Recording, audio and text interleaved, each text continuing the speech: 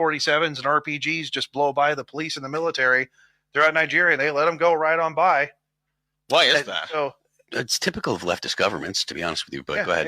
It's there's a lot of reasons as to why, and we can go into the corruption talk later about how a lot of Nigerian government officials are on the take.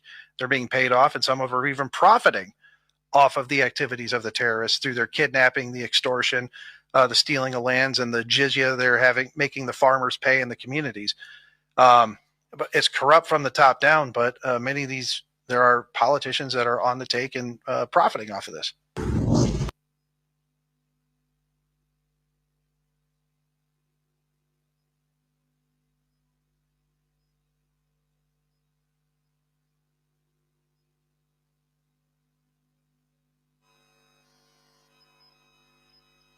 Most of those that are killed if you look at what is happening in the Southeast, predominantly Christians, most of those that are killed in the Southeast, including the late husband of our demised icon, Dora Kuyili, the way the man was shot dead and everything, will you come and ascribe that to religion? I'm talking about what IPOP is doing. You see brothers killing brothers. Okay, so they sit at home that is going on Mondays in the Southeast that has almost crippled the economy of the Southeast. Is it targeted at Christians or Muslims? So Nigeria has complex security situations. First, appreciate the man era. What is white, black is black. Thank you. You're a gift to this country. And the title of the book is quite interesting. Scars and the Boko Haram conundrum. It is interesting because, you know, when I was in office, and one of the major scars on my government, and it would be on my face, and like Bishop Hooker said, no plastic or cosmetic surgeon can remove it. It's the issue of the cheaper girls. It's a scar that I will die with. But later on, people may know a little more details. And that's also to do with the Boko Haram. What do they really want? Of course, our chairman raised the issue when interviewed some of them. And they gave him some perspective. But probably one day, I pray that some of the Boko Haram leaders may be literate enough to document what they have done so that people will really know what they wanted. Because it's like the story of the Nigerian Civil War.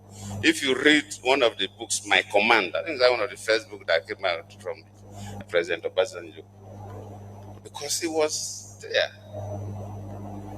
Then Ojukwu wrote his own, Because I Am Involved. So when those who were involved in something say it, you get a different perspective. If you go through a research, interview a lot of people, yes, you'll get part of the story, but you will never get the full story of the Boko Haram. Because I was there. The Boko Haram started 2009 when I was the vice president, late Yaradua. Of course, I took over 2010 for 5 years, battling with the Boko Haram until I left. I thought that immediately I leave, within a reasonable time, late General Buhari was going to wipe them out. But today, the Boko Haram is still there. So the issue of Boko Haram is a little more complex than sometimes we can conjecture. In 1999, when Obasanjo became a president, we had some issues in the Southwest. But government was able to bring it down because there was a clear focus, there was clear reason, and government was able to. Then we had issues in the Niger Delta. And when I became the vice president, one of the major things I did was to visit the most dangerous camp of the militants in the Niger Delta. I remember when we flew down to Warri, by the time we got to the waterfront to take boats to that camp, they sent information to us that anybody following me must not carry a weapon. And my ADC, my CSO, that nobody should carry a weapon. In fact, the Commissioner of Police of Delta State, Vice President, no, he will not go there. The State Director of SSS to say, no, I will not go. I told them I will go. So even my... Joining us now with stories trending around the world is Audiokwe. But I'm going to say this real quickly. Since our people in Umukwata are not giving her the title of the calling Chief of Umukwata all this while, I hereby bestow on you again the title you've done it before. of the Empress. Oh, Empress of Umukwata. I hope you people are listening. Good morning, Empress. To emotion, to international condemnation. About it today, right? Fantastic. Well, all right. Well, good morning to you, viewers. Let's begin what's trending. As the federal government continues to react to international condemnation of alleged Christian genocide in Nigeria, Senate President Godswill Akpabio has cautioned against portraying Nigeria's security crisis along religious lines, insisting terrorists and bandits target citizens indiscriminately, regardless of faith. Akpabio issued the warning during Thursday's plenary while contributing to a motion on alleged religious persecution of Christians in Nigeria. Akpabio questioned how anyone could differentiate victims by religions after attacks, emphasizing that violence affects all Nigerians equally. If you look at what is happening in the Southeast, predominantly Christians, most of those that are killed in the Southeast, including the late husband of our demised icon, Dora Akunyili, the way the man was shot dead and everything, will you come and ascribe that to religion? I'm talking about what IPOP is doing. You see brothers killing brothers. Okay, so the sit at home that is going on Mondays in the Southeast that has almost crippled the economy of the Southeast. Is it targeted at Christians or Muslims? So Nigeria has complex security situations, and we should actually go out there and educate people, because the moment they bring sanctions will breed poverty. Poverty knows no religion. So for me, engagement will be the best. So when we go into executive session, we can decide to set up a small ad hoc committee to go to United States or America and engage our colleague parliamentarians there. Is there anybody that is opposed to this motion? Okay. All right. Every Nigerian life matters, including herbalists, according to Godswill Akpabio there. Now, that was Senate President Godswill Akpabio arguing that, framing terrorism as a conflict between Christians and Muslims is misleading and, only deepens divisions among Nigerians. The motion sparked intense debate on Thursday as lawmakers weighed national security narratives against reports of targeted attacks on religious communities across various states. Well, Akpabio's comments, however, have garnered several reactions on social media, including Facebook, Instagram, and of course, X, formerly known as Twitter. And I'll start with an X post. This person wrote, "Nigerians have been killed, both Christians and Muslims. This is a fact. However, it is unnecessary."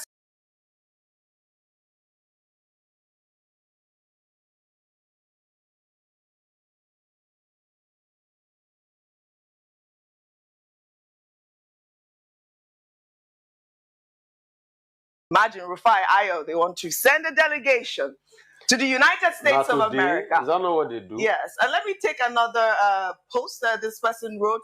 "Don't forget that this same Senate screened and cleared someone who forged his certificate to be minister."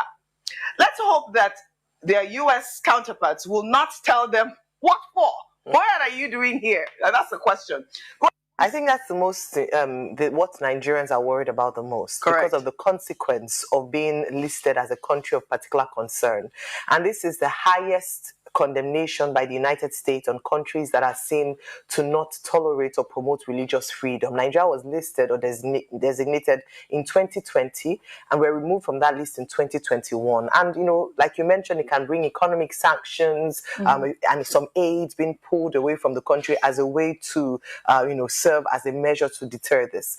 But let me talk about Senate President Akpabio, the uncommon senator, asking that he might put together a team of senators to go to America. For what exactly? Let the facts speak for themselves. Instead of spending Nigeria's hard-earned money and you know, and our resources to take our senators abroad, can we fix some of the challenges that he himself highlighted in trying to justify that it's not a religious targeted attack? He talked about issues around people being killed, citing the example of Professor Doya Akinyele's husband, very unfortunate there one day. He talked about what happens in the Middle East and people being bombed. He talked about IPOBs hit at home. These are real issues of concern, of security.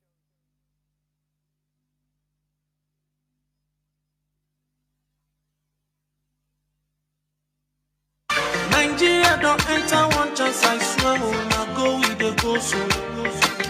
Herdsmen, they kill us every day for them busy, they campaign again. After they failed all the promises they made, oh, then they praise themselves. Why the masses were supposed to give them the praises we they are they run to? Move it down. I blame it on the religious leaders. I blame it on the traditional rulers. People were supposed to fight for the people, they don't compromise. Shame on the rebellious brothers. People will cry with us during answers. Today them don't join those oppressors, the DJ love. Something on the smell of. Very soon now we go perceive and we have a where this government they cause my time bomb. We go soon explode.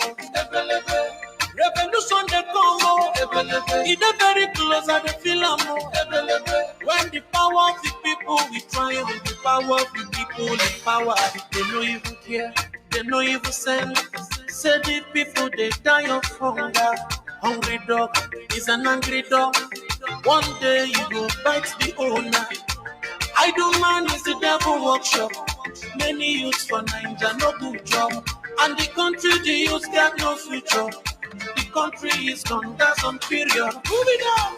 I blame it on the judiciary leaders. I blame it on the electoral officials. People were supposed to save the nation, but they collect it right. Shame on the armed forces. People were supposed to protect the masses. One of them they shoot us anytime they hear our voice. Nigeria don't enter one chance.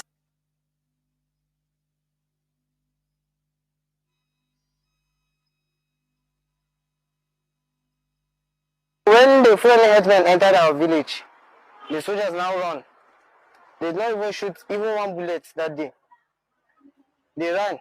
So we that were outside, we look for a place to hide. So after everything has been done, in the morning on Sunday, we went into the area to see what has been destroyed and what has been left.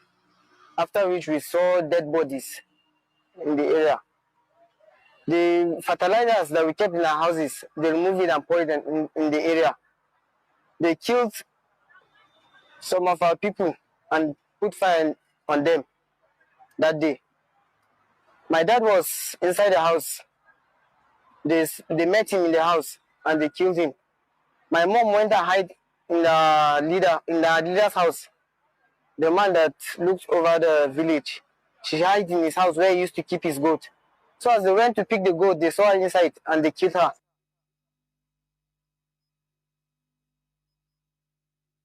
Going on now is 9/11, 2001 in Nigeria. They executed a major attack, killing over 1,000 Christians in one swoop. And that was kind of their mark in the sand that the jihad is starting again. Mm-hmm. And ever since that, so we say over the last 20 years, they have been actively moving and systematically been restarted the jihad and conquering territory. During the British, there was peace. There's really peace amongst all the tribes, and because they kind of kept order. But go to 2000, 9/11, 2001, 1,000 Christians get killed, and then systematically moving. So it was right after 9/11, but was it like on the same day? Same day. Oh, really? So they did it. They did it in conjunction. Exact same day in conjunction. Okay. And that's another thing no one talks about. Major attack happened. 1,000 Christians died in Nigeria. Got no attention whatsoever. No notice. Mm-hmm. But ever since then, they have elevated and continue their jihad and continue to get more political power. And now we're to the point where the last 3 presidents of Nigeria have been Muslims, and the vice presidents have also been Muslims. Muslim tickets. And is Nigeria a Muslim majority country now? No, it was, but no, it's still Christian majority. Okay. You could ask people, they say, oh, it's 50-50. That's just a general thing. But right. If you ask Christians, they'll say they're actually more Christians than Muslims. So it's actually majority, but the last 3 election cycles have been Muslim tickets. And that has allowed, I say, political cover for these terrorists to run around the country unimpeded with AK-47s and all sorts of other military-style weapons going around and doing killing, while Nigeria's a country that banned guns. Oh, okay. Yeah, to have a gun in Nigeria, you have to register, and typically it's for hunting. You can't, if you use it on a human, even if you're defending your house, someone's coming in, you shoot them, you could go to jail. Mm-hmm. So I mean, there are states in the United States where that's the case. You know, if you're in New Jersey or Massachusetts or Illinois or any other, there's probably 7 or 8 different states where that's the case. But for some reason, terrorists, a band of motorcycles with AK-47 just blow by the police and the military. They're in Nigeria, and they let them go right on by. Why is that? So that's typical of leftist governments, to be honest with you. But go ahead. It's there's a lot of reasons as to why, and we can go into the corruption talk later about how a lot of Nigerian government officials are on the take. They're being paid off, and some of them are even profiting off of the activities of the terrorists through their kidnapping, the extortion, the stealing of lands, and the jizya they're making the farmers pay in the communities. But it's corrupt from the top down, but many of these, there are politicians that are on the take and profiting off of this.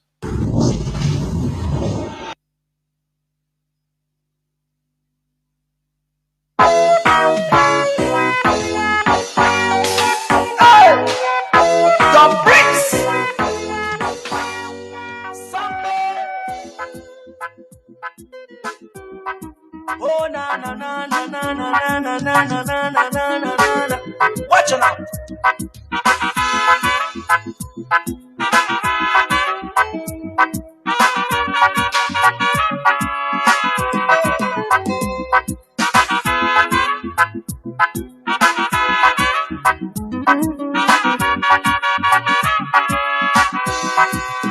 Watch me far away. See me far away, Shabada. Tell me what you saw. I will show you what I have. Because I have myself. Then think say na defense. Make you watch my back. Now wait till you they see. Yeah, unless you have the sense. So go like to pretend. Do not run away. Kind of over than you. That is why I say. That is why I say. That is why I thought. That is why I say. That is why I say. That is why I am.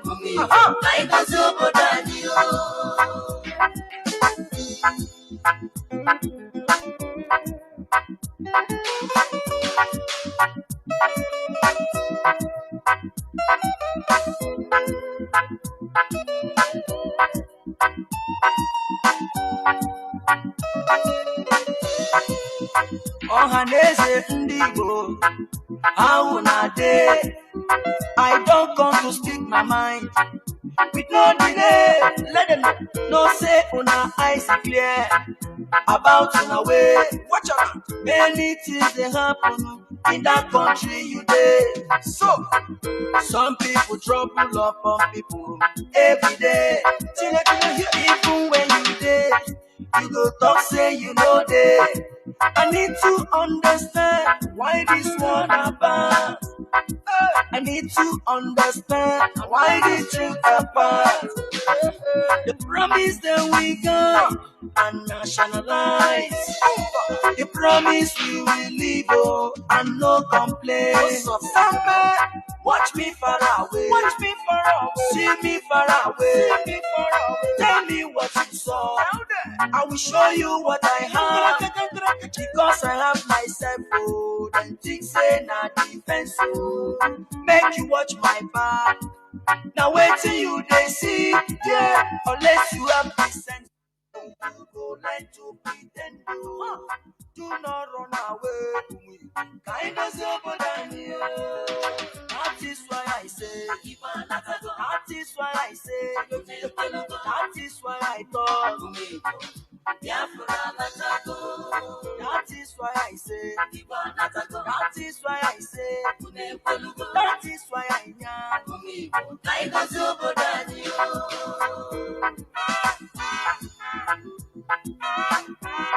Samada, ta ta ta, kick Chinedu.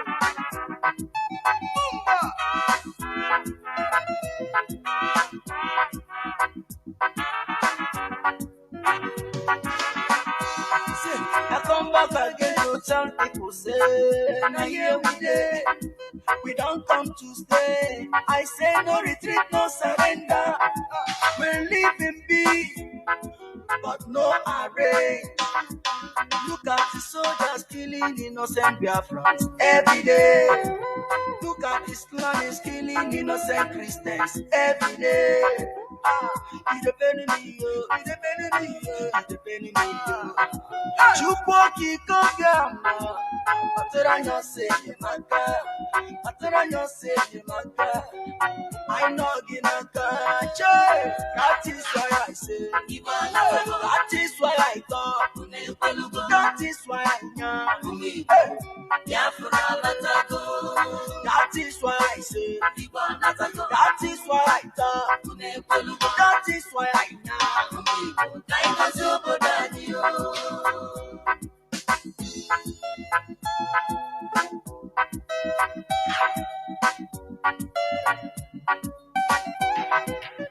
Mazi Nnamdi Kanu, Muhammad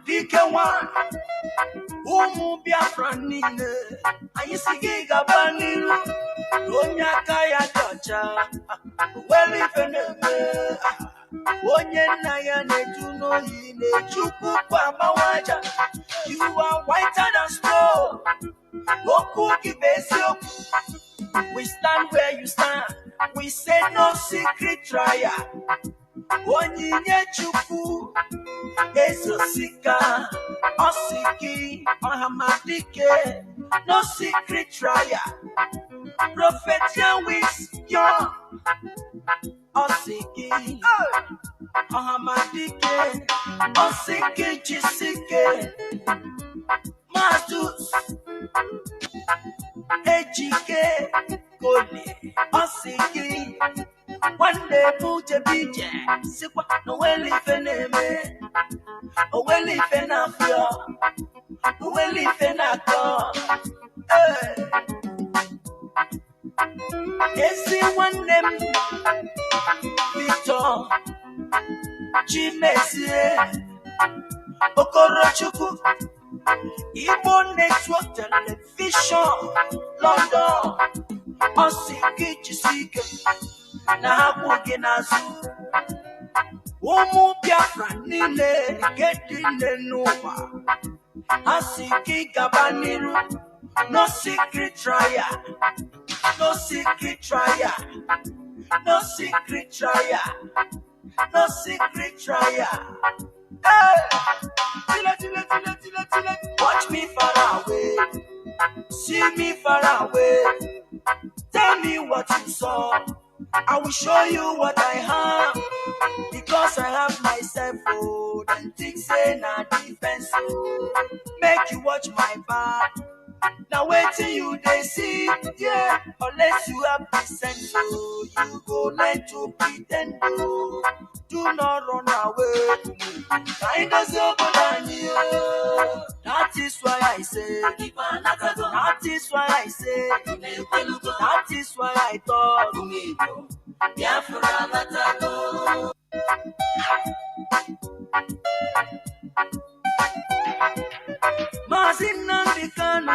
Ohamadike one. Umu Biafran nile. Ayisigi gabaniru. Onya kaya tocha. Well if eneme. Onye naya netuno yine. Chuku kwa mawaja. You are whiter than snow. Oku kibesio. We stand where you stand. We say no secret trial. Onyinye chuku. Esosika, Osiki, Ohamadike, no secret trial. Prophet with your Osiki, Ohamadike, Osiki, Jisike, Matus, Ejike, Kone, Osiki, one day Buja Bija, Sikwa, no well if enemy. Oh, well, if an affair, well, if an actor, yes, one name, Victor, Chinedu, Okorochuku, Igbo Network Television, London, Osiki Chisike, Nahabu Genazu, Umu Biafra Nile, getting the Nova. Asiki Gabaniru, no secret trial, no secret trial, no secret trial, no secret trial. Hey!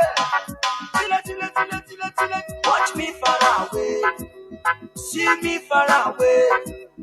Tell me what you saw, I will show you what I have. Because I have myself, oh, then things say not defense. I know you don't like him. Make you watch my back. Now wait till you they see, yeah. Unless you have the sense, oh, you go learn to pretend, oh. Do not run away. Kind of so than you.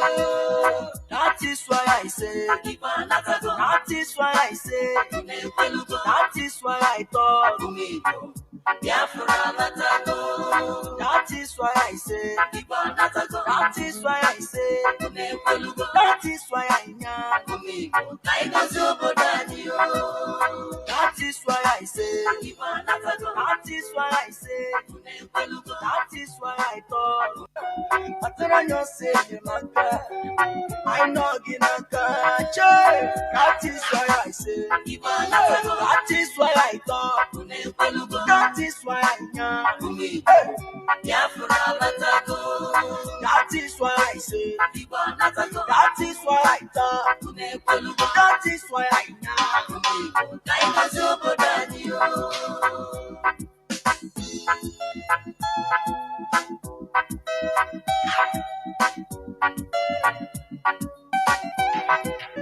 Mazi Nnamdi Kanu, Ohamadike one. Umu Biafra nile. Ayisigi gabaniru. Onya kaya tocha. Well if eneme. Onye naya netuno yine. Chuku kwa mawaja. You are whiter than snow. Oku kibesio. We stand where you stand. We say no secret trial. Onyinye chuku. Esosika, Osiki, Ohamadike, no secret trial. Prophet with your Osiki, Ohamadike, Osiki Jisike, Matus, Ejike, Kone, Osiki, one day Buja Bija, Sikwa, no well if enemy. Oh, well, if an affair, well, if an actor, yes, one name, Victor, Chinedu, Okorochuku, Igbo Network Television, London, Osiki Chisike, Nahabu Genazu, Umu Biafra Nile, getting the Nova. Asiki Gabaniru, no secret trial. No secret trial, no secret trial, no secret trial. Hey! Watch me far away, see me far away. Tell me what you saw, I will show you what I have. Because I have myself, oh, then think say na defense, oh. Make you watch my back. Now wait till you they see, yeah. Unless you have the sense, oh, you go learn to pretend, oh. Do not run away. Find us over you. That is why I say, that is why I say, that is why I thought, Biafra. Because I have myself, oh, then think say na defense, oh. Make you watch my back. Now wait till you they see, yeah. Unless you have the sense, oh, you go learn to pretend, oh. Do not run away. Find us over you.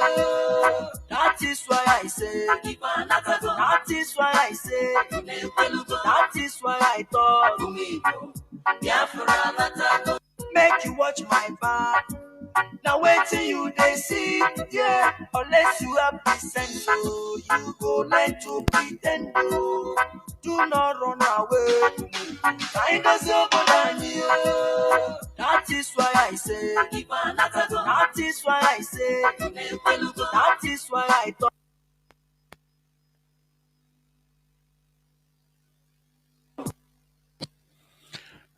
Good morning, good afternoon, good evening, and good night to great Biafrans and lovers of freedom. This is Radio Biafra House of Service coming to you through Radio Biafra London. My name remains Mazi Jonathan Chinedu from Alo province of Biafra land. And we are here today live and direct.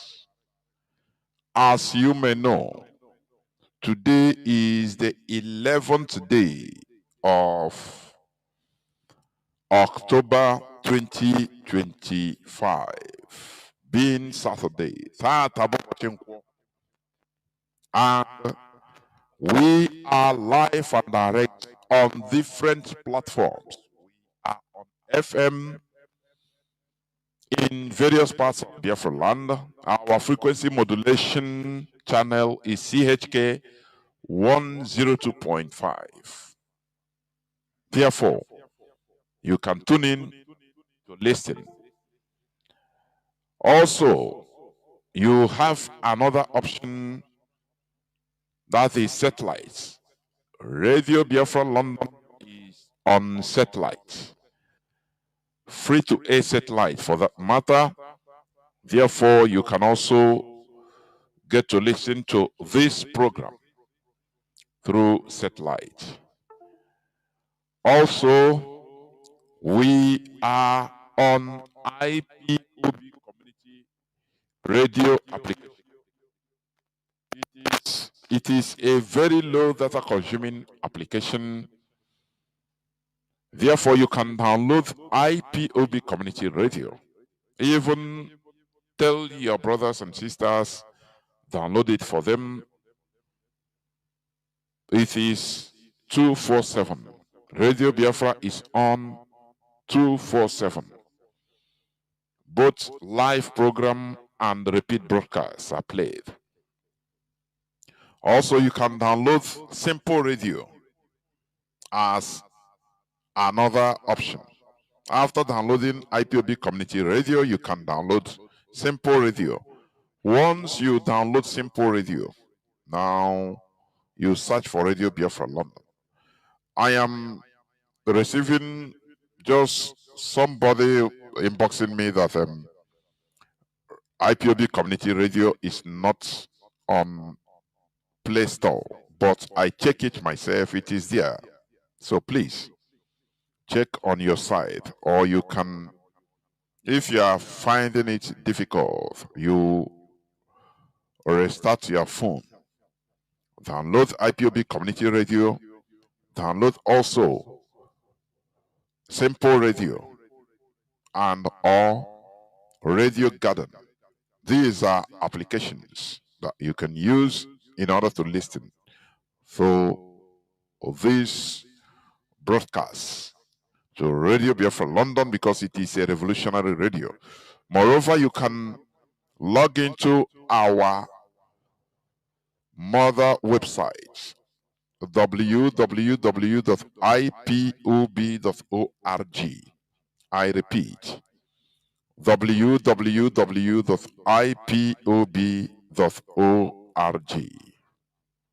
Once you are there, you click on live broadcast. Once you log into www.ipob.org,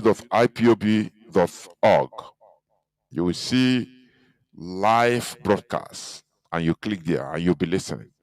Beside it, you will also see where it is written, the section of donate to IPOB, support ESN through PayPal, and you do the needful. Also, on social media, we are on different platforms. We are on Biafra TV, we are on the Biafra Digest, IPOB Rapture Media, and different other platforms which you can use in order to listen to what Radio Biafra is saying always. It is a revolutionary radio. Therefore, as you may know, today I am here joined by Mazi, our GOC. And please, unlike the other day, today there will be no open lines for questions, but we will be addressed on what we should know. Therefore, without taking any much time, and also urging you to call your friends and well-wishers, tell them to tune in, because I know that many people will be listening. Even in the Nigerian political hierarchy, they will be listening. Therefore, the hour has come. Without taking any much time, I will hand over the microphone to Mazi Sanwo-Olu in order to make his introductory speech before we go on. Mazi, please, over to you. Can you hear me? Yeah, Mazi Chinedu, I can hear you clearly. Ndewo Mazi Chinedu. Ndewo nwa Chineke. Biafrans and all the lovers of freedom. Good evening, good morning, and good night, depending on where you are listening tonight. My name is Mazi Sanwo-Olu. Mazi Sanwo-Olu served the indigenous people of Biafra as a member of IPOB Directorate of State.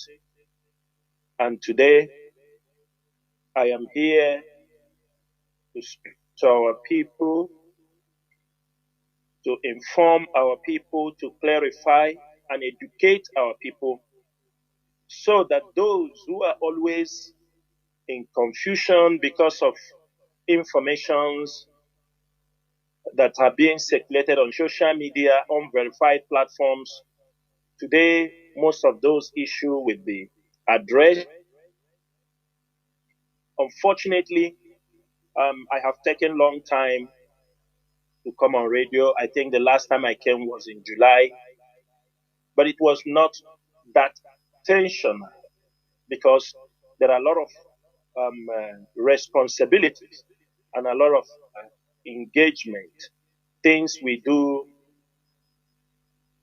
behind the doors, or assignments that need to be carried out, because we know that the Biafran struggle is not only on social media. Yes, the news media, social media is a platform where we create awareness. And apart from that, there are other things we have to do that they're not supposed to be on social media. But whenever I come on social media, you have to know it is time to speak to our people, because one thing very, very, disappointing is that our people are always, they always derail. They are easily confused. Seems like most of them are not grounded in what we are doing. That is why if anybody comes out tomorrow, if IPOB is not there, all of them will be swept out with false information, false narratives, because our people are people of, they make their decisions based on emotions. And that is one of the difficult things we are having in this struggle. But this evening, I want to remind everybody, whoever that is listening, while we are here, why the Biafran struggle, why we are doing what we are doing, and why, if we have not achieved these things, none of us is giving up for this fight, and none of us is going to back down. Tonight, or this evening, for those who are IPOB members, most of who can quickly find our mission statement. But those who are not IPOB members, you can also pick up your pen, because this evening I want to start with the IPOB mission statement. It is very, very important that I'm going to read out IPOB mission statement while every one of us, while over millions of people rose up all corners of the world fighting for Biafran freedom. In 2012 to 13, when Mazi Nnamdi Kanu was broadcasting, when the Biafra struggle, when IPOB started newly, people wanted to know, why is he gathering people around the world talking about Biafra? When he was gathering all of us around the world, we had a mission statement. And this mission statement, for over a decade, we have maintained this mission statement. That is why most of us in this struggle, you cannot buy us. You cannot buy us. Most of us in this struggle, we have never participated in Nigerian politics. And that is how Chukwuka Abiyama wants it. Because he preserved most of these men who run this struggle today. He kept them away from Nigerian politics.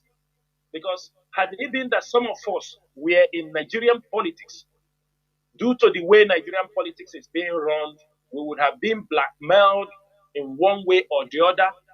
Maybe we would have been, there would have been a contract given to us one time or the other, or maybe there would have been something that the Nigerian government would capitalize on to hunt the IPOB leaders.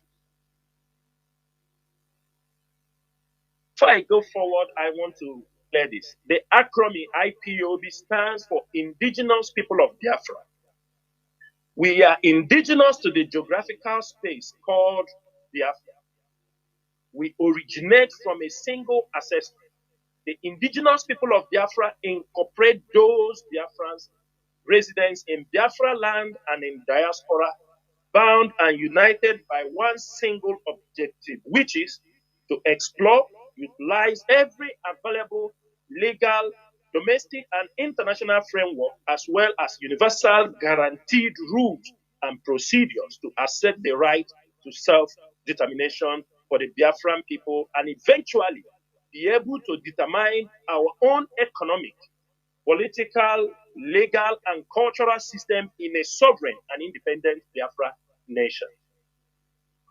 The indigenous people of Biafra worldwide families are accorded official and legal status in over 80 countries throughout the world. These established structures in different countries of the world are the official representatives of the indigenous people of Biafra, with the sole responsibility to deal and communicate directly with the government people of their host countries in order to bring to their attention and knowledge the atrocities being committed against Biafrans by the Nigerian establishment. Our belief: we, the indigenous people of Biafra, hold this truth that all men are created equal and endowed by other creator with inherent and inalienable rights, among which are the rights to life, liberty, rights to personal and societal development, and the pursuit of happiness to be self-evident. Our objectives: having recognized that those endowments from the Most High, we, the indigenous people of Biafra, affirms our right to self-determination. We affirm our immutable right to freely determine our economic, political, and cultural systems as recognized, guaranteed, proclaimed through the United Nations on the rights of indigenous people of self-determination, and Article 7, 8, 9, and 11 of the African Charter on Human Rights and People's Rights, ratified and domesticated by Nigeria in 1983. Taking into account the danger of extinction facing us as a people, we have taken the task of ensuring the conservation of the cultural heritage and national values of the indigenous people of Biafra for the benefit of our children and for the generation of Biafrans yet unborn.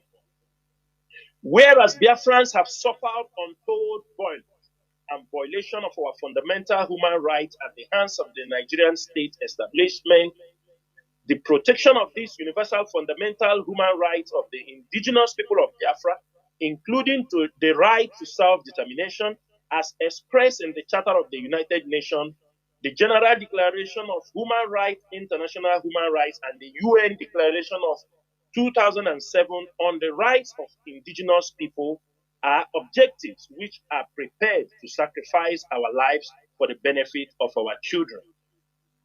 We have taken up the responsibility to utilize all legal, permissible international rules and processes to further protect, defend, and pursue our right to self-determination as expressed in the United Nations Declaration 2007 concerning the right of indigenous people, especially in Article 3 and 4. Our vision: it is in our conviction that a sovereign, independent Biafra nation will be a crystallization of the cherished hope and aspiration of a people who see the establishment of this territory a last hope for peace and security, and above all, a last hope for the survival of a people whose existence is under great threat of extinction. We, the indigenous people of Biafra, made a deliberate decision and a choice and adopted a non-violent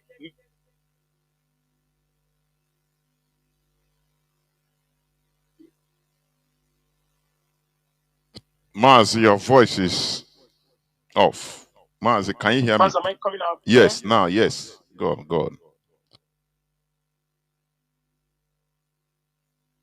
Am I coming out clear? Yes, yes, yes. You can go on now. Yes.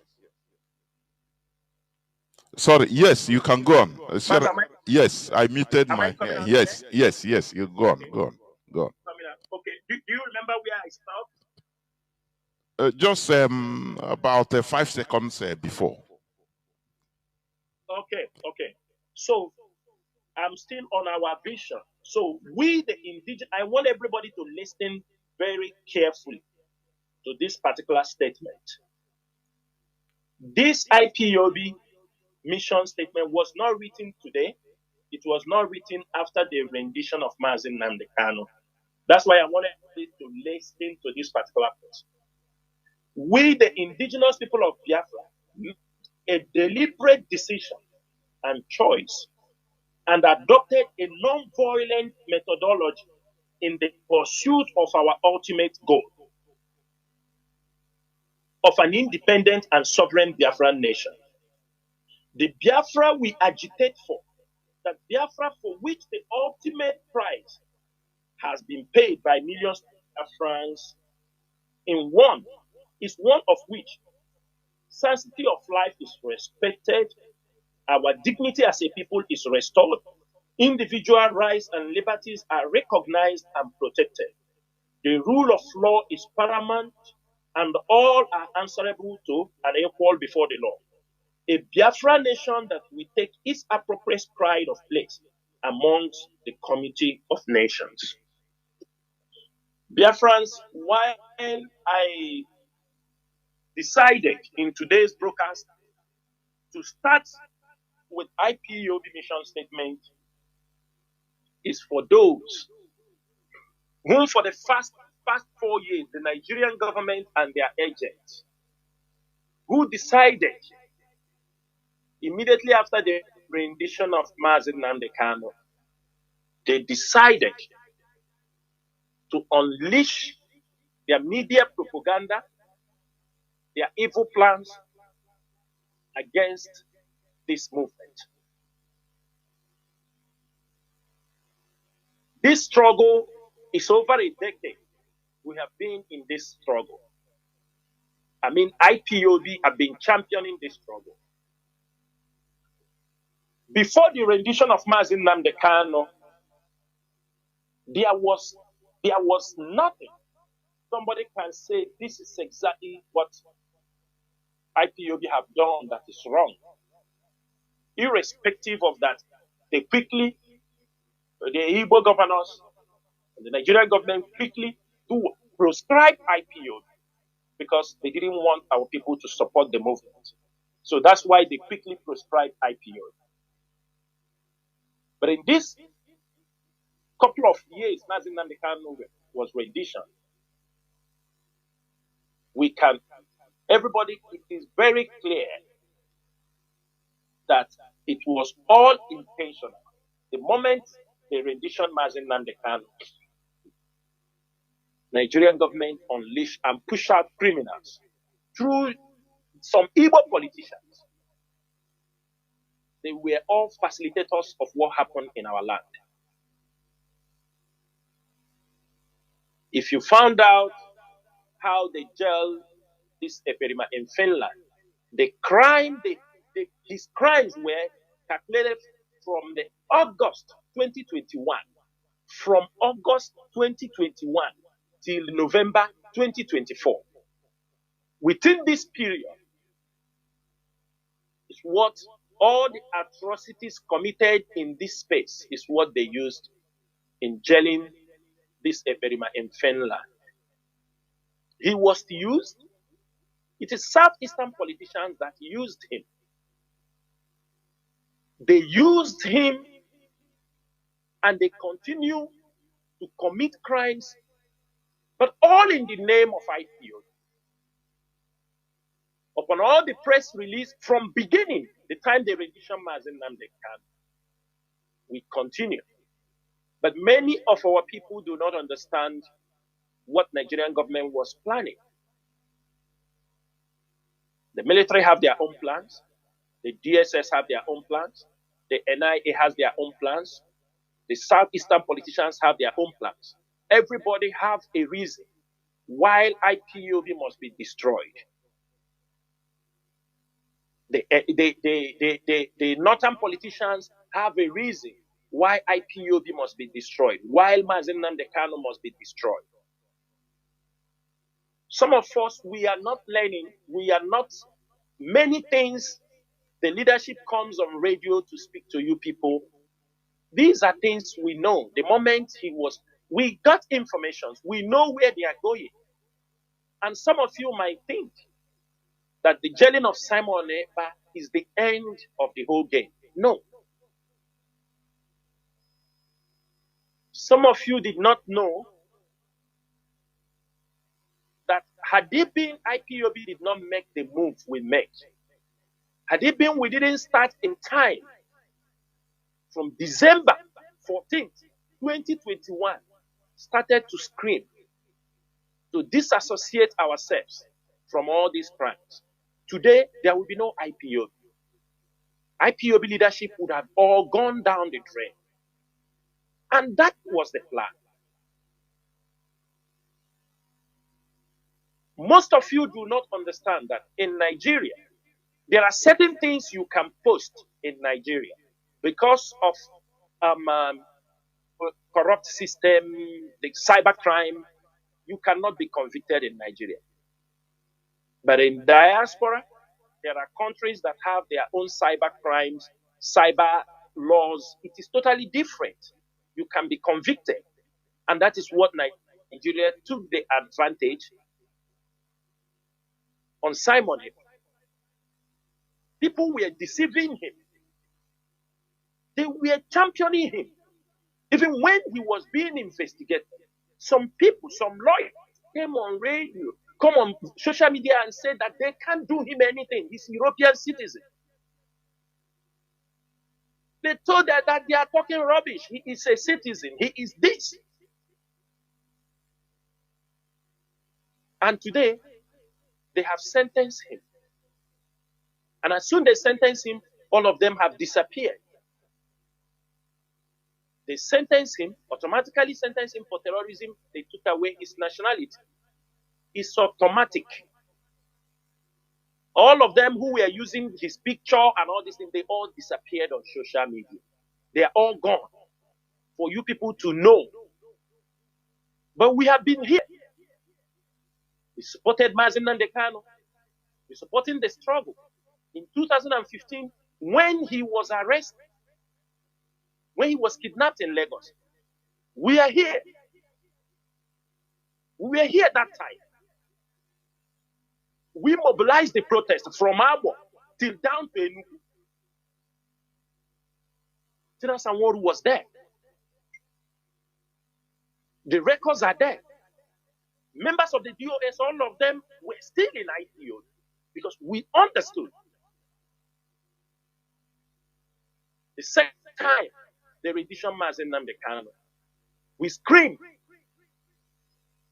we shouted, but many people don't want to listen. Because money, the evil politicians were really sponsoring them. They can only pay you for 3 months or 4 months. They can only pay you for 3 or 4 months. After that, they have infiltrated you. All the money they gave to you, it's just a maximum of 3 to 4 months. Within that time, they have infiltrated you. They will arrest all of you and disappear you people. Go to Ebonyi State. Many of our people were disappeared in Ebonyi State because most of them jumped and say they have found some of them, it was very, very horrible. Those who were giving them those ideas, people like Dave Omahi. He told them, because you will hear it among the boys saying, Ojukwu have fought for Biafra, he fell. Owazirike came out and Ojukwu from Anambra, he fell. Owazirike came from Imo State, he fell. Nnamdi Kanu came from Abia State, he is in jail, he has failed. Now it is the turn of Ebonyi people. This was the mentality they used on them. This was the mentality used on our people. They use it and they move our youth from Ebonyi State. Dave Umahi, instead, he don't want problem in Ebonyi State. He said, let them move there. In collaboration, they move all kind of people inside Imo State. And today, most of you have seen it.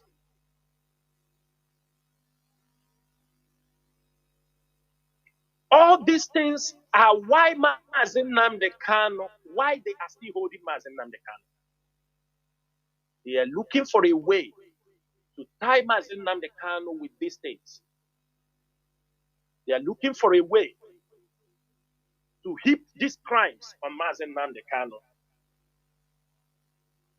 They are looking for a way to destroy IPO and the Biafra agitation with this crime. Before this time, nobody talks bad about IPO. We were gathered, and people should know with this mission statement, it attracted many people into this struggle. From doctors, to lawyers, to professors, to businessmen. People came supporting this struggle. People came from all walks of life. Biafrans in diaspora, everywhere, people were supporting before the rendition of Mazi Nnamdi Kanu.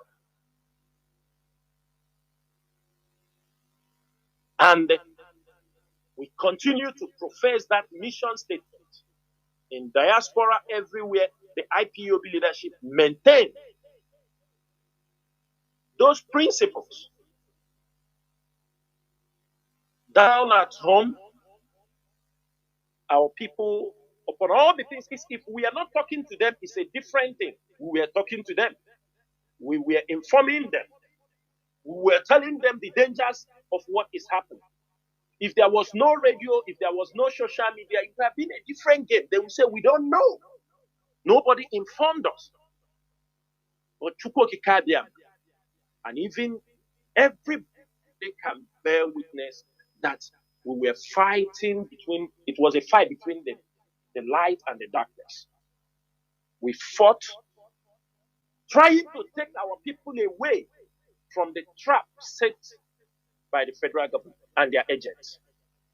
But unfortunately, many communities fall into the traps.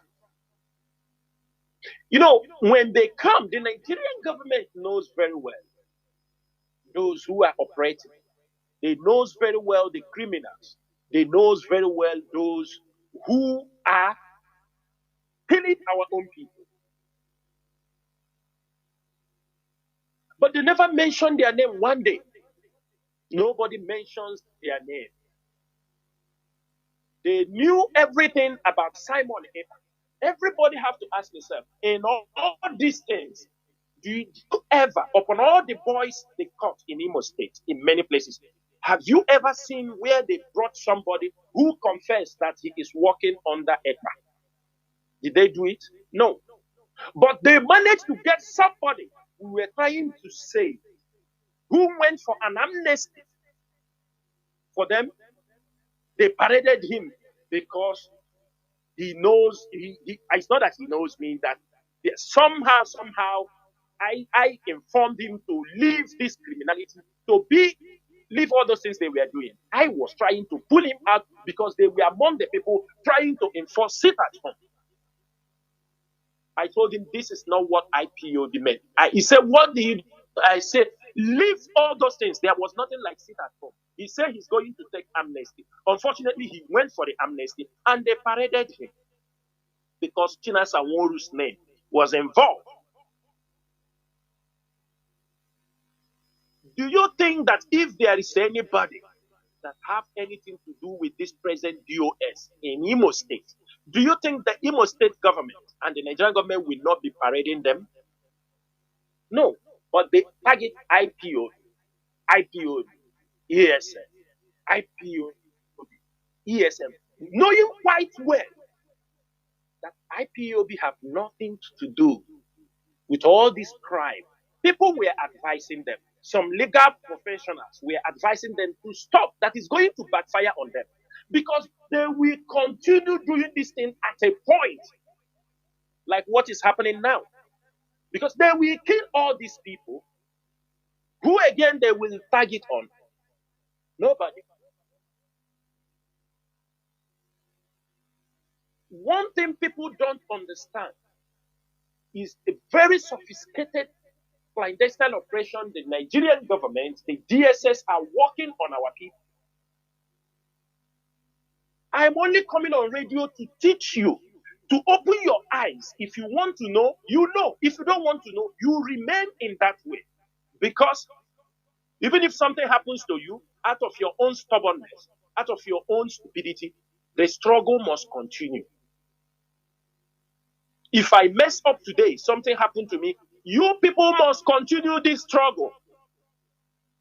There is no going back.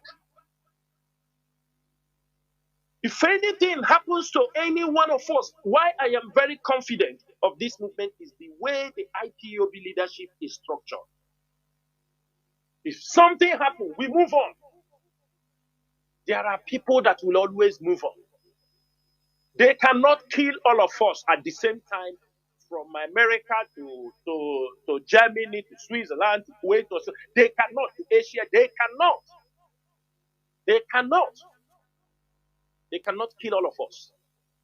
They cannot kill hundreds of leaders, thousands of leaders IPOB have trained around the world. They cannot. That is why they decided, trying to portray IPOB, tarnish the image of IPOB, so that IPOB will be proscribed also in diaspora. That is one of their biggest targets. And that is why they use that criminal in Finland. That is the reason. That is why they used him. They used him to destroy IPOB in diaspora, because at home, they are in control of some people. They needed somebody in diaspora. They needed somebody in diaspora. And he played that game and failed. Until now, they have not found a replacement. That is why you see them moving around. They have tried many people, but it is not, they are not capable. They have tried to infiltrate the IPOB leadership. They have tried. Because what they need is to bring in somebody who will come to cause confusion in IPOB leadership, that anything we talk or any misagreement, the person will come on social media and start shouting about it. That is why IPOB leadership become very careful. Before you raise your voice, you raise your hand, we have already seen you in spirit. We repeat, see, this is what is coming for. And most of you, you can understand what is happening. You can understand the behavior, the attitude of people. Because those people are people for money. Anything. They can even sell Mazi Nnamdi Kanu for money. They are all there. Highness. And if you don't accept what they say, boom, they have nothing. They don't think twice. It's to attack. Because they are being controlled. They are not men enough to reason. They are not critical in their reasoning. What are we battling for? For 4 years, we are battling to keep IPOB name alive. We are battling to save our people. Imagine if we stop today, said we are okay. Everybody out of anger, we back out. What do you think will happen? Biafrans, I want to ask you something. You think everything is easy as you look at it? Ask yourself, since they brought in this new DSS of head, they changed their tactics. He changed their tactics from what the other guy was operating, and he changed to a more sophisticated and secret operation. He really demonstrated secret operation. I can only advise our people, because I think if we know certain things, we don't say it. We are injuring the life of our people. Most of you do not know that DSS are still picking IPOB members in Biafra land.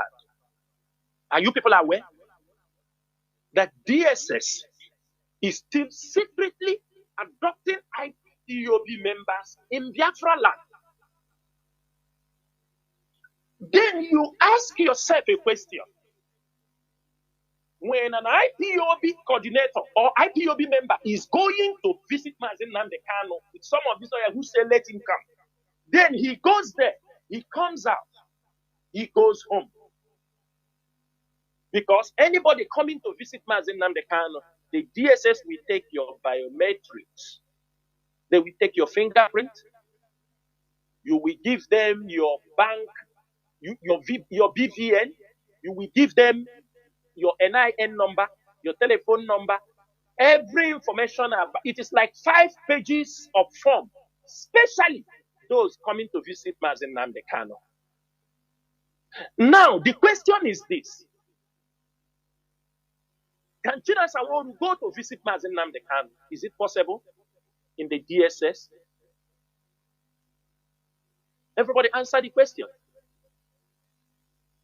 Can Chinedu, if you call yourself an IPOB, you know what you're doing. Can I go to visit Mazi Nnamdi Kanu in the DSS office?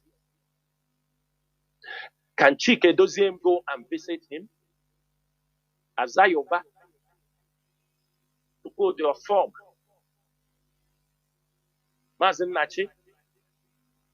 Can any DOS member go there, hand over his biometric fingerprint, hand over those things, walks out and go? Any day you see that Chinedu, any member of DOS goes there, they didn't catch the person, they didn't take him. My brother, think very, very well. Think very well. You must think. Because if everything is okay, people are going there to visit Mazi Nnamdi Kanu, but they leave them. They deceive you. But in the back, they are picking IPOB members. They are adopting them. And whoever they adopt in Biafra land, we don't see them. They deny that they are not. The family, when they come into the house to pick the people, the family will see them. DSS with their guns, with everything. They may come with like 2, 3 Hilux cars in the midnight. Big IPOB officers. Some were picked in Aba, some were picked in different places. After 1 year, 2 years, we will get information they are in NIA in Abuja. We will get information they are in Wawa Barracks. We will get information they are in DSS.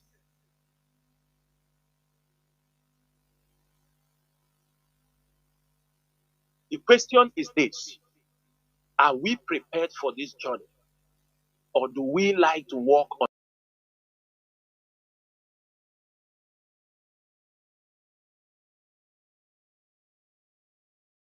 emotions? The government picks your biometrics, picks your BVN, picks your NIN. What again do you think they don't have? So they know what your bank transaction, they know the business you are doing, everything. They will track you. Don't think they will catch you that day. People will forget. They pick you off and remove you from the surface of the earth. You don't know? Things you have to ask people who were parading, most of these criminals who were parading, calling themselves a Biafra Liberation Army, threatening them, killing innocent people. Ask yourself, why is it when Nigerian military get hold of them, why they don't parade them and say, we have caught this guy. Let him say he's a member of IPOB, he is sponsored by the DOS, he's sponsored by Chike Doziem or Chinedu. No. In 2021, 22, I was shouting about one guy called Ebe on Radio Biafra on every time. Most of you don't know they caught him, so last time. It's not more than 3 weeks now. They got him. They killed him. They burned him. They got him alive. They killed him. Couple of days back, maybe up to 1 week, the one they called accident, they caught him alive and they unlived him. Why are they not bringing them to show to the world? Also, with report, I don't want to say this thing, so that let them continue using it to clean those criminals.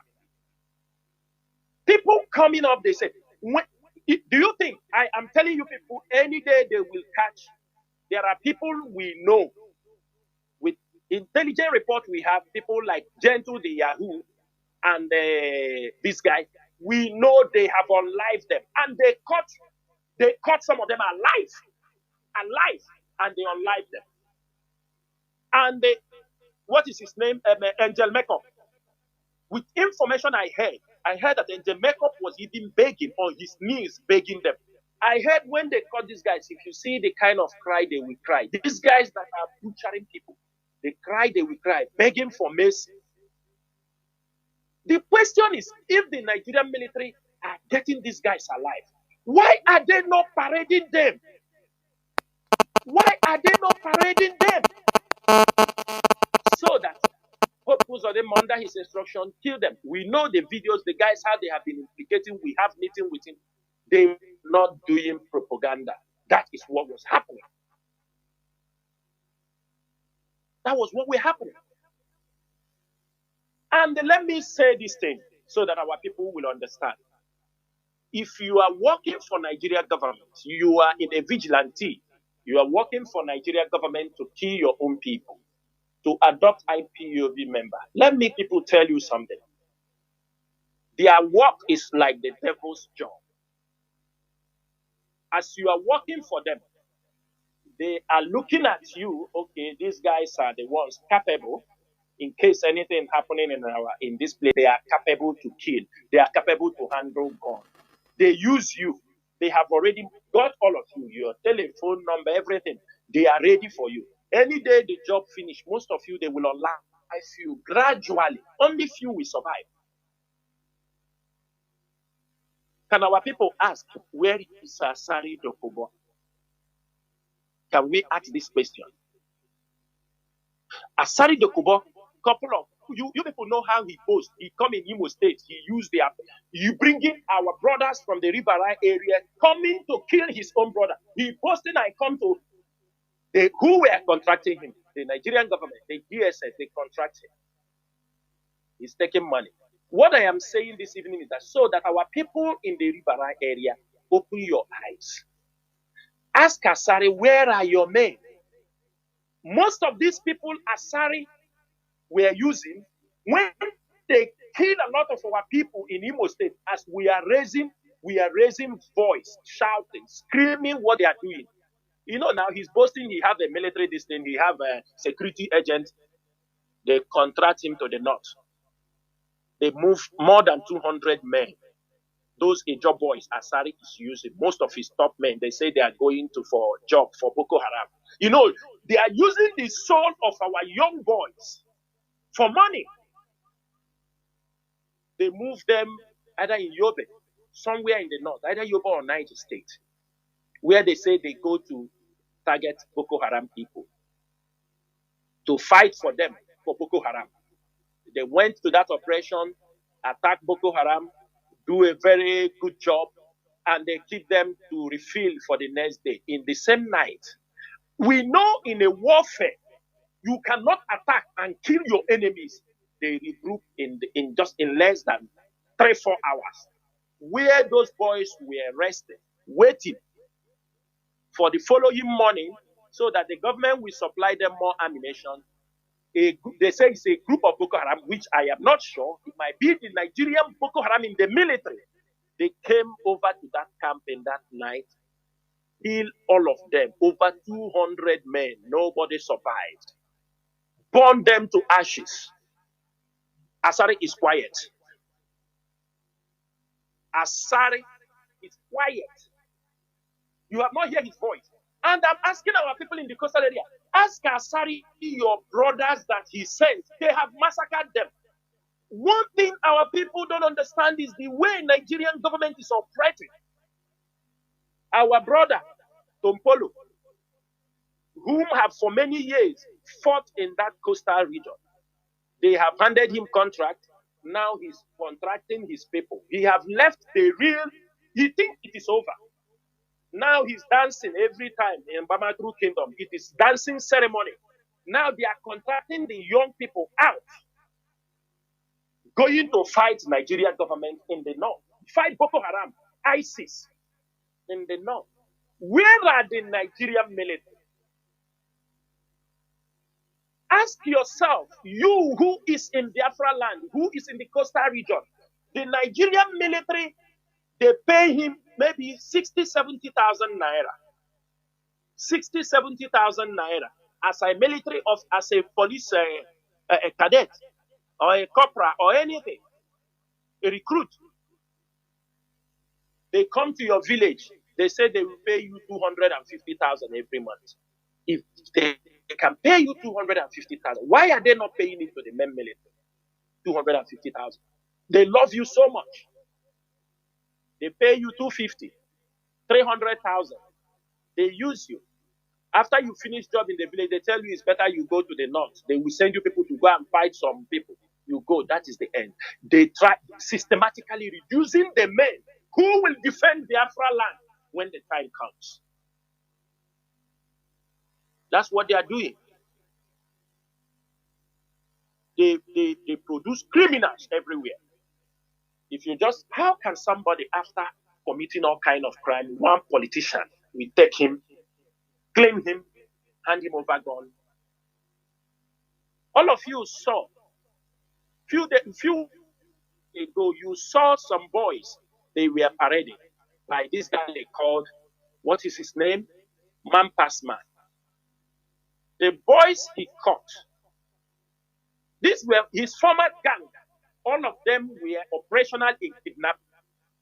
The one that is called Small and the one that is called Pepe. Pepe was in his gang. They were all kidnapping. Mampas Man squandered some of their kidnapping money, and Pepe himself attacked Mampas Man, took away one of his cars, seized it for eating their money. For eating their money.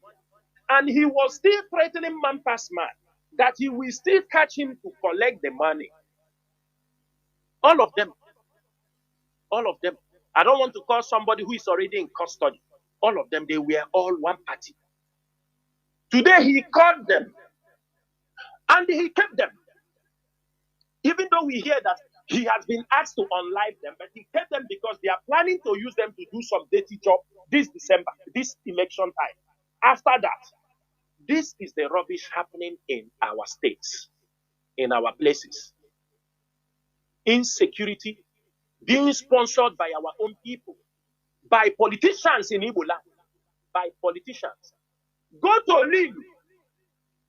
Lilu people were saying that since the rendition of Mazi and Kanu, the money they have contributed, that they were asked to contribute to 5 ESN, is nearly R1 billion in Lilu in Anambra State. People are 1 billion, nearly R1 billion. Go to Anambra communities. People are saying they are fighting ESN.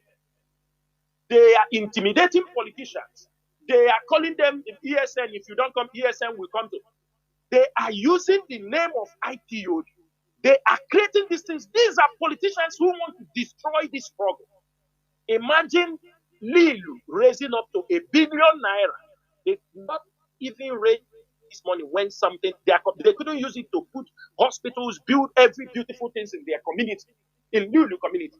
But they have been mandated, blackmail, that they are paying this so that some of them can come to the village. Some of them can even, in Lilu, I'm talking about Lilu. I'm not talking about Obo. I'm not talking about Ihiala. All these places, some politicians, some businessmen see it as a means, as long as the name of IPOB. And you can imagine, when they have this thing, they know where IPOB leadership is. They will not ask. It's only when they are getting tired, you will see them saying, where is ESN now? They should come and fight these people. The people, if ESN want us not to call their name, they should come. These are people who never give IPOB 1,000 naira. 1,000 naira. But they have contributed to the military. They have contributed to the vigilante and the politicians who control them over R1 billion. And after they want ESN, they want IPOB to come and now fight the people. After 4 years, money they are collecting, they are eating. Money, look at this Soludo Home Commissioner in Uli or somewhere. He's collecting from those towns up to 300 million naira to bring in AVG. Imagine where you are collecting that amount of money. Which community in Igbo land they have supported IPOB with even 10,000 naira? Which community? Which community? Let the community come out and say, we supported IPOB ESM with 10,000 naira. None. All these places, the politicians, all of them, you see what they are doing with the name of IPOB. All of them are working to make sure IPOB is destroyed. That is why you see they found a target. They don't need to, what they are doing, they don't need to happen all Biafra land. They need a place as a case study. That is what they are doing. They look for a location because that is what they will use to tag IPOB and they push it on media propaganda. There is nothing they have never submitted to countries, from Canada government to British government to European to German government. Nigeria have supplied unbelievable things. Things that when you see what they have supplied to those people, you will ask yourself, really? All in the name to destroy IPOB and jail Mazi and Nnamdi. Those guys, will the Nigerian military, the DSS, deny that they don't know through the communication? Can they ever deny they don't know the people those boys are selling the human organs?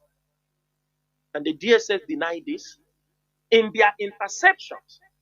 Can they deny that they don't know some businessmen who are dealing in that human organ? These boys are killing because you ask yourself, why are these boys killing people? They take your money, they kill you. I mean, if you're a kidnapper and you take the money, you let the person go. But when they take the money, if they cannot get any money from you, they will keep and sell your body parts. The DSS is tracking IPOB members because they're IPOB members. Can the DSS deny that they have never tracked and they hear conversation those who are dealing on the human organ? If the DSS say they have never come across this kind of conversation, that means they are liars.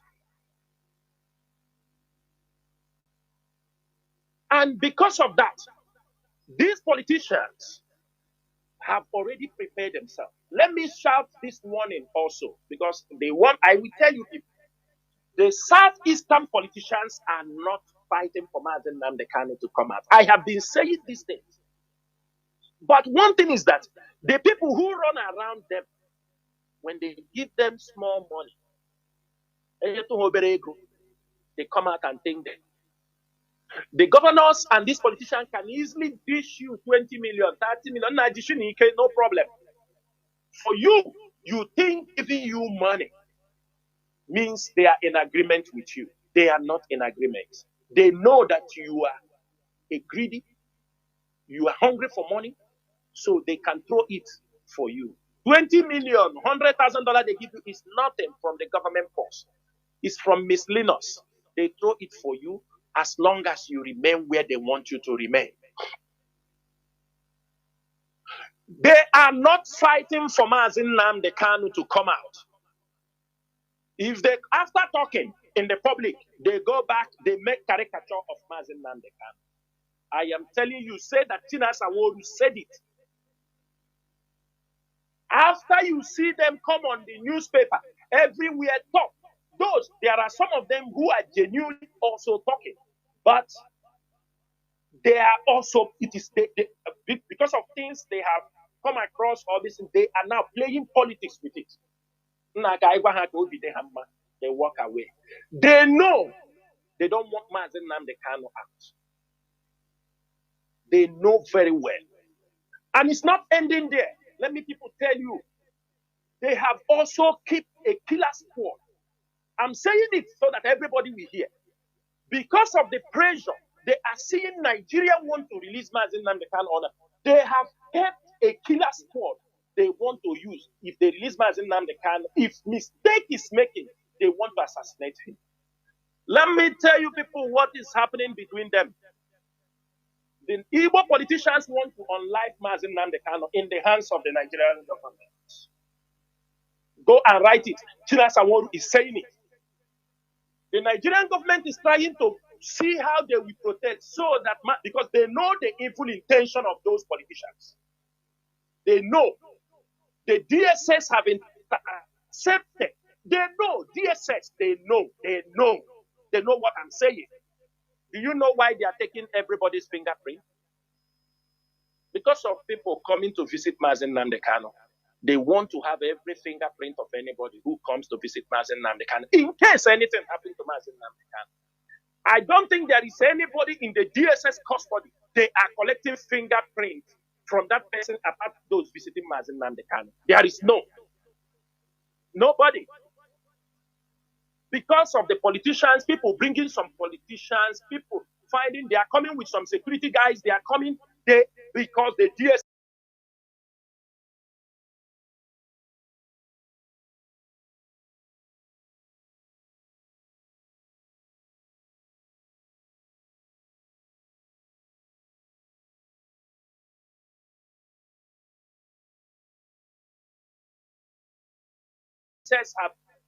they have stopped communication where they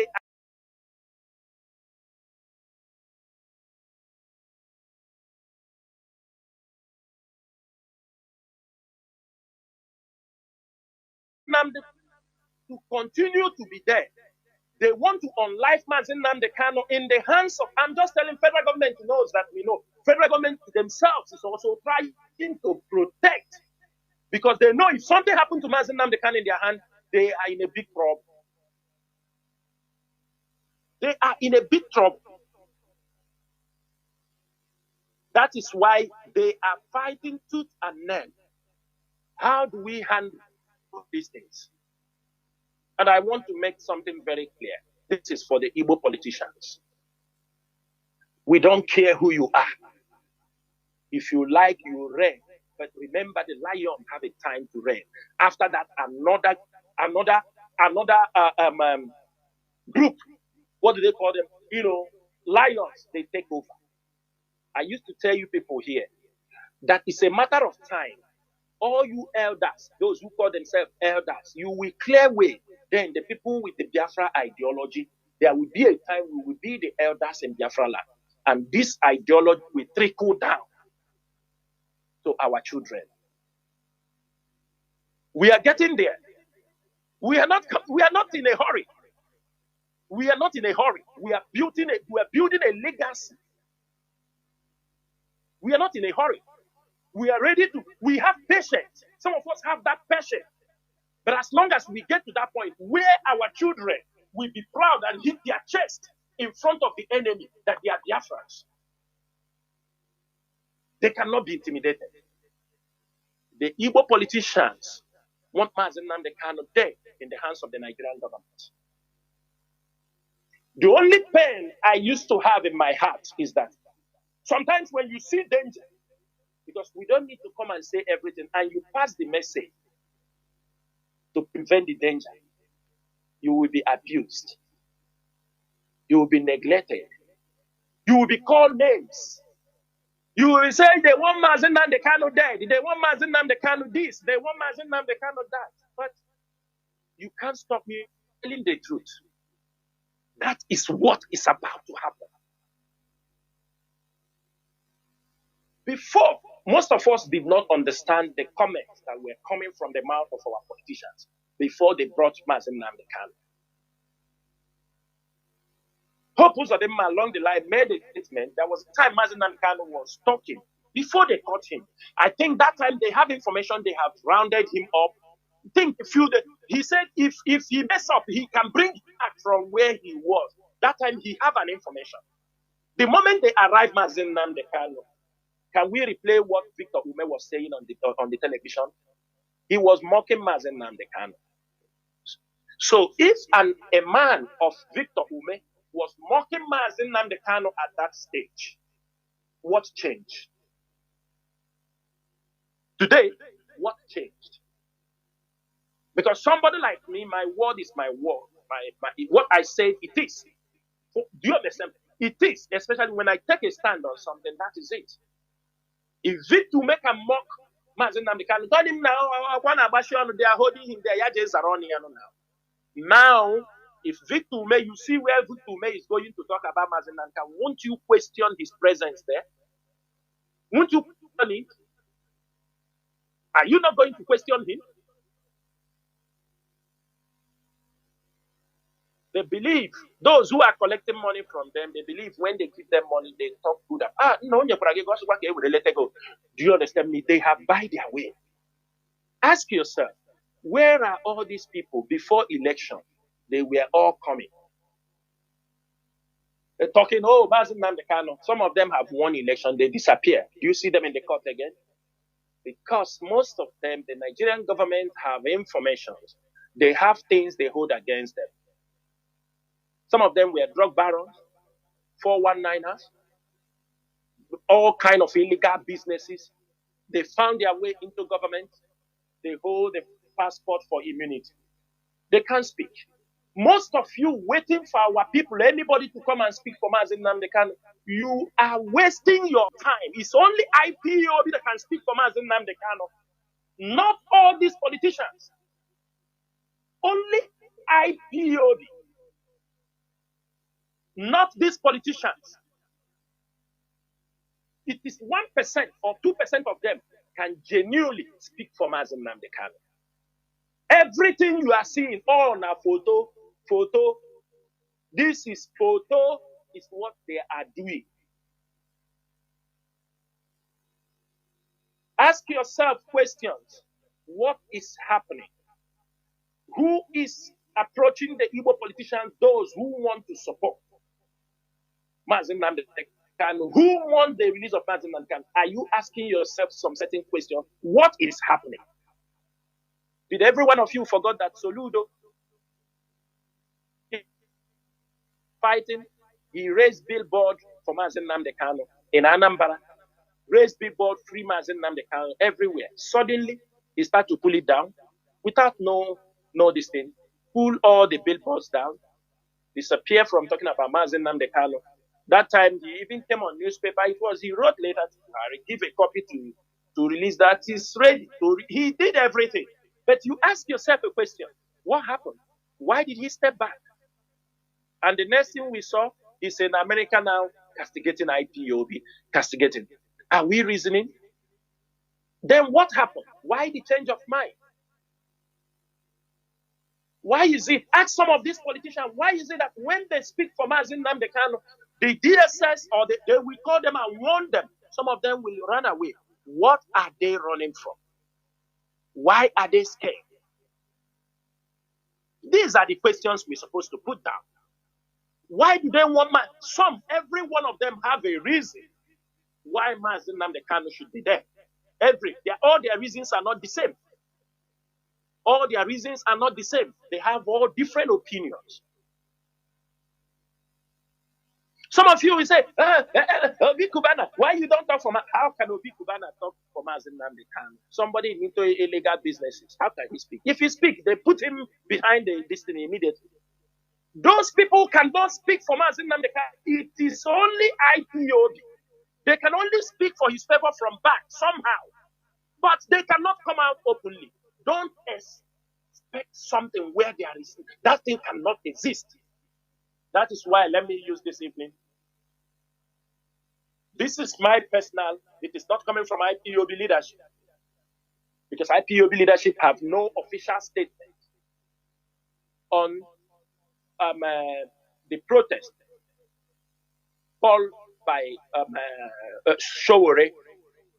But what I'm saying, it is good that Showore is calling for the release of Mazi Nnamdi Kanu. Because it is good for outsiders to also join in this campaign to release Mazi Nnamdi Kanu. It is a very good omen.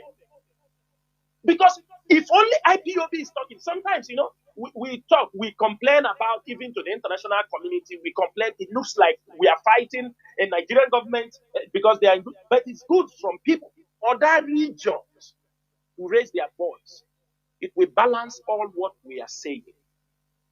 And what I'm saying, Those who know how to sabotage things, give this guy a chance. Let the world hear his voice.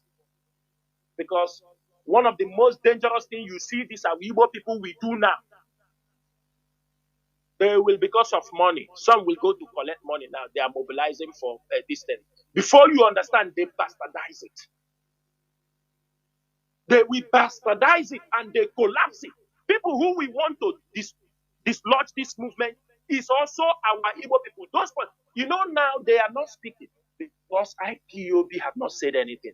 If IPOB made a statement tomorrow morning about this press release, you will hear now message that this governor said we should remove it, that they are going to release Nnamdi Kanu on 16th. That is just what they are waiting for. If IPOB make a stand now, but you will see come. The government is quiet because IPOB is not talking. Everybody is quiet. Everybody is looking. But what we are saying is, it is good. What Showore is doing is a very good development. He raised his voice. Let the world also know that what IPOB have been talking, it is not sectional. It's not only in our region we are talking about release Mazi Nnamdi Kanu. That other Nigerians knows that Mazi Nnamdi Kanu is being detained illegally. He deserves an unconditional release. But put in your mind that it is Igbo people that will sabotage him. They will sabotage him because they don't want Mazi Nnamdi Kanu out. But one thing is sure, Mazi Nnamdi Kanu will be free. I can promise every Biafran. But I cannot tell you it is today or tomorrow. But what I'm saying is to you, Nigeria cannot do Mazi Nnamdi Kanu anything as long as IPOB remains. And let me say this thing. The Nigerian government can copy this voice, send it to the Canadian government, send to anybody, send them, tell them that Chinedu is threatening Southeastern politicians for that reason. Let them copy it now. But let me make it very clear. The Igbo politician,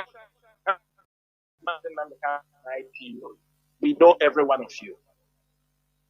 One dangerous thing in this struggle, we are unbribable. You can't bribe the leadership of IPOB. You can't bribe people you think you have, you don't have them. Because the people for IPOB, they are all there. They are not noisemakers. But I want to tell you people something. You see the leg you are going. You want to jail Mazi Nnamdi Kanu. If such decision is made, the Biafra land will not enter you people and IPOB. Get the Nigerian land and station them in Biafra land. If anything happened to Mazi Nnamdi Kanu, it is a lifetime battle. I am making it very clear this evening. None of you will live in Biafra land. I am saying it. Let you people take it now and they go and give government that Chinedu said like this. I am saying it this evening. If anything happens to Mazi Nnamdi Kanu, everybody is in a big shit. You will never live in Biafra land. I am saying it. We have let the worst happen. Because for those of you now who are saying, Tinubu say he will after court, after the court, I'm telling also Tinubu, listen very, very well. We are too big for this play. I will make decision after court. It is in the court. It is in the court. When the court, I will see if I give amnesty. We are not looking for your amnesty, the one you are giving to Herbert Macaulay. Because of British listed 2013. You pardon him. The kind of pardon you are giving to Z, I don't know, things that, the kind you are giving to Kensaro Uwa, people that are already there, you are giving them amnesty. IPOB is not looking for that amnesty. Let me make it very, very clear. We don't look for this amnesty. From day one, I said this thing that some of you attacked me. I said it is a self-determination is a political issue. It needs political solution. I said this thing in 2021, and at the end of the day, we will come on that table. We must come on that table for everybody to go its way. You can kill us, you can do anything you like, but one thing I'm telling you, Biafra self-determination is a political dialogue. It's a political solution that we put an end to all these things. As some of you are retiring in the military, some of you are retiring, we also By the time we are done, we have new people we will groom who will continue this battle. I'm making it very clear. The life of Mazi Nnamdi Kanu did not declare all this joke, all these things. Sometimes people say, do like this. No, sometimes you have to allow people to play their own role. Silence sometimes is very good. When people are running, I want to take over the case. We continue to maintain our stance since 2022. Till date, they run around, they come back to where we are. They come back to where what we have been saying. I don't want to go into that issue, but one thing is sure. The leadership of IPOB have made a decision, and this decision is final. Where we stood, Mazi Nnamdi Kanu had been released, discharged, and acquitted. Whoever goes to court is going that one on his own. It is not in our agenda. It is not in our program. Nigeria must obey that. But those who are pushing you people, telling you, hold him, hold him.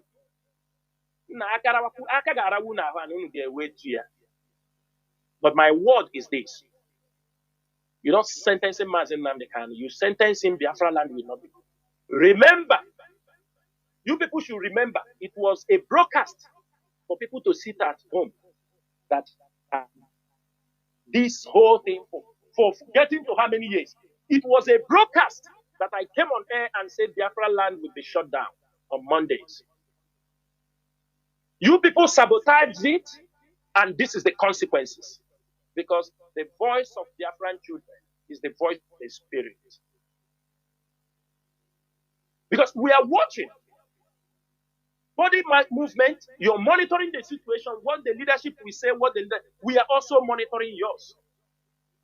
But everybody have to know, we must come to the table. The release of Mazi Nnamdi Kanu, if you take it to another level, we know what to do. We are not going to announce it, but any day it happens, we will announce something that people will hear it and marvel. You will hear a kind of civil disobedience you have never seen before in the history of Nigeria. And I will leave it there. Mazi Chinedu, if there is anything you want to say before to other ones, please, you ask me before we enter issues. There we're watching it. There were one thing I want to also put here as a question, as a contribution, which you also highlight more or talk again in everything, because when we are talking about IPOB, about our struggle, our challenges, we are on our challenges for the meantime, and later you go to the way forward. Now, in everything, I am always also, can we conclude that one of the most challenges we are having in this struggle is the difficulty of understanding of our people. That is, our people, they hardly make, the good decision. Instead, even if they are being warned, because since 2021, since the rendition of our leader, you have been saying many things, cautioning our people that what we are in is not a child's play. That Mazi Nnamdi Kanu is not in a police cell waiting for somebody to just go and bail him. Because some of all these things, our people fail to understand. I don't know, sometimes it is the sentiment. So, could we be right if we say that one of the most challenges we are having in this struggle is the lack of understanding from our people, despite everything? Please, Mazi. It's a question and a contribution. Just go on, please. Mazi, not only lack of understanding, our people lack critical analysis, to analyze issues.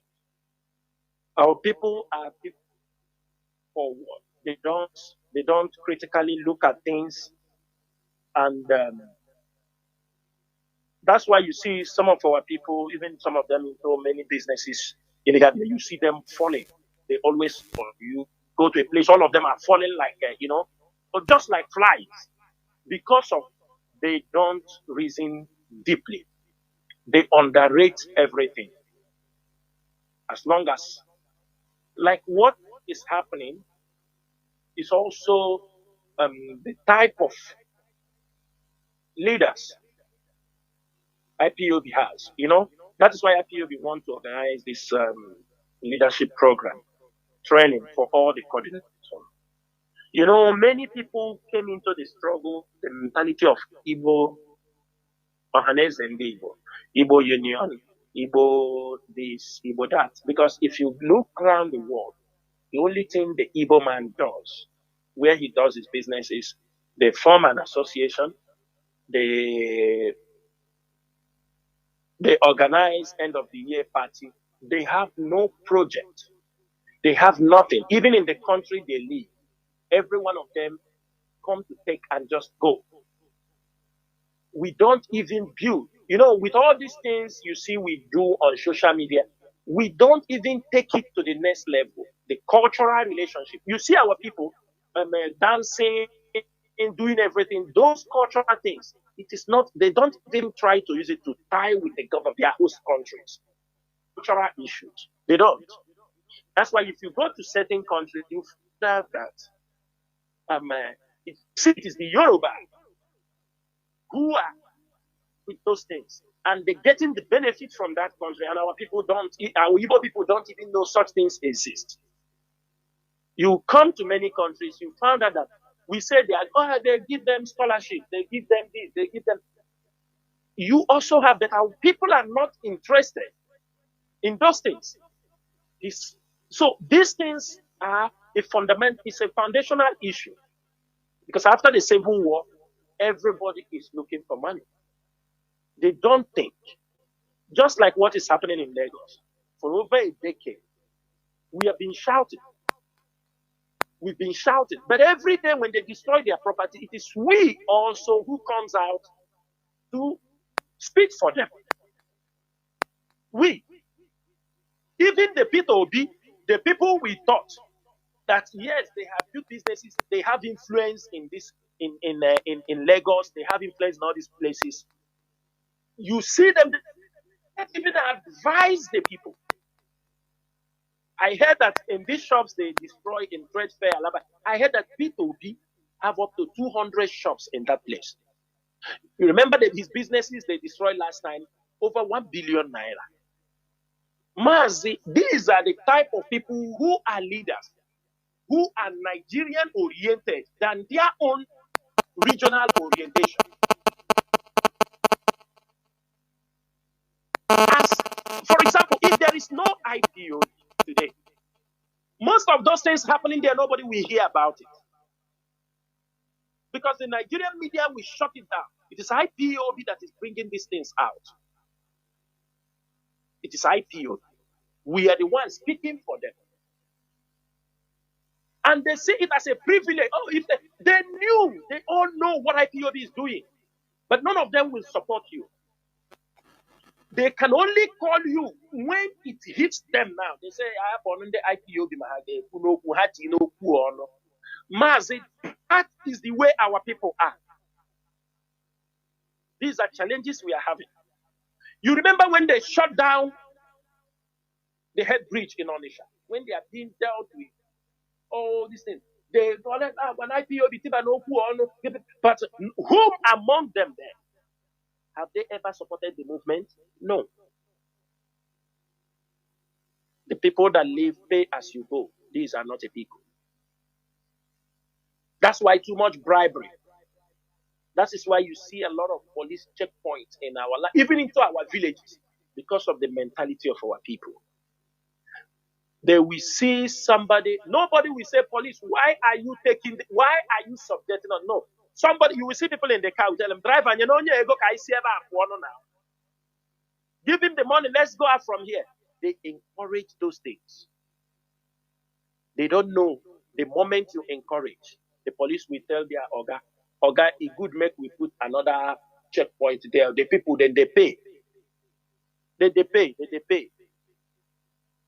So if before it's 1 kilometer, you say make it half kilometer. They pay. The people go tell their people, say pay, they go.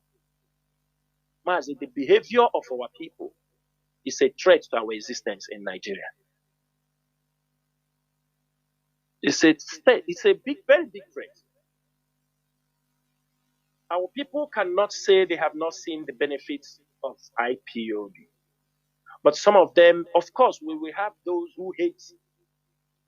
It's everywhere. No country wants to divide. People will say that when Britain wanted to go out from EU, there were people who said we don't want to go out from EU. They voted. There are people who want to divide from UK. They voted. That is a big number for something, or like it's a big number. Who said I want to remain in UK? So the challenges we are having is also our people as they travel wide and far. We easily brought in some foreign cultures that are also a threat to our own society. It is good to learn something new.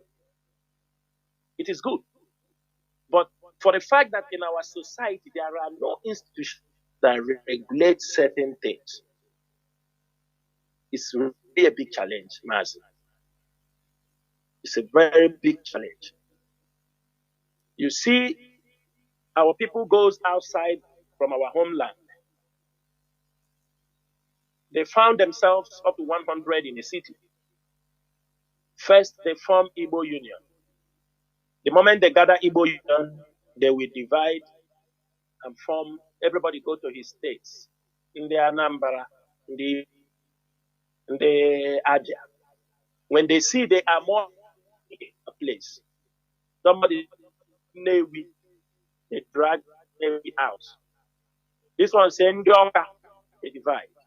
They divide. They will tear until they fight to kindred. And when they get down things in this way, anything said at the up in Igbo Union, it will be brought to meeting in the Anambra. And in the Anambra will tear it to their own, how it will fit them. It will go to Ndimo. There is confusion everywhere.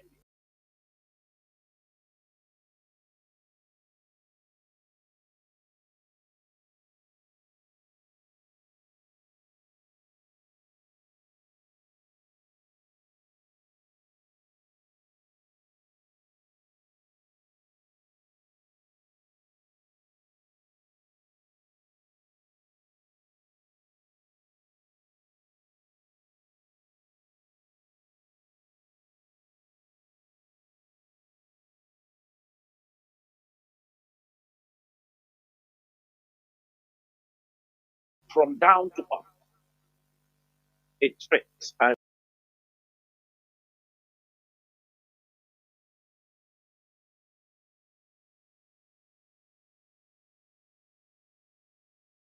what we are doing, a very big threat to this movement.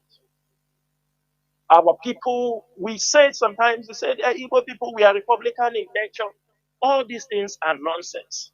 For me, this kind of ideology people have trickled down that give people the opportunity, everybody behave.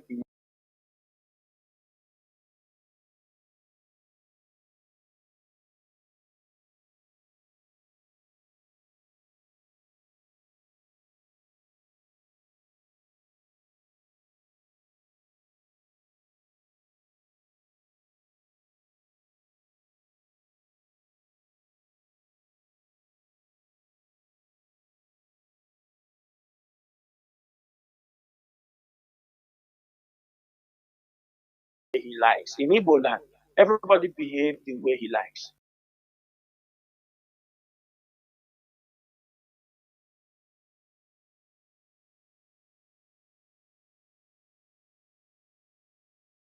Possible because they continue to tear them.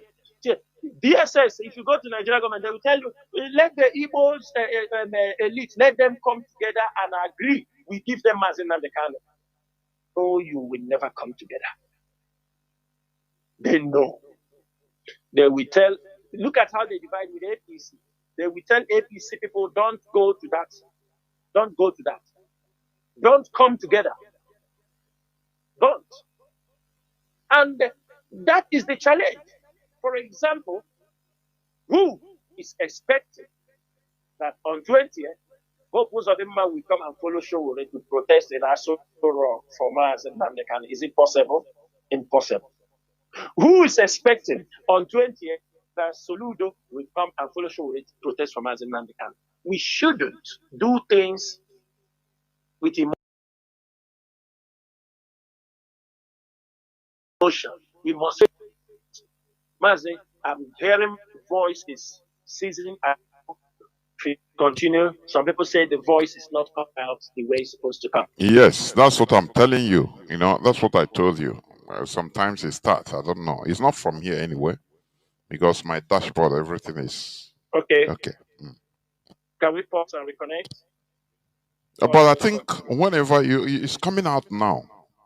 It's coming out now. Check even the way you hold the telephone, your system, please. My system is okay. Okay. Go on. It's coming out. Go on. Yeah. So when we're talking, we want our people to remove emotion so that we can face our challenges. The challenges we are facing are enormous. They will ask us, they will tell you it become a slogan. But there are people trying to bring people together. We are not saying, but let's have a purpose. What is our purpose? What is the purpose of Fundibo? We are not going to agree in everything. We must agree in certain things. There is a need for food production in our place. This is the things we need to agree. There is a need for industrial pollution in our place. Let me make this thing very clear. Human resources don't develop people. Yes, we may have human resources, but it will not develop the entire land. I'm telling you the fact. Human capital will never develop Biafra land. The only thing that will develop Biafra land is manufacturing, industrial. That is the only thing that will develop us. We already have this ingenuity in us. It is just only to take it to another level. Some people say we have human capital. Human capital, you go and work, you bring money. No, it won't be. China tried it. China did it before because of their population, but it never developed China until China started the manufacturing revolution, industrial revolution, start building. Europeans also, that was what developed them during the time of slave trade. When they lived in slave trade, they entered into industrial revolution, mechanization. And that is how it become great. So, in our place, our people that we are championing, we are calling upon, bring your businesses home. Some of them will say, what kind of business is not kidnapping? I asked them, before now, did you bring your business home? They brought Mazi Nnamdi Kanu 4 years ago. 4 years, they started causing all these problems. Before that time, have you brought your business home? If you ask somebody in Aba to bring his business home, he tell you they are kidnapping people. Are you living in Olo? These are excuses that our people are using. They don't have even a solid excuse. Kidnapping in Jukuranolo. There are people for 4 years. This thing is happening in Anambra and Olo. They are living in Lagos. They have not come to the east because they are hearing kidnapping in the southeast. That was how they have projected these things. There are people living in Abuja. He told you, how can I come? They say there is And he is from, maybe he is from Obingwa, or maybe he's from Umuai. Nobody is kidnapping in Umuai. Nobody is, you understand me? They use these excuses to continue to keep our people away. These are challenges.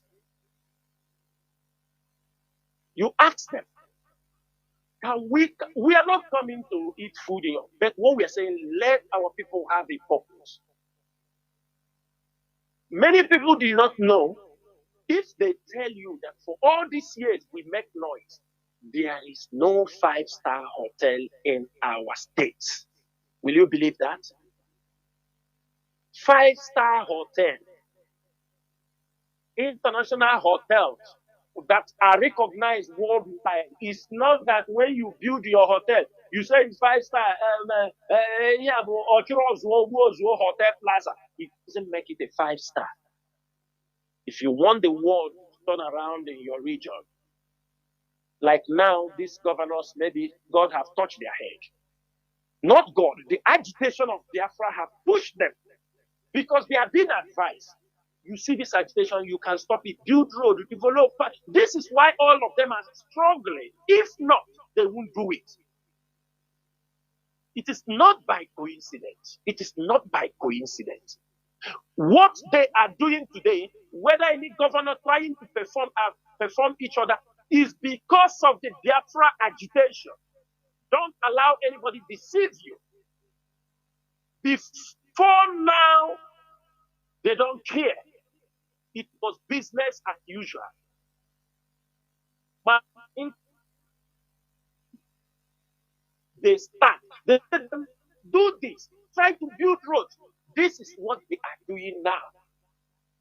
If there is no agitation, they will not do it. For 24 years in Abia State, nobody did anything. It was becoming worse and worse and worse every day. Whether by chance or by OTK. And today, people are now relocating to Aba. For 24 years. And we see one stupid who was a 419 in South Africa. They called Benjamin Kanu, coming to disrupt a progress. A progress. As you know, my message for Benjamin Kanu, those people pushing you, the day if you continue in this land, we will issue a passing no grant on your head in the land. You know, one thing is that when we will talk, they say we have come. Because we know anytime you people bring these threats, you are bringing killing, you are bringing destruction in the state. That is what you are doing. That is what APC is doing in our region. Somebody that is working, at least what we are seeing, something that we are seeing. You're coming to gather crowd, threatening what you will do. And you can tell him, if because of any political rascality, somebody is killed in Abia State, because of APC, and Benjamin Kanu, you will not walk in Abia State. You will not walk in Biafra and not in Abia State. You will not come anywhere. Because we try to prevent these things. It is the work of IPO. That is the work of this movement. So that our people can come back.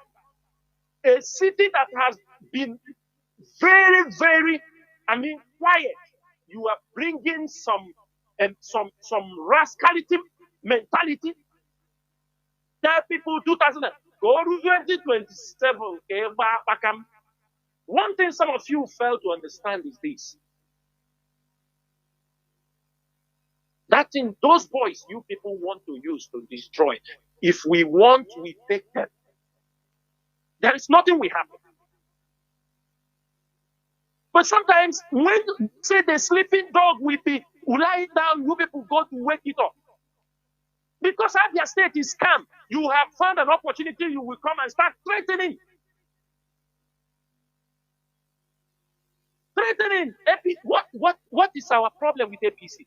Are we being, what do we need? The most important thing for Biafrans is whoever is performing now, it is the most important thing. Whoever is building roads, you are building road in 21st century. When people are investing in AI, countries are investing billions of naira, billions of dollars in AI. The road they are building is the one you want to start off. School. Mazi, Are we supposed to be in this level by now? why do our so-called politicians love political parties? Why do our so-called politicians, they love political parties more than their land? Is only in our land that this More than their land, yes. Yes. Yes. They love political parties more than their land. Yes. To tell you will 2000, I'm just saying it very clear. Any gunshot for because of this, any rascality in Abia State, in Biafra land in general, because we have tried to keep that land calm so that our people will stop all this nonsense they are talking. Biafra land is not good. And our people don't understand the reason IPOB is fighting tooth and nail. Then we gather money and give to the state and give to the police to be causing problems. He's parading around, the police moving around. What? The state for 24 years. 24 years. And somebody is even building the roads. Making a move. As not be memonia. Let them ask Nampakras wait I call. He came from South Africa, running his big 419 business. He come to tell us. He movies and tell us. Come to tell us 2027 business. Those people who are pushing you now, they are pushing you more they say. More they say. You people don't like a quiet environment. You don't love a city that is moving with you want, because you people are feeling with insecurity. Without insecurity, you don't feel okay. You just want to come somewhere and boast. I will do this, I will do that. Tomorrow people go and kill people here, kill people here, kill people here. After you people and look for who to blame. It is IPO. And it will not happen. It will not happen again in Biafra land. Because now what we do is we look at those people causing problems in Biafra land. That's what IPOB intelligence unit are doing. Those people causing problems in Biafra land, whether you're a politician, whoever you are, gathering people causing problems, be assured IPOB will get you. We will get you. We will get you. Because we found out if you can raise billions of naira to give people because of this, what are other places raising? So it is a big business for you people. It is a big business for most of you, and you don't want to stop. Kidnapping, organ harvesting, and you coming to talk,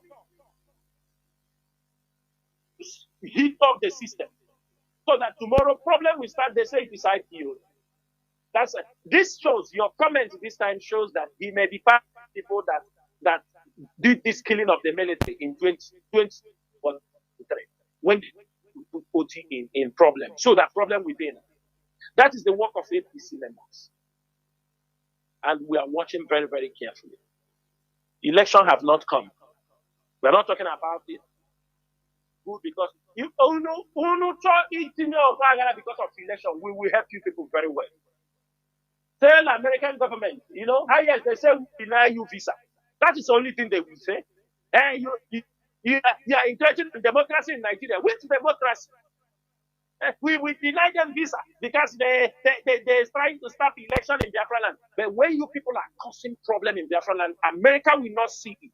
Those diplomats that are in Nigeria, they won't see them. When you people are mobilizing thoughts, killing people, they will not. It is only when people come out now to say stop. They tell you, we won't allow anybody because of election you kill our people. It will never happen again.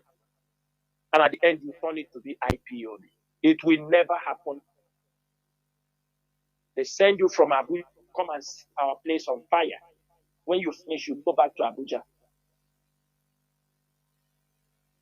Mazi, it is time our people understand. There are a lot of things we need to ask ourselves questions. What do we want? This battle is not only on one front line. IPOB is championing for the Biafra restoration. There are people supposed to raise because we can't be everywhere. Even though we want asking all the things they do. Where are those? Where are those speaking for the killing of the Christians? Where are they? Apart from some human rights groups who are writing on a daily basis, raising their awareness. Where are they? Where are the Christians? Where are our Igbo Christians? Where are the Yoruba Christians? Mazi, All the killings, this is even what I wanted to be, for you to use to enter into the next level. I mean, the solution or the way forward. Because in this issue, in this burning issue of Christian genocide, which is worldwide now, it is highly absurd that the main people that are raising their voices against it are even Christians, either Christian politicians in Nigeria. You don't even see the other religious high-ranking politicians, political class, talking about it. Mazi, this is something truly absurd. I'm telling you. Look at what Akpabio, God's will Akpabio, what he shamelessly opened his mouth in order to, they will send a delegate to America. Mazi, please continue on that, because it is sometimes I cannot understand for the goodness of me. Mazi, please go on. Mazi, if you go with the information I have, I heard that Akpabio, one of his uncle, was even a colonel or what in during the French Civil War. Of course. He fought for Biafra, and that gave him the privilege. Whatever position he occupied today, it is because of what they brought from. But he's there. Last year or last 2 years, they flew an encourage to Tanzania. They go to counter the Biafra issue. Mazi, I'm sorry for interrupting, but I believe surely that he is carrying the photo of that his uncle to prove to the people that he is also he Biafra. I'm telling you, go on. He will tell them, I am a Biafran. You know, this Biafra issue.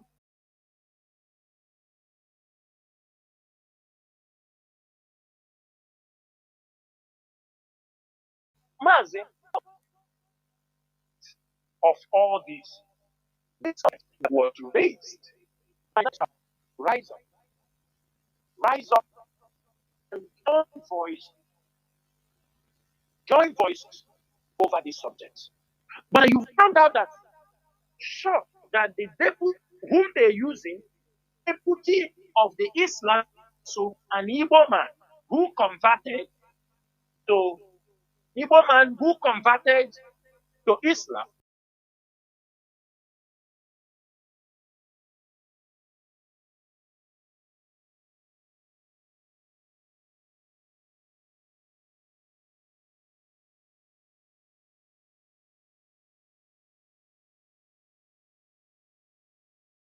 Is speaking. An Igbo man saying there is no Christian genocide.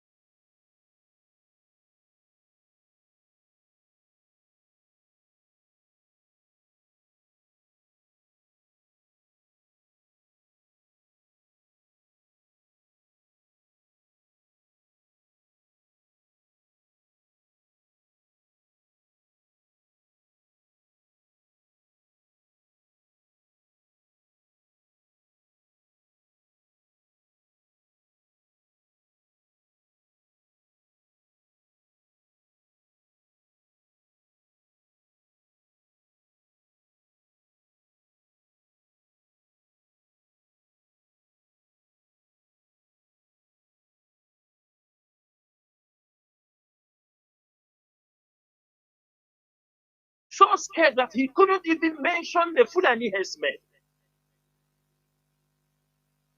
Mazi, they say the voices are coming and going. Can we disconnect and come back? Okay, okay, Please? let's do that. Yes, but I don't know whether it's an attack. yeah, Yes. go. Let us do. Let us I do don't it. know. Okay, okay. Very, very absurd. But we must continue. Remember, you are listening to the voice of Mazi Sanworu on Radio Biafra, London House of Service. Please, we must continue. We must continue. Sometimes all this type of intermittencies, I don't know, but we must continue. The way our political class loves their political parties more than their land, it is absurd. It's only in our land that these things happen like this. Honestly speaking, is really, really absurd. Really absurd. Yeah, Mazi Nasa, you're back. Can you hear me? Can you hear me now? Go on. Yeah, Mazi. Yes, Yeah, go on. Mazi. It's okay. It's okay it's now? okay. Yes, it's good. It's better now. Go on. Okay. Okay. So what I'm trying to say is this. When Akpabio was addressing his fellow senators, he was talking that there is no such thing, everybody is being killed. Because people are being killed, so we must accept it. If people decide to kill their brothers, if the Muslims decide to, because the Muslims, they have different sects, if the Islamic jihadis decide to kill some Muslim people, so we should accept it, that everybody is being killed. Is that what they are telling us? If you decide to kill your family, they say, oh, this guy, man, is just like a madman or somebody. He beat his family, beat his wife, beat everybody. Then he come outside, he start beating anything he saw on the road. He goes to another family. You say, no, leave him. He used to beat his wife. He used to beat his brothers. For that reason, is he beating everybody? Must think if you understand what I'm saying. Yes, I do. It's not possible. Yeah, that is exactly the narrative of what do you call it, Senator Akpabio. They are killing everybody, not Christians only. They are killing Muslims. It is not our problem if they kill Muslims, because it is their religion. They know their differences. But you cannot, because they are killing other people, you say they can kill Christians also, they are killing. We will not accept narrative. We fight against Christians did not start today. These are decades.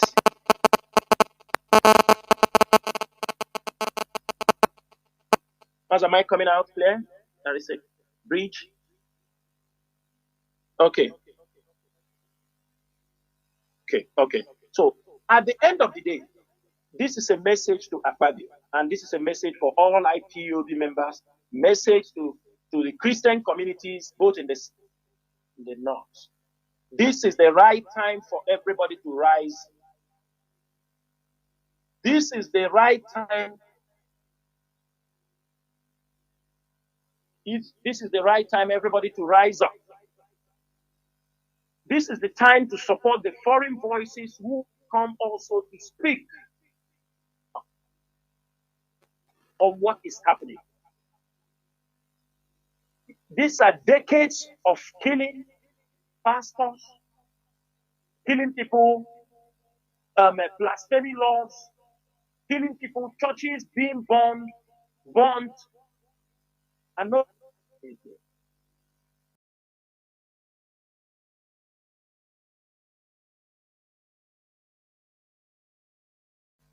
The pastors in the southern part don't even remember there are Christians in the north.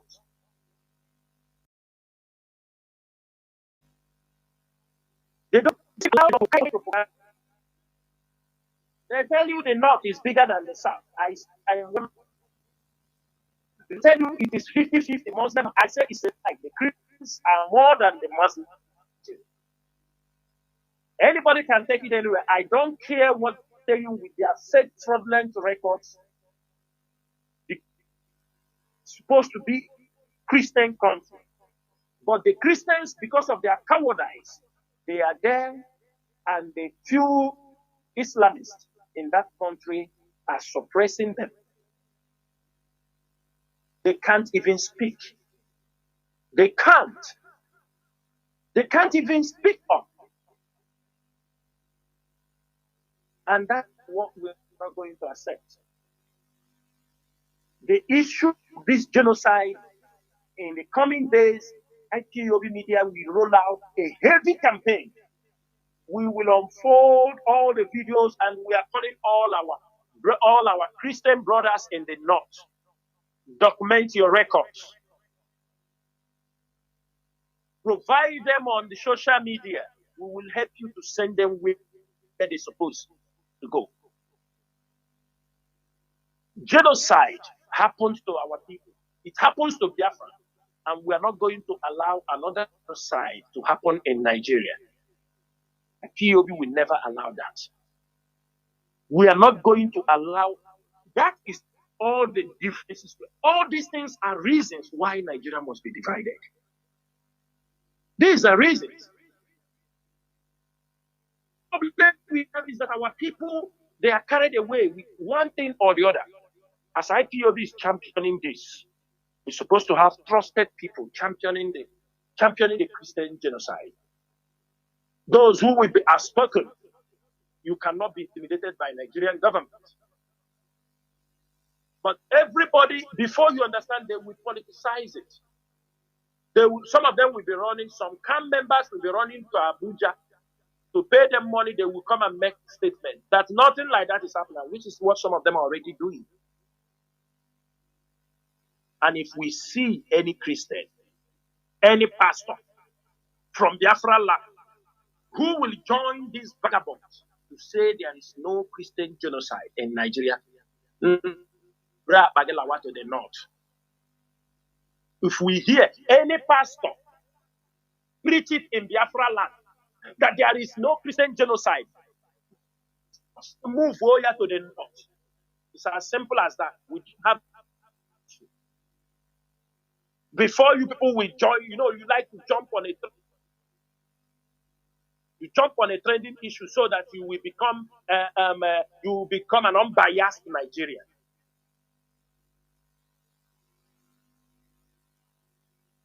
Mazi, it is time for every one of us to rise up.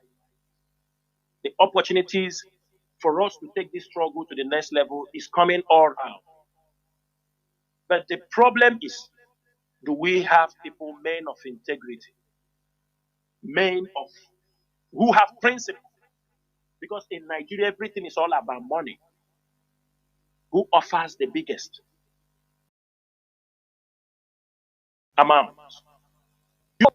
Somebody told me this. He's not, he's a diplomat from another country, from one of,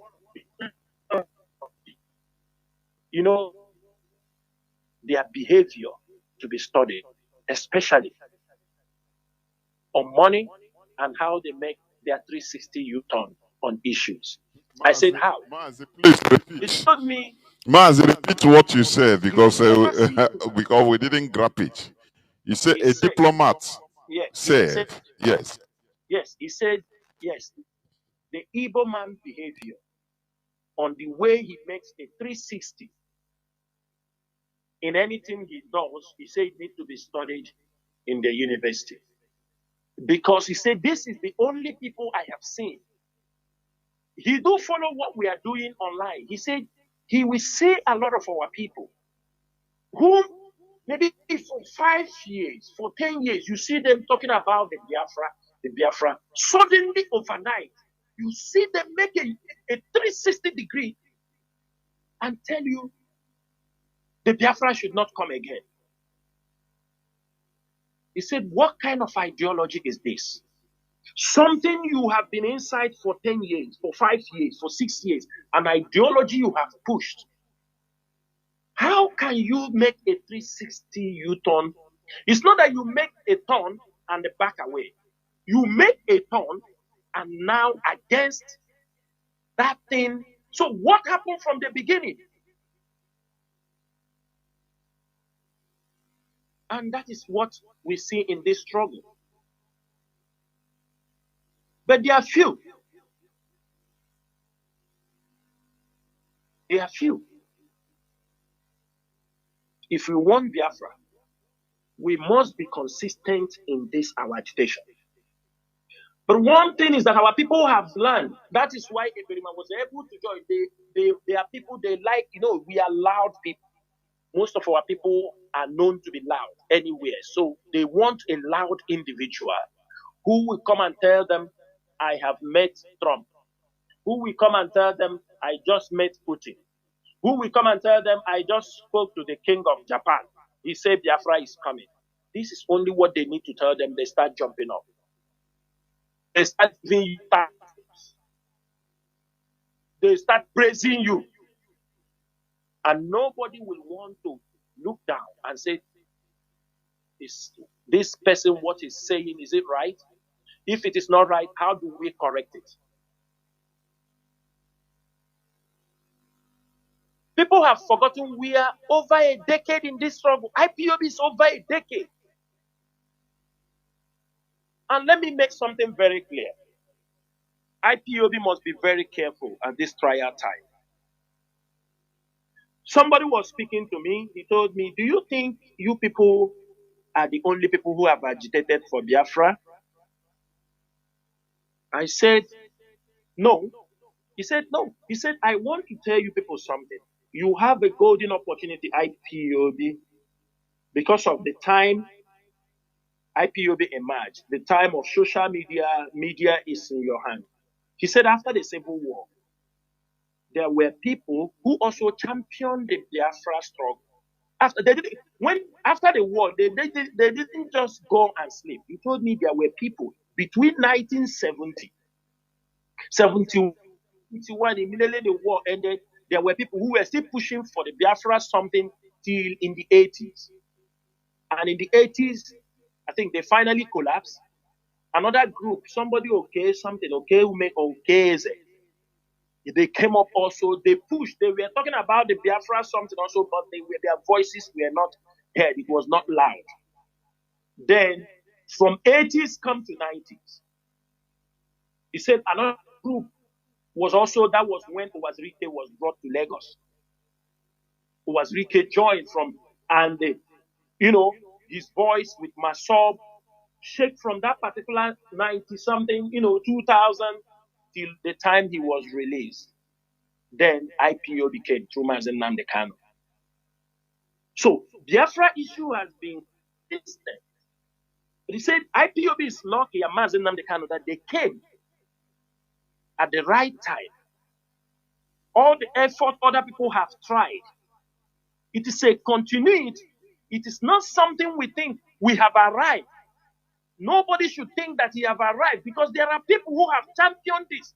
They couldn't have the grace we have now. It is an opportunity. This struggle, consider it as an expedition that you don't know what you are going to face, but you will continue. We have to make sure that we get to the end. We have all the arsenals to restore Biafra, this generation. IPOB have it. But there are greedy people who we have found in our midst. All our efforts, they are ready because of their greed for money to destroy it overnight. They are ready. They have done everything to sell this struggle. But it's unfortunate. It is not going their way. There is nothing they have not done. They will pick you. They castigate you. You think that all these things you see, they are coming on the social media mounting Chinas Aworu. Ask them what did Chinas Aworu do to them. You think they are doing it? They are being sent. They are being organized. They told them, Tilasaworu, mount on him. Even while Chinedu was mourning the death of his mother, during the time they were attacking him, they don't even know. They told them, continue. You think they are waking up? You think those people behave? You think they are just waking up to do those things? No. Have you forgotten during the time of Nelly, all these people? Have you forgotten their way? And some of you think that all these people, this is the same group of Nelly. When money became a problem, most of them divided.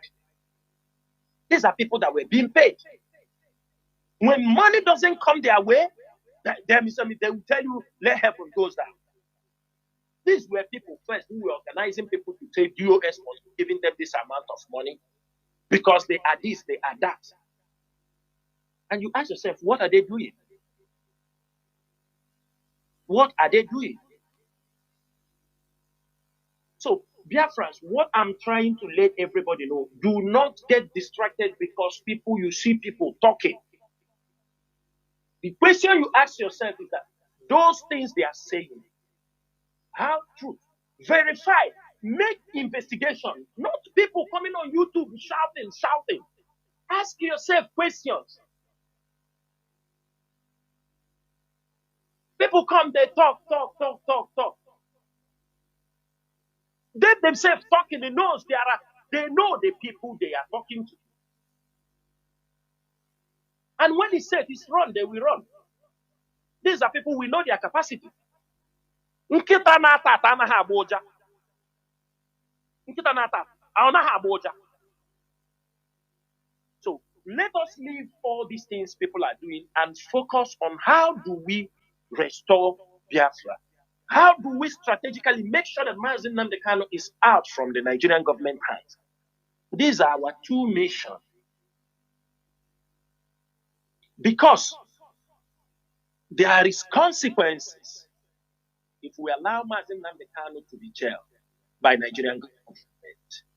We have fought for this. There will be consequences on us, and there will be consequences on them. And it will be very disastrous. I'm saying it. It is unfortunate that the Western countries are seeing what Nigerian government are doing to our people. But they don't talk. They don't talk. Many of you are talking nonsense. You don't know what Nigerian government is doing against IPOB leadership. You don't know. You don't know what they are doing. You don't know what they are doing. You don't know what is their target towards this. You don't know what they are lobbying, propaganda, money they are pushing to make sure this struggle is destroyed. It's not only about Mazi Nnamdi Kanu.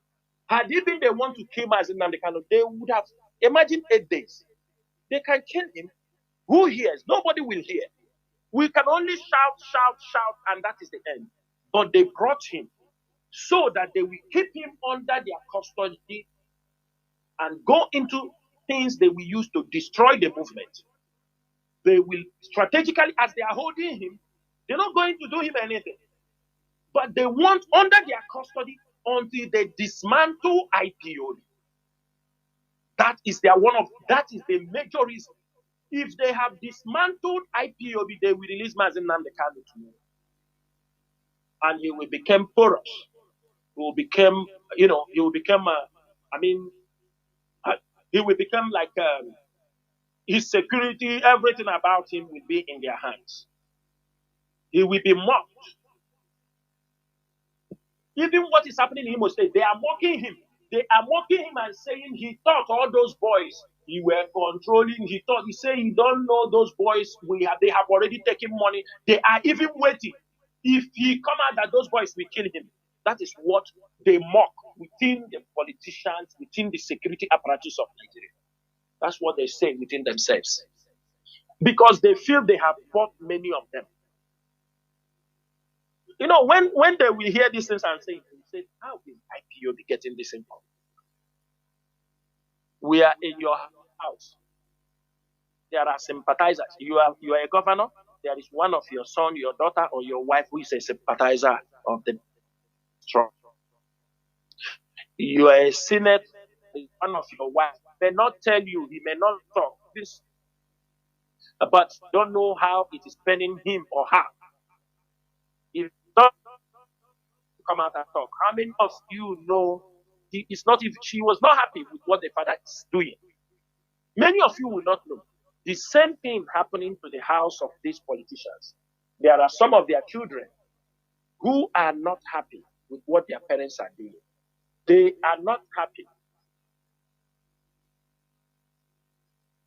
I overheard one of the politicians, they were discussed, he was talking about Mazi Nnamdi Kanu and IPOB, how they are causing the way his children react. He found out there is danger in his house, that there are sympathizers of what these guys are doing. Then he became careful of what he speaks in front of his children about IPO. This is an ideology. This is what we are talking about. And that kind of politician should know that he is working freely because we have not stepped deep inside his family. Because if we step deep into his family, now he's in our pocket. As they are growing on their own way, IPOB, we are also building a very sophisticated and complicated structure and people. Because of those structure, IPOB will remain till Biafra is restored. Because of how we are programming this structure, IPOB will remain. You cannot do anything about it. We are not doing it with guns and bullets. We are doing it with our knowledge, with awareness, facts and figures, because Nigeria have 1 million reasons to be divided. We cannot continue to live in this contraction called Nigeria. People are being killed every day. Just because to destroy IPOB and destroy Mazi Nnamdi Kanu. Number of people they have killed in our land, and they are ready to kill more. But one thing I want them to ask themselves, with all the people they killed in Palestine, all the people that were killed, for how many years? It stopped? No, they didn't stop. Today they are being recognized, whether you like it or not. Whether you like it or not, they are being recognized. And one day, Biafra will be recognized, irrespective of the number of people you kill us, we will be recognized. Mas Chinedu, I will stop here in case you have any other question. Please go ahead. Ndewo Mazi. One other thing I would also like you to talk about, which you mentioned it, the need for our people to support what we are doing.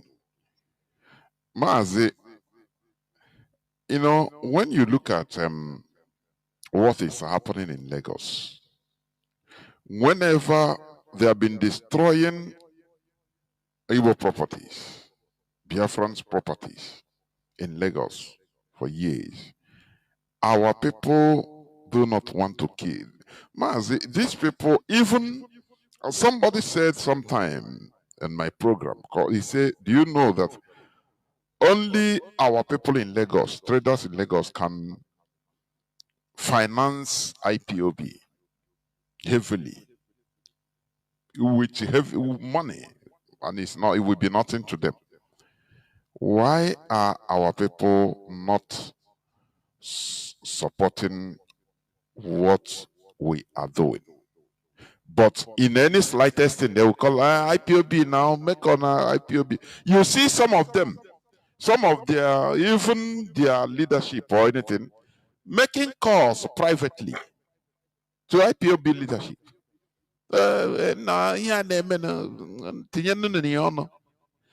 But you ask these people, okay, you understand that IPOB can say or do something, but why can't you, Mazi? Our people are now they want good thing, but they don't want to support it financially. Mazi, you see, when it comes to other things, our people will bring out money easily, but they need to support Mazi, is there anything that is, what do you think that is even the main reason? Is it that some of them are disappointed in one thing or the other? It baffles me, honestly speaking. Mazi, look at the statement. Look at that Ezendibo now. Is it Jao or Festac that went to jail? What sent him to jail? When he started talking about IPOB, that they are being marginalized in Lagos. If not, they are going to bring he's going to invite ESN. He's going to bring IPOB to protect them in Lagos. Okay, you say it doesn't matter how he said it, which means he recognized that at least IPOB is something, he's doing something. And you ask, have you ever financially supported these people you are making mouths with? Why are our people like that? Mazi, please, tinye this thing on now. You continue, please. Mazi, let me start it in this way. Let's consider this is the way forward. But I will say certain things, then I will say what we cannot do. Mazi, our people don't understand how things work. I don't know why. With all our, the way we make mouth and, boast certain times, we don't understand how things move. Mazi, the moment the rendition Mazi Nnamdi Kanu, there was things that played out immediately. Those things that played out were to stop the fund for IPOB, no more fund to go to IPOB, to defund IPOB, which was done. While they tried to defund IPOB from the head, now they sent out people who entered into campaign to say, do not support these people. Are you understanding me? Do not support. In every logical sense, Mazi, people, they knew there is a leadership in IPO. Because the leadership, we are loyal. I can tell you, our loyalty, we became loyal to the stupid level. I can say that I am guilty of that. Because we were so loyal that there are things we're supposed to even ask or know. We didn't, because of our loyalty, we didn't even ask.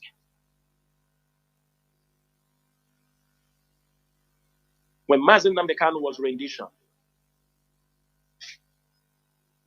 first campaign was set out that no, how was the plan? If we don't give them, how would they move?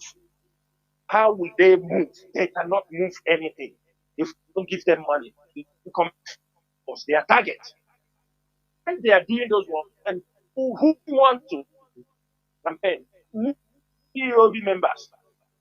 People start, why should I contribute? I am not going to contribute on the Mazi Nnamdi Kanu comes out. Mazi, the same people who are discouraging people to contribute comes in the back to ask IPO the money. Are you understanding the point? The same people who are campaigning that money should, why should you give Chinedu the money? That's too big money. The IPO money don't come to us. We don't even have the money. For 4 years, if you're an IPO member, ask yourself if you are among those people who say, I will never contribute again. I will never contribute. I will not. The Kanu comes out before I put my money. It is 4 years. Is Mazi Nnamdi Kanu out? All the money, the one you are gathering, you are giving. Where is it? Some of the coordinators who were holding IPOB fund, IPOB families, some coordinators, whether it is true or not true, some of them took that particular fund that belongs to IPOB. They say they are sending it to the criminal in Finland. Mazi. They say they are sending it to Finland. See, many people that came into this struggle from the time IPOB was formed, we expected everybody. And both Mandioshi, Mande 419, everybody they came. But one thing most of them forgot to understand, if you want to serve the public, the moment you say you want to serve the public, be careful. There are some behavior you don't have to bring to IPOB. There are some behavior.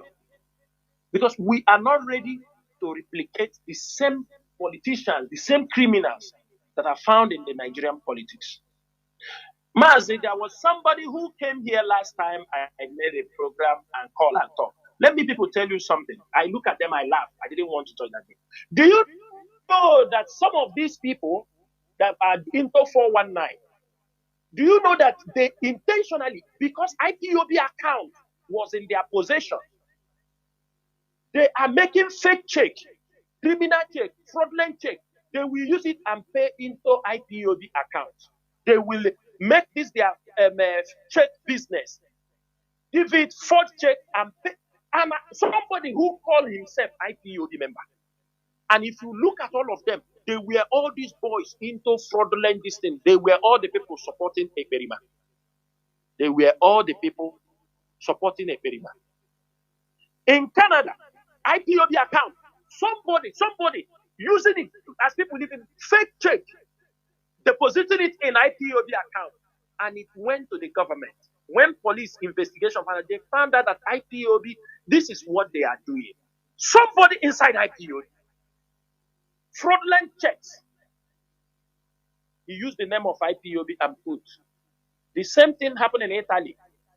Some group, IPOB family, they turned IPOB. Even in Italy, one of the state prosecutors tried to tag IPOB as a secret court like Aye, all these Buccaneer, all these people in Italy, because some group of people who were in IPOB that they are supporting Eperima, they turned the place, meeting place, as a place they are selling Igbo, all these things, and cults. They started cultism. These are what damages they cause on IPOB. And our people know how to destroy something. Our people know how to bastardize and destroy. Honestly, is fighting, writing reports to clarify that these people. I think that guy used IPOB for prison now. After IPOB wrote to the Italian government and tell him it is not that Eperima is the first person IPOB have been able to deal his matter. It's not everything we talk. They're using IPOB name to destroy IPOB. So can you imagine somebody who is coming on this radio to talk, to shout, what you take goes, using the name of IPOB to be making fake check deposited in IPOB account? What did they? Is this person planning something good for this struggle? Is he planning something good? No. And let me make it clear, because of these things, our letter-headed paper, some of them using it, write letters in our name. My name, I write letters for IPOB. Write letters in the name of Emma, in the name of Mazi Chinedu, and they use it collecting money from people that Chinedu want to give you later. Which letter? Send it to government places, to judiciaries, to government places, and government will. We said we don't know about this letter. And let me make it very clear. That nonsense is over because IPOB have taken care. We will jail some people in Europe. We'll jail because tomorrow we will publish your picture. Those who are using IPOB names to write, we have already informed the government. We are informing them. IPOB have changed certain things. And anyone who tries to forge, because what they want to do is to discredit IPOB, the effort, all our effort we have built all these years, they want to discredit us. So that Europeans will say, and then on their wife, and they 419, they are doing fraud. They are doing fraud. This is what our people have done to this struggle. The challenges are much. That if I start to tell you while IPOB is building for countries to respect us, respect our people who are seeking asylum. Countries are giving us asylum, and somebody is using fake documents of IPOB going to submit. He doesn't know the government is already informed. Some of them, they will refer back to IPOB. Did you give somebody this letter? IPOB said no. Or when they wanted to go and clarify later, they bring, we found out. Why would you? So you think we are stupid? You think IPOB is stupid? And that grace period is over. We're not going to allow it this time around. Anybody who forged IPOB signature, forged IPOB letterheaded paper, of course, IPOB have changed their letterheaded paper. If you forge it, the report comes. Whosoever that bring that paper, IPOB will send you to Campo or Maruka tomorrow. I say, but I want because of if you forge our document, if government, it come back to us, we will attach it, make petition, and you will be persecuted for impersonation or criminal fraud. Forgery. Let that one be very, very clear. For forgery. So I'm saying it so that people will hear it. Because tomorrow somebody got, we don't give ID card. We have a way the government to recognize anything we are doing. It is something, it's an agreement between we and them. What we have to. If European rep gives you letter, or a deputy European rep gives you letter, or Mazi doesn't give you letter, we know. Or a coordinator authorized to give a letter. But if you think you can go and forge our paper again, the report comes on our table again, we will make sure you go to jail. Like the other people that have gone. And some of them. Because what you people are trying to do is to complicate our struggle. Mazi, many of them try to destroy IPOB. Then fund for IPOB. But how did we survive? 4 years down the line. It's down the line. IPOB, we are still strong. Some will not want to give, they will not want to give the accolade to the leadership of IPOB. They will tell you it is Chukwu Okike Abịama. Yes, we know Chukwu Okike Abịama is there, but there are people Chukwu Okike Abịama used to make it possible. Because some people don't want people to get any accolade for what they have done. It's just like this behavior they teach us. Your father struggle, go to work, carry load, bring food on your table. I didn't tell you, don't thank God. You eat finish. You can't even say your papa, thank you, mama, thank you. You say, God, thank you, Lord. You walk away. Mazi, this is the behavior. The people who struggle, go to the market, go to labor, buy the food, bring. You don't even say thank you to them. You say, God, thanks. If you talk, they say you are antichrist. But we are talking basic things. That life, we need to teach ourselves.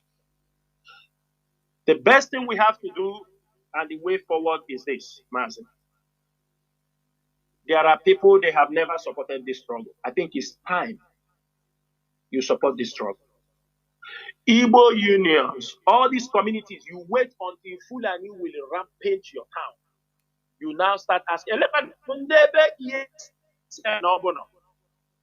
why is ESN not coming? Some people will say, why is ESN not coming to pursue this guy? You want us to come and tell you what we are doing?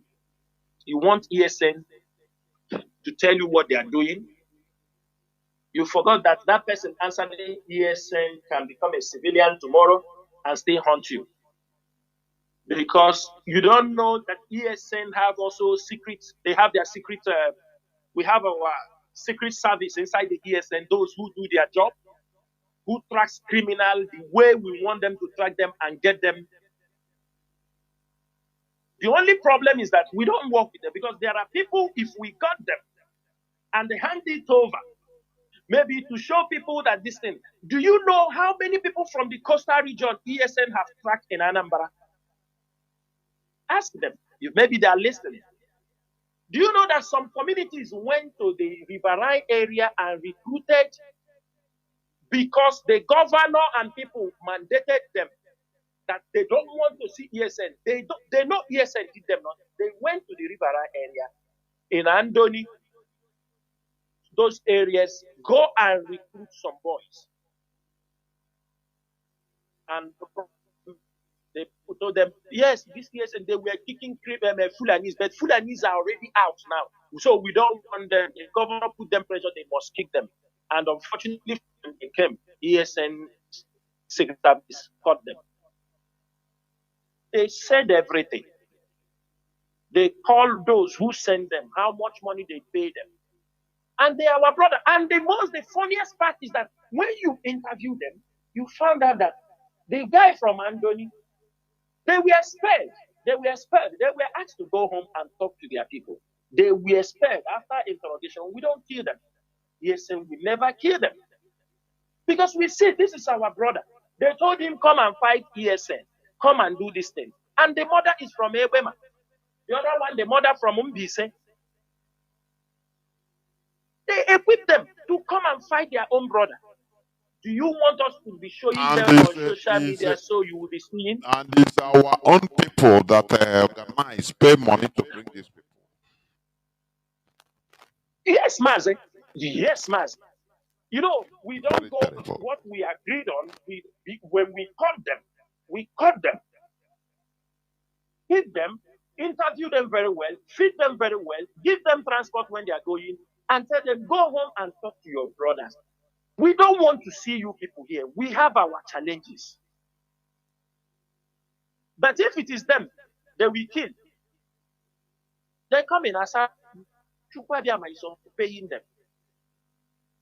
They don't know as they are renting them to go and fight in the north, but they are reducing 1 year of you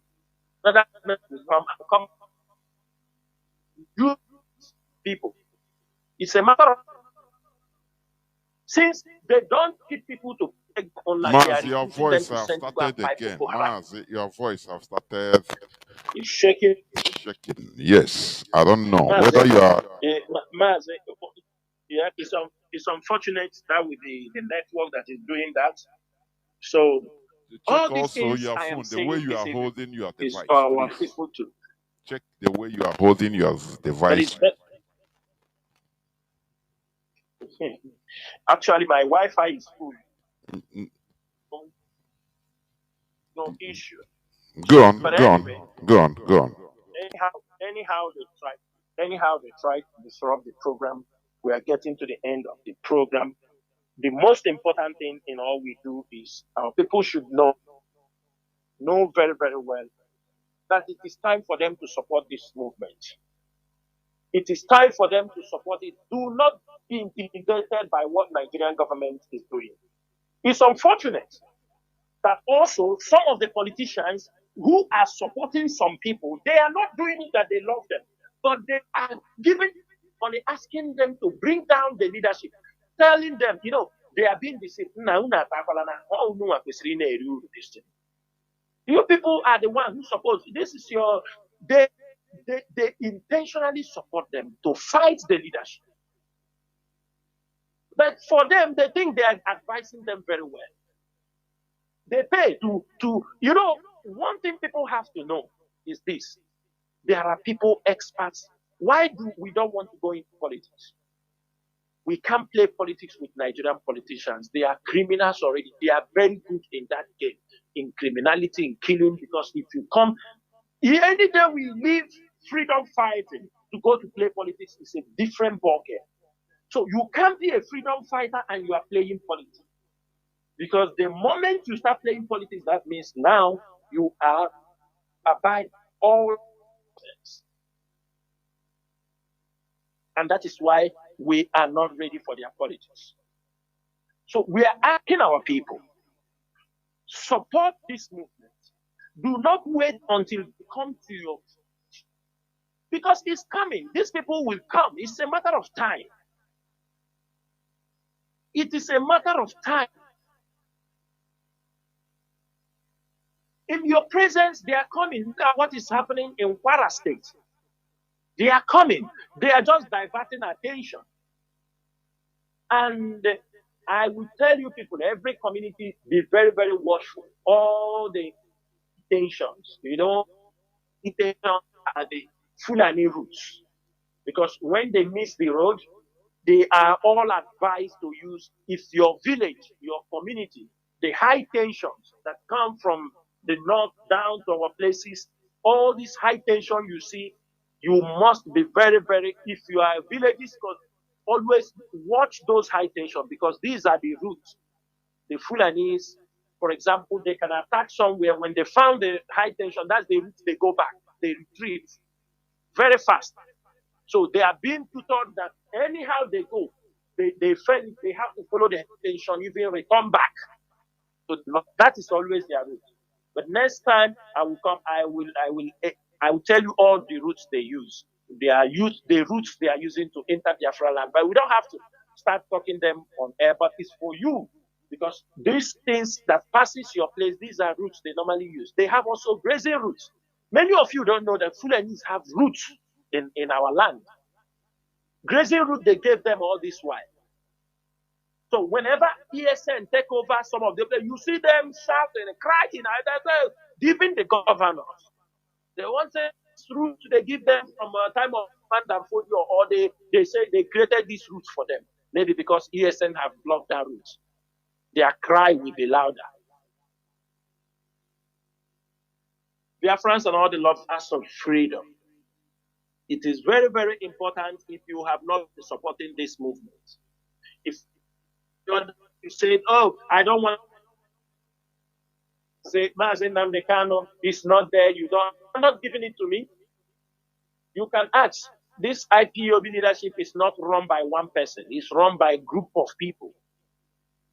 And it is a DOS that before the leadership takes decision, many people are being consulted. It is not a one-man show. And that is what we want. And that is why IPOB has survived. Because the Nigerian government wants, for example, they catch Mazi Nnamdi Kanu. They manage to project another person. They catch him. Chinedu Saworu come out. They catch him. Chinedu come out. They catch him. Tony Nzumike come out. They want us to be with that ego. And now the leader. No. They know they see us. We sabi past them. Because that's what they want. They want, as they cut Mazi Nnamdi Kanu, okay, they have pushed another person, thinking the person will take over IPO. They cut him. Chinedu will come out. If this one they wait, then go wait, die. We run IPOB as an institution. The state is standing, running this movement, and Mazi Chinedu is there. So, anybody who talking this thing, they are all liars and blackmailers. And that is how IPO will be run on the Mazi Nnamdi Kanu is out. People come on social media, this person want to take. Who want to take? Who want to take? I want after we have restored Biafra to walk freely as a normal person. It's not everybody that wants people to be shouting. We restore Biafra, we disappear. That is our duty. We have come. We are not looking for somebody to praise us. We are not looking for somebody to come and we are not. People who knows me or who have seen me as many members in they are not people, they are not egocentric. They don't want to, they want just to do the job. If I want to be on social media, can anybody stop me? Can anybody stop me? Can anybody, if I want to make myself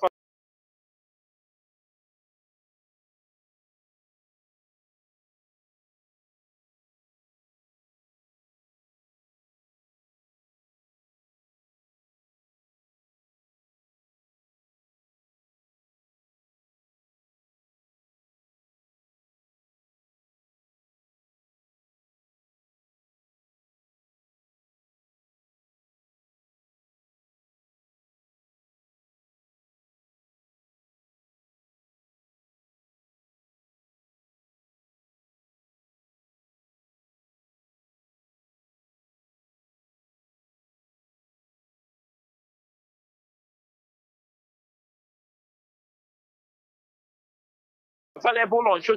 Can you stop me?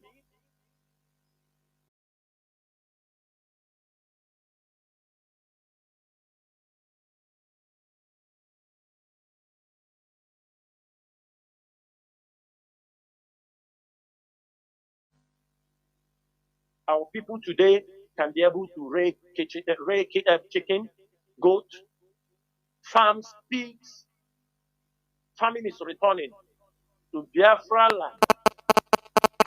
The governors are doing something. They are trying to even clean up our land. Today, you can see videos, pictures of Biafra land. At least people to know, not like years back. Today, think they are those social media millionaires. They making too much noise again. They have learned.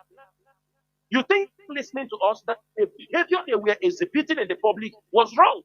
It have a negative effect on our youth. This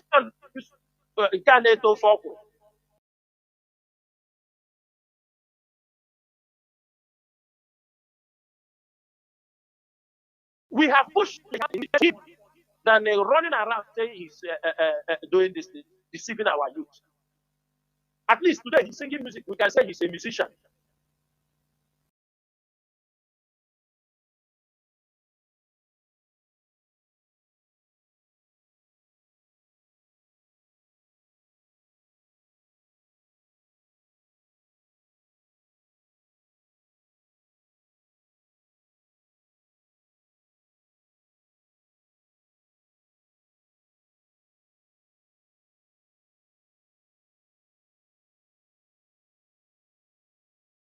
Today, people are rearing chicken.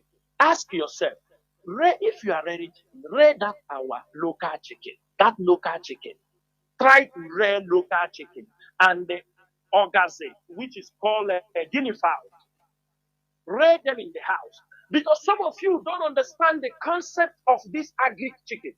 This agric chicken, it is meant to be eaten. It doesn't reproduce. You think those who produce agric chicken, they are stupid? When we say rare local chicken, put them down, grow them in your places, leave agric chicken, because agric chicken is only for making money and eating. That is why you buy agric chicken today, it grows, you give it feed, it eats. Before it will be, it's not that it cannot, reproduce, but by the time it wants to reproduce, already big. It cannot reproduce. It will only lay eggs. You eat the egg. You kill the chicken, you eat. That is the end. You go back to the person who is producing the small one again, the chicks. You buy. You have nothing to keep. You buy from them. You raise from them. They say this one is a broiler. It lay eggs for you. You eat the egg. It grows small. You kill and eat. You have nothing to reproduce. You go back to them again. You take the chick. They are the only one producing the chick. Give them medicine. So you know that it is only for business, but keep the local chicken. They will produce eggs. They will lay eggs. They will hatch their chicks. Leave them in your environment. We are people of the forest.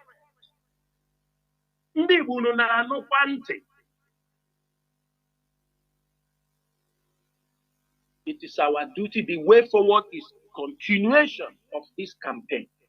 Criminals will not allow to come and deceive our youth again. Like this nonsense boy. To America want to use IPOB to shine. A criminal called Gaius. He's a criminal. I said it. You go to America to talk rugby. Bitcoin. Do you know how many people that guy defrauded? And we are coming for him. You think it is over? Criminals coming in our society, parading themselves as millionaires. We brought the agricultural revolution in Biafra land.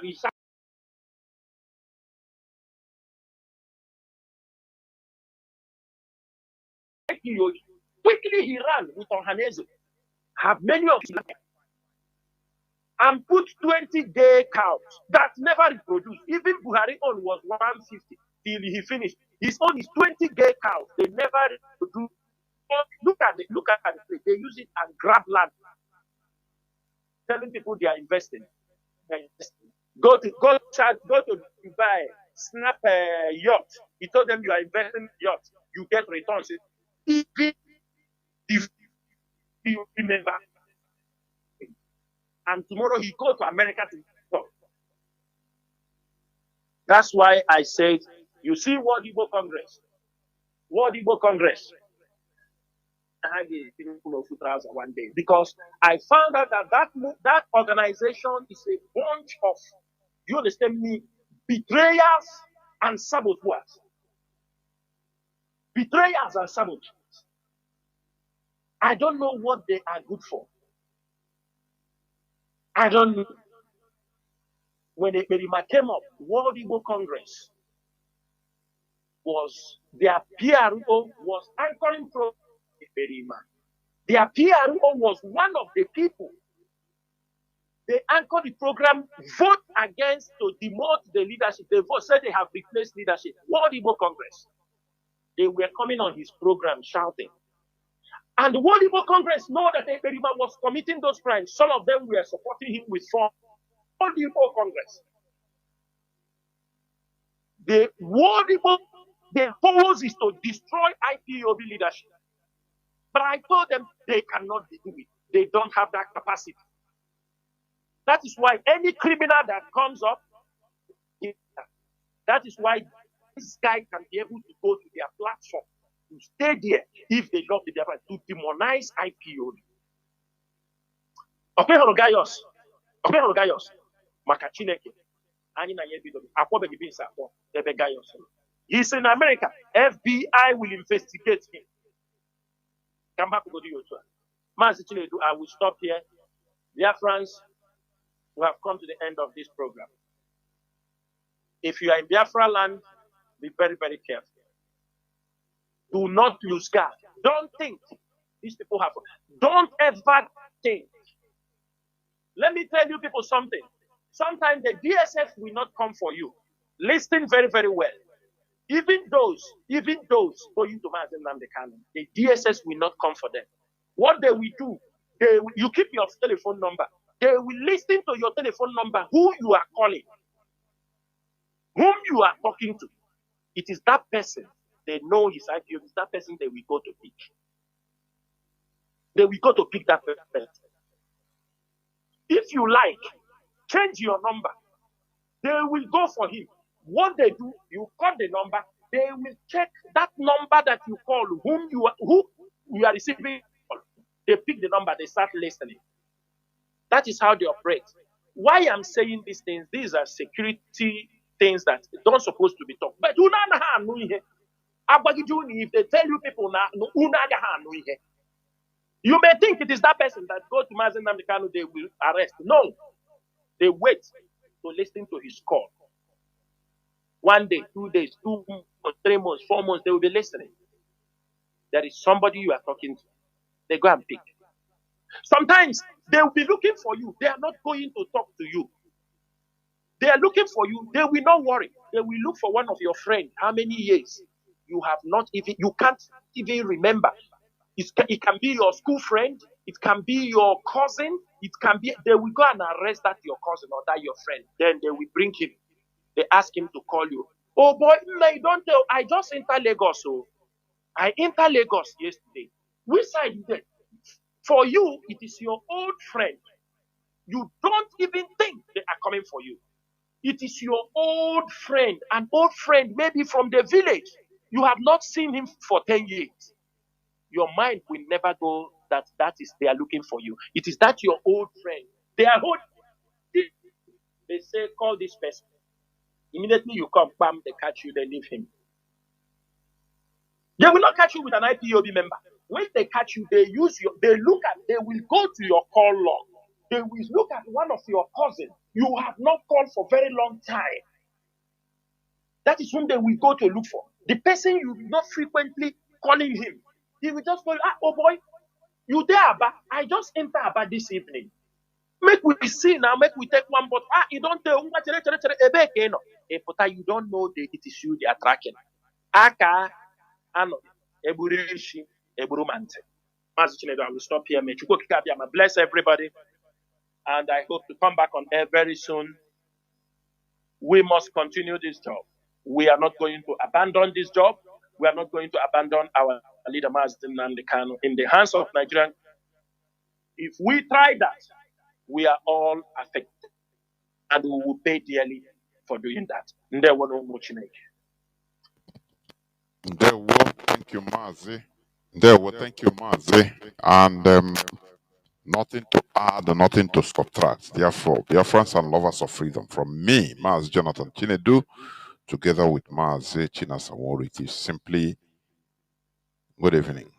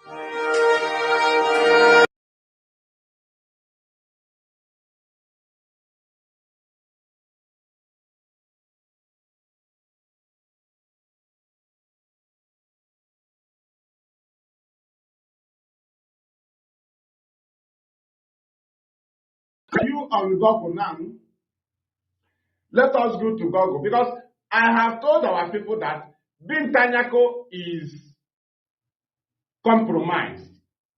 Bintanyako, her full name, let me call her full name, Fatima. In short, Injustice Fatima Binta Motalanyako. Injustice Fatima Binta Motalanyako. Who is Motalanyako? Let us open the picture now. I want to see who is Motalanyako. Let us go there. Are you there now? Look at the screen. I have come fully on the screen. Who is Motalanyako? The husband of Bintanyako. After this topic, we will know if Bintanyako is qualified to handle Mazi Nnamdi Kanu's case. Bintanyako, as for me, before we continue, she is not qualified to handle Mazi Nnamdi Kanu's case. How can a judge that her husband and her son is facing fraudulent charges be handling the case of a freedom fighter? Bintanyako can never be competent in this matter. The world should listen, and your duty in this program is to tag in all international handles, you know, and all media, bring them closer, draw them closer to this very program. Every government official handle, you know, bring them closer to this program. We are fighting this battle step by step, and this is the latest step now. Bintanyako must quit the case of Nnamdi Kanu. When IPOB said that Bintanyako should do so, I am here to prove it. Bintanyako family is not qualified to handle Mazi Nnamdi Kanu's case. Imagine the kind of fraudulent case they are facing. Bintanyako is also involved, because this morning the husband and the son ate. Bintanyako benefited from the money. So instead of Nigerian government to add Bintanyako in the charges, cut out this video. After watching it, please, from this place the topic started, cut it out. Make sure it go viral. Bintanyako ate from this fraudulent money. How can your husband, your son be involved in fraud? Does it mean none of them bought you a wristwatch?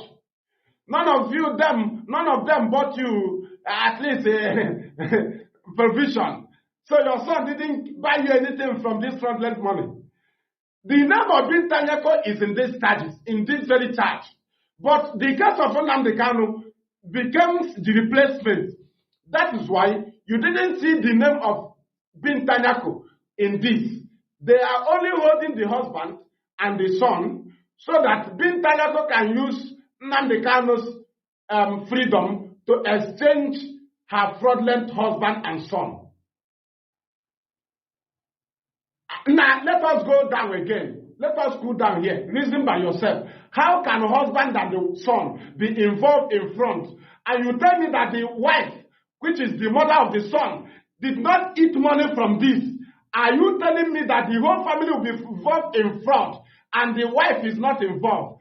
You are dreaming. Binta Nyako is fully involved in this matter.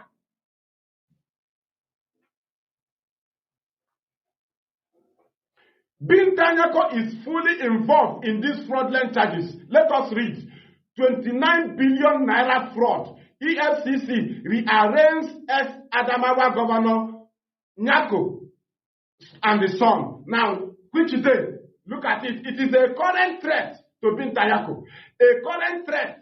If you fail to join Nnamdi Kanu or if you quit, that's why they brought this case on Thursday. Look at it there.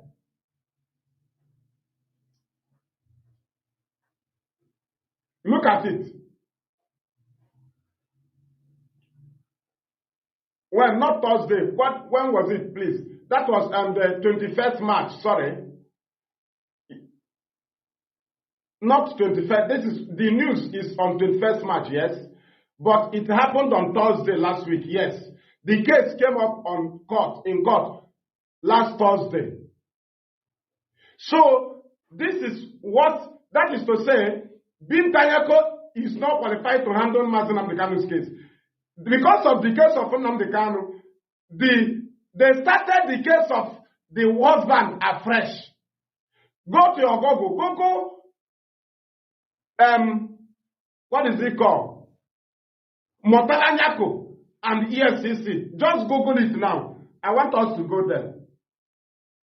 Please, Google Motala Nyako and EFCC. Google it now. Let us go there. Okandia. I'm a Chandia. They will know.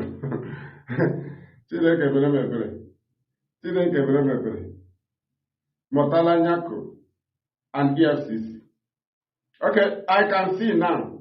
Punch newspaper. The first one I'm seeing here. Thank you. Okay, what I'm seeing is this one. Let me go to I want to be bringing it here. Let me shift this one now. And come up with the other one.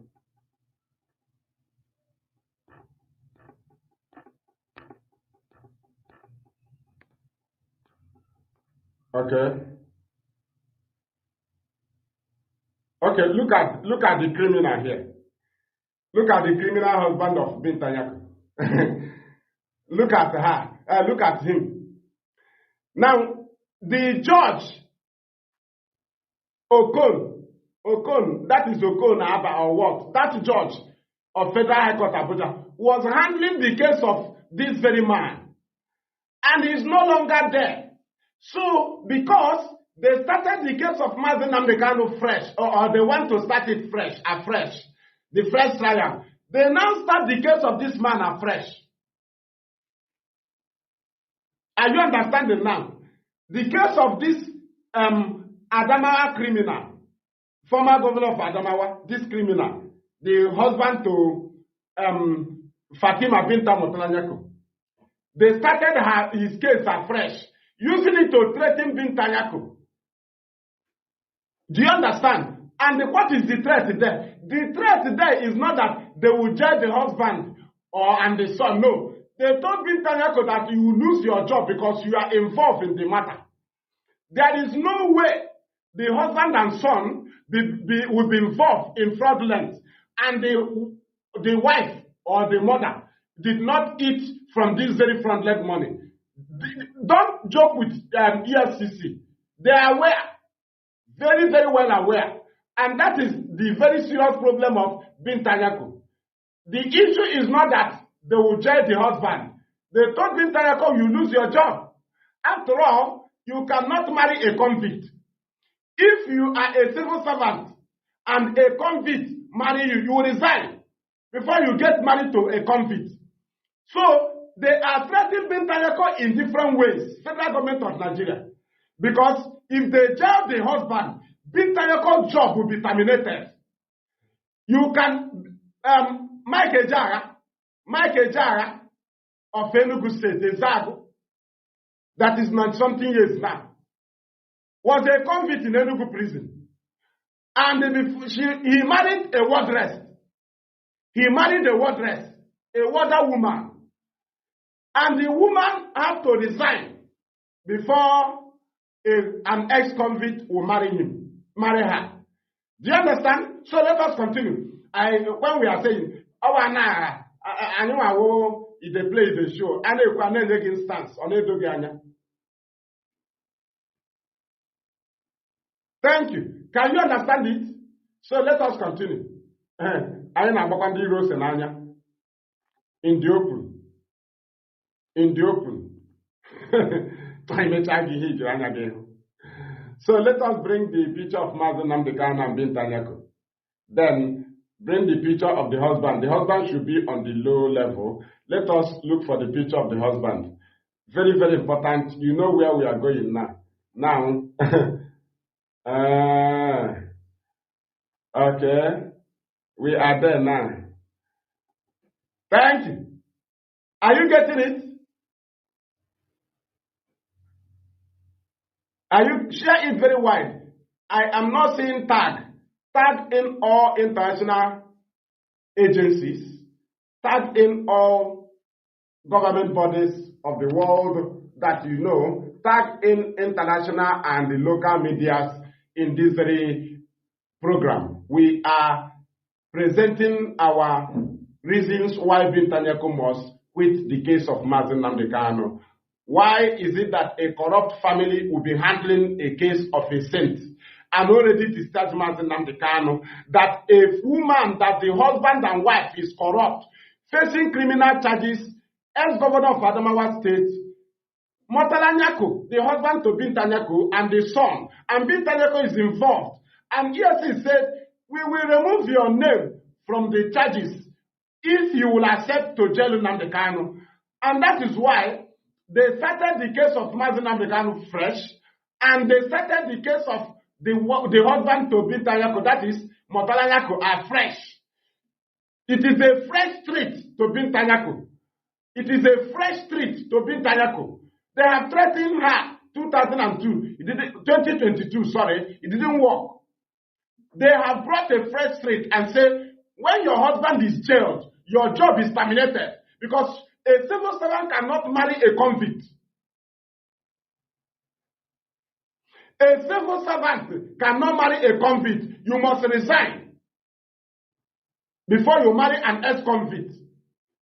So if the husband, Murtala Nyako, is jailed, as EFCC is threatening Binta Nyako, the job of Binta Nyako as a judge is automatically terminated. And again, they also threaten Binta Nyako that you are involved in the matter because your husband and your son is involved in fraud. And you were the first lady of the state when your husband was serving Adamawa State. So as a first lady, you are involved in the fraud because the money came to your house. The money, the suspended money that was laundered came inside your house. And you benefited from this fraudulent money. And EFCC said, we cannot charge your husband and son alone. You are involved unless you jail Nnamdi Kanu. That is the situation Binta Nyako is. And if you are sensible, you ask yourself, why is it that Binta Nyako was busy welcoming amended count charges? And you ask yourself, was Binta Nyako in the discussion to kidnap Nnamdi Kanu in Kenya? Through her attitude, let us go to her attitude.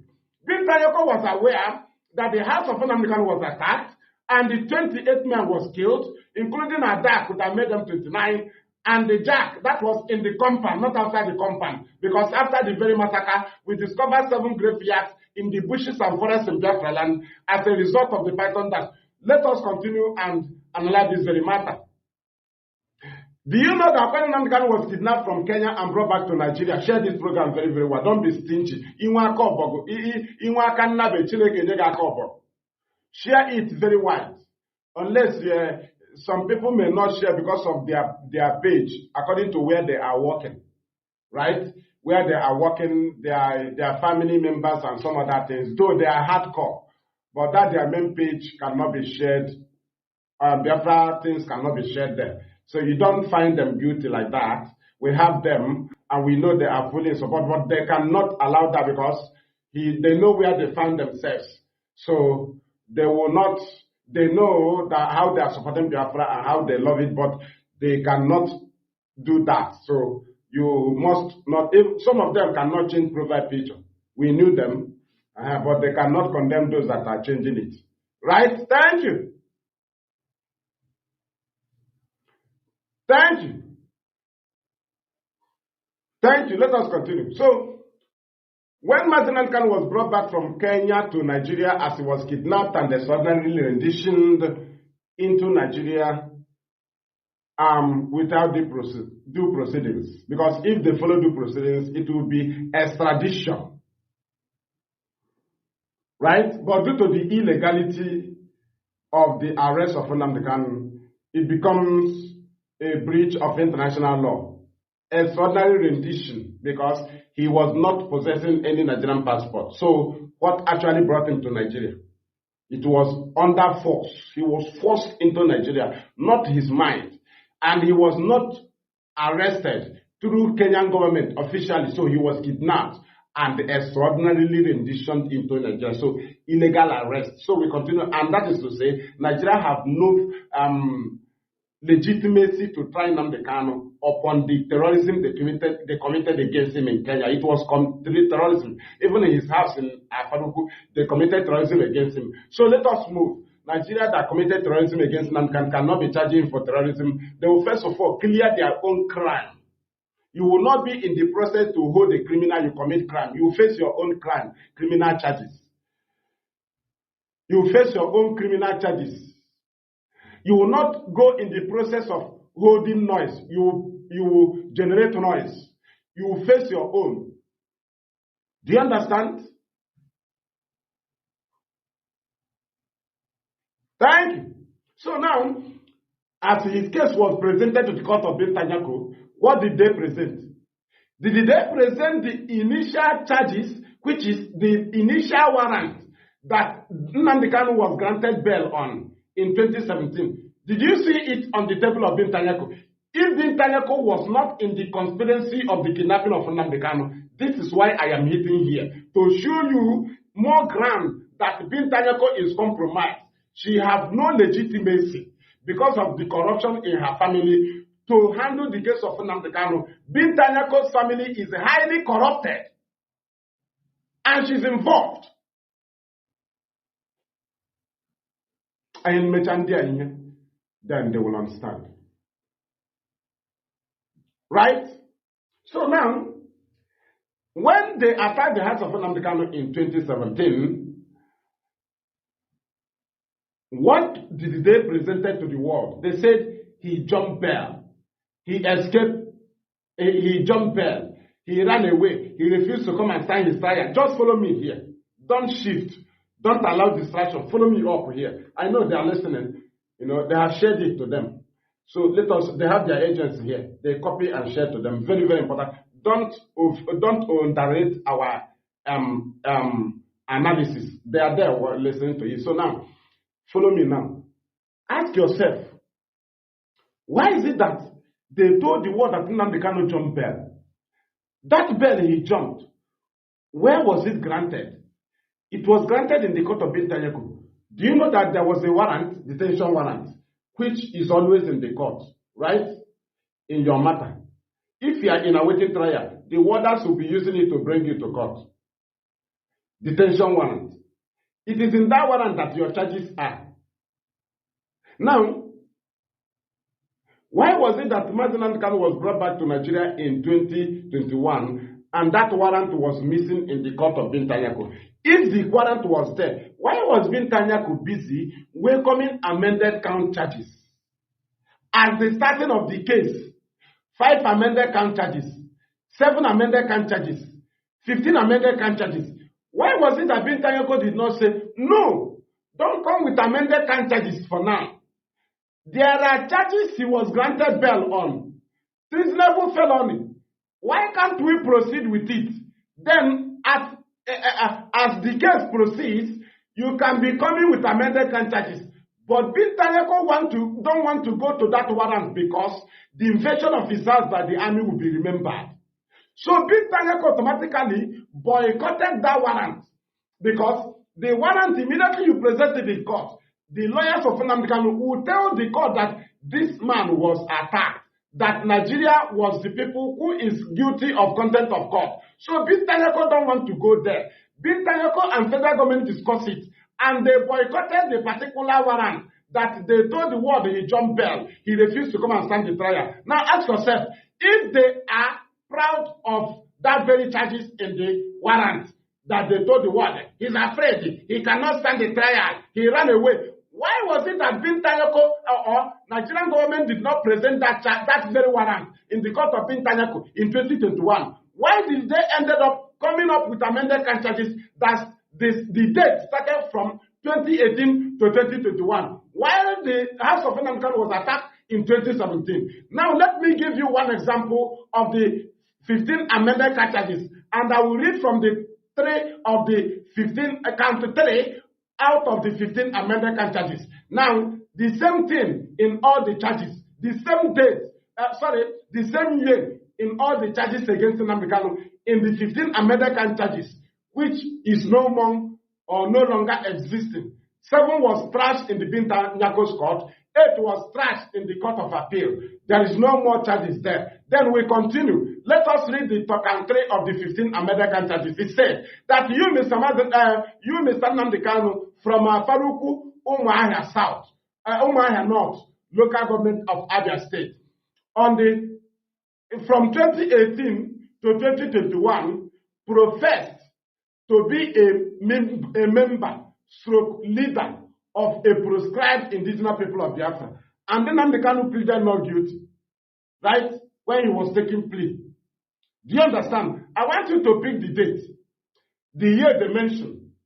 They said from 2018 to 2021, but the House of Nnamdi Kanu was attacked in 2017. He was granted bail in 2017. Now ask yourself, why do they come up with the charges from 2018?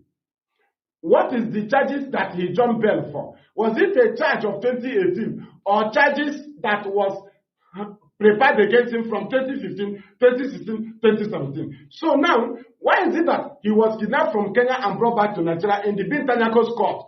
Nigerian government refused to present the very warrant which the charges that they told the world he refused to come and stand the trial. Those charges are in that warrant. But they came up with amended charges: attack on annual facilities, attack on security information, NSAS protest.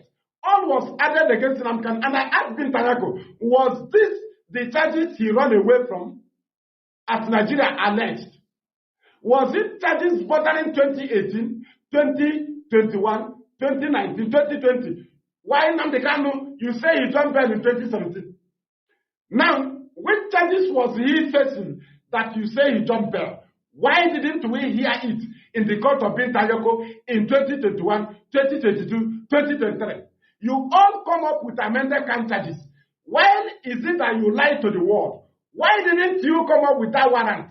And the charges of treasonable felony is in that warrant. Why did you boycott the warrant? You lied to the world that he jumped bail. That is to say, Bintanyako is in the conspiracy with the federal government to kidnap Nnamdi Kanu because he promised them to hide the warrant, which he granted Mazi Nnamdi Kanu bail on. Because in that warrant, there are charges in that warrant which they cannot defeat Nnamdi Kanu on. And they failed by failing to present that warrant.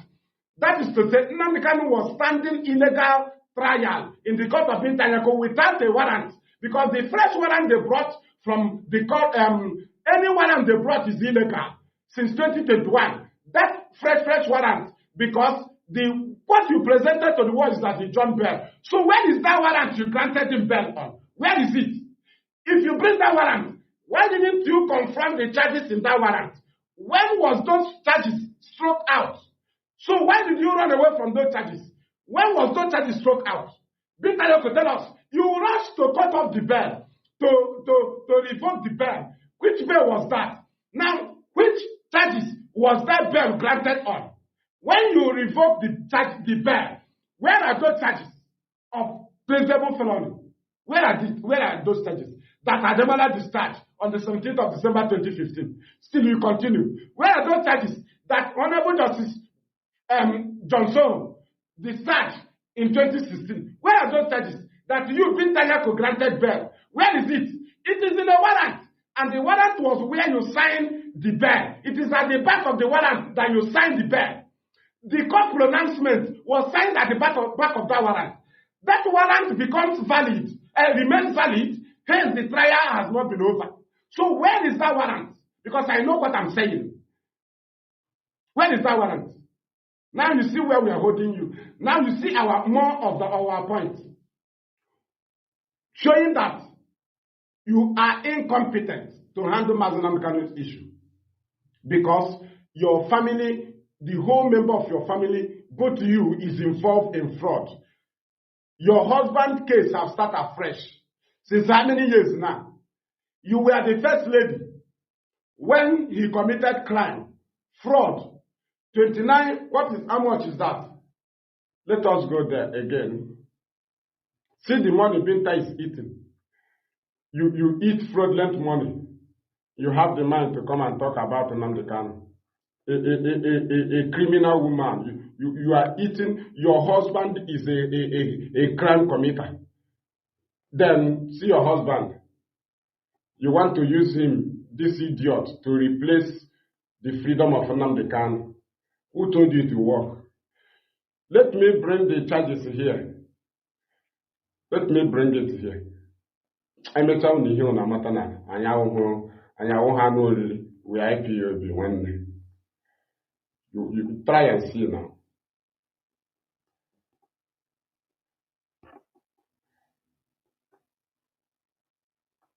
Try and see. Try and see. Are you getting it?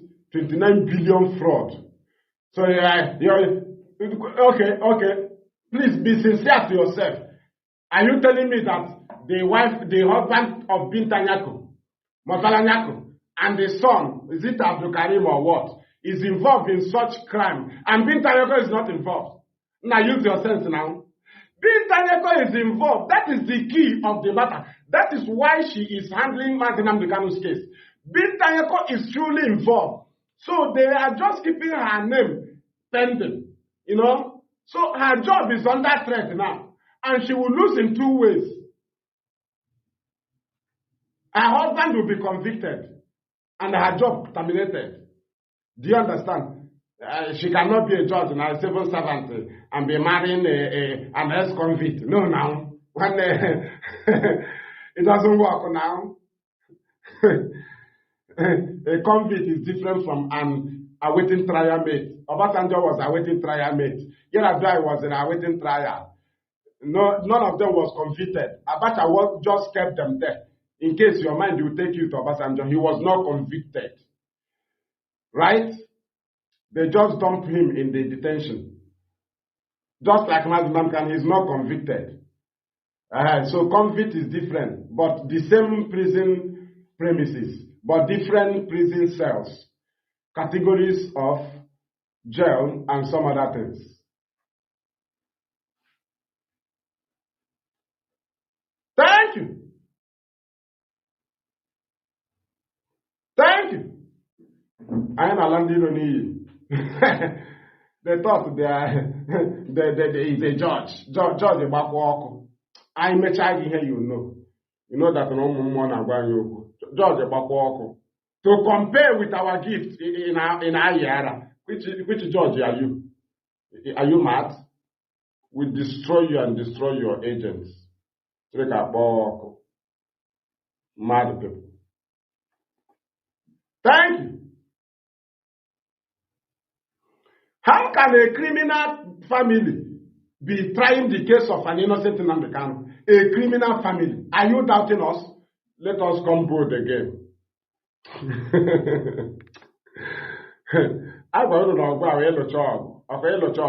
Okay, let me come up. I need to come up with a long distance. Okay, I read it. This one is from Vanguard. This one is somehow long. Oh yeah.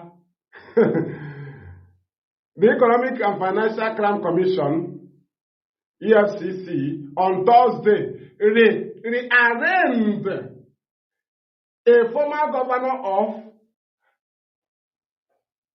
Adamawa State, Murtala Nyako, and his son, Abdulaziz, in the Federal High Court, Abuja, over alleged 29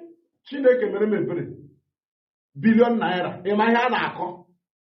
29 billion, 29 billion, family of fraud. Billion, you tell me Bintanyako did not eat 1 billion from there. So you tell me Bintanyako is free. You are dreaming. Nigerian government is holding Bintanyako in a very high esteem. Look at the face of the criminal. You want to use and exchange the life of Nnamdi Kanu. It is foolish. Somebody that is facing trial, and you want to compare him with the Mazi Nnamdi Kanu. Let me look for Mazi Nnamdi Kanu's discharge and appeated, if I can see it here. I don't know. If I cannot see it, then I will use, let me bring his picture anyway. Right? I will come up with this one.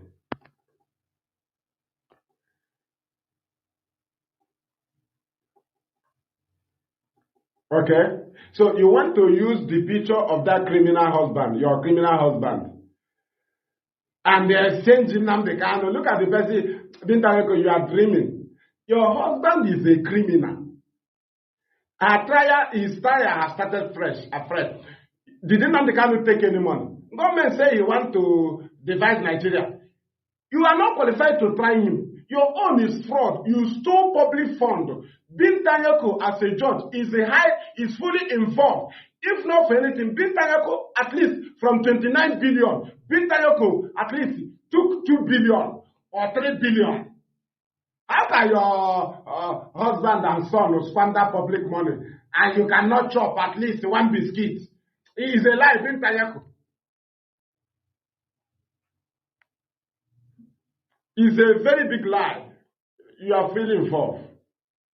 You want to say, look at a thief. Look at this thief. Look at this thief. Matalanyako.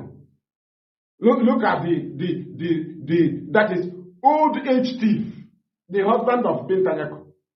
Binta, we told you this war is beyond you. We will fight you both physical and spiritual. You see this battle, you must hands off. This is another stage we are.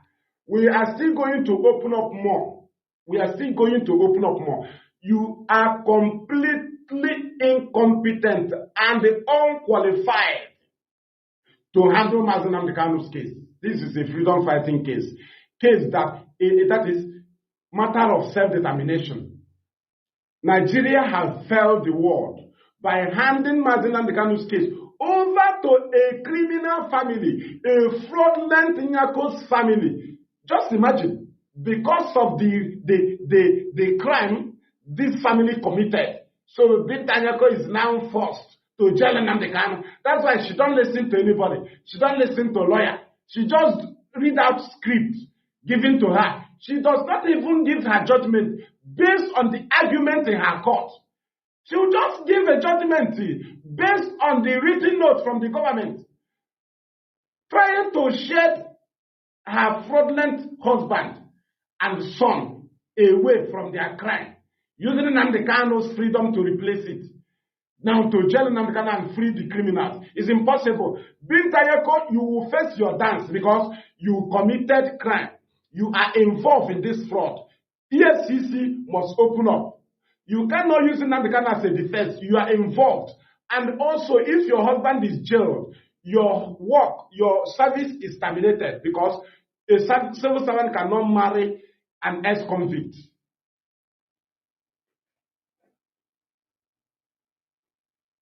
Thank you. Do you understand? Thank you.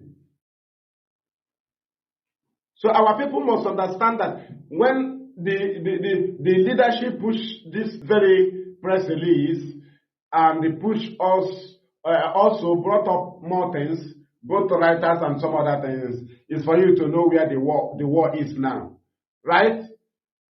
Know where the war is. Bintanyaku. The other people will have finished their battle. We are still fighting. We have 3 government parallel groups.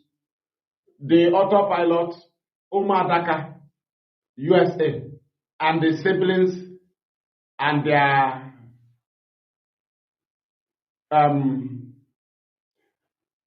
conspirational or master of or legal blackmailer. Is it? How do I put? This man is a lawyer that facilitates blackmails. So siblings and their lawyer that legalize blackmail, right? Lawyer of blackmail. They are the 3rd parallel. So we have defeated 2. Autopilot, they are now in exile. We defeated Umadaka. They no longer exist. Some of them are mad now. Now another one is they remain them and the Bintanyaku. So this war comes the same time. We are fighting 2 fronts now. Though the other people are trying to congregate, but they are no longer there because the main key point of their job is to tell you they're in charge of IPOB and tell you they're in charge of ESN. Those jobs have gone. So they are now dancing outside the very agenda they were handed over to. You can never use the name of IPOB operate. At the end, they said no more ESN. They said no more IPOB. That is when we told you we have defeated them. We don't fight anybody than to say that you cannot operate with the name of IPOB or ESN. And again, we can never allow you to kill our people with the name of freedom fighting.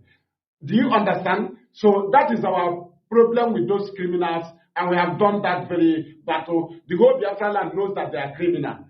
They are no longer presentable. Do you understand? That's why you see them brought one of their members, tie his hand softly, and say, "Excelency, is our commander." Because they say, okay, if nobody values us now, let us start tarnishing their own image. What can you do now to compare with what you did earlier? You use our name to commit crime. Have you used your name? So is it when you tie your member to say, I'm from Abreba, and Abreba people have come up and say, which part of Abreba do you come up? You are not from Abreba. Abreba does not answer Nnamdi Ofo. Do you understand? Nnamdi is from our Enugu, Nkano side, not the whole Enugu. Nkano answer Nnamdi. Both Nike, the Nkano, right? So we continue. Next one, Umadaka, they don't exist. They are with Umeri account. With all of them, that's their end.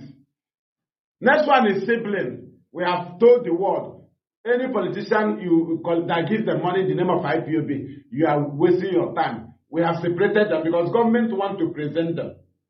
Do you understand? That one is different. It remains Bintanyako here. Bintanyako, right? And she must hands off this case. If not, short, all your prayer, channel it on Bintanyako. Nnamdi Kanu have defeated his enemies.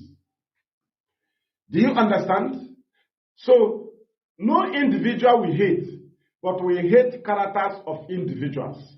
That is against the sources of our people, which is our freedom. So hence, we see you in that position or in that attitude. We will expose you in our own method. It doesn't matter who you are related to it. So let us continue. So what is the foundation of Bintanyako in handling Nnamdi Kanu's case? What is her qualification? She didn't qualify apart from the picture of her husband you are seeing there. Apart from the picture of her husband. Okay, what is the qualification of Bintanyako? What is her competency in this case? She is incompetent. But what is her take? What is just her ground in this matter? Why is she involved? Is she qualified? Is she supposed to be here? No, she is not supposed. But let us see why she is handling Mazi Nnamdi Kanu's case. Let us see. I want to see. Now look at the only thing that makes Bintanyako to become a judge over Nnamdi Kanu's case. Look at what makes Bintanyako a judge. 29 billion naira fraud. EFCC rearranges ex-Adamawa governor, Nyako, and his son.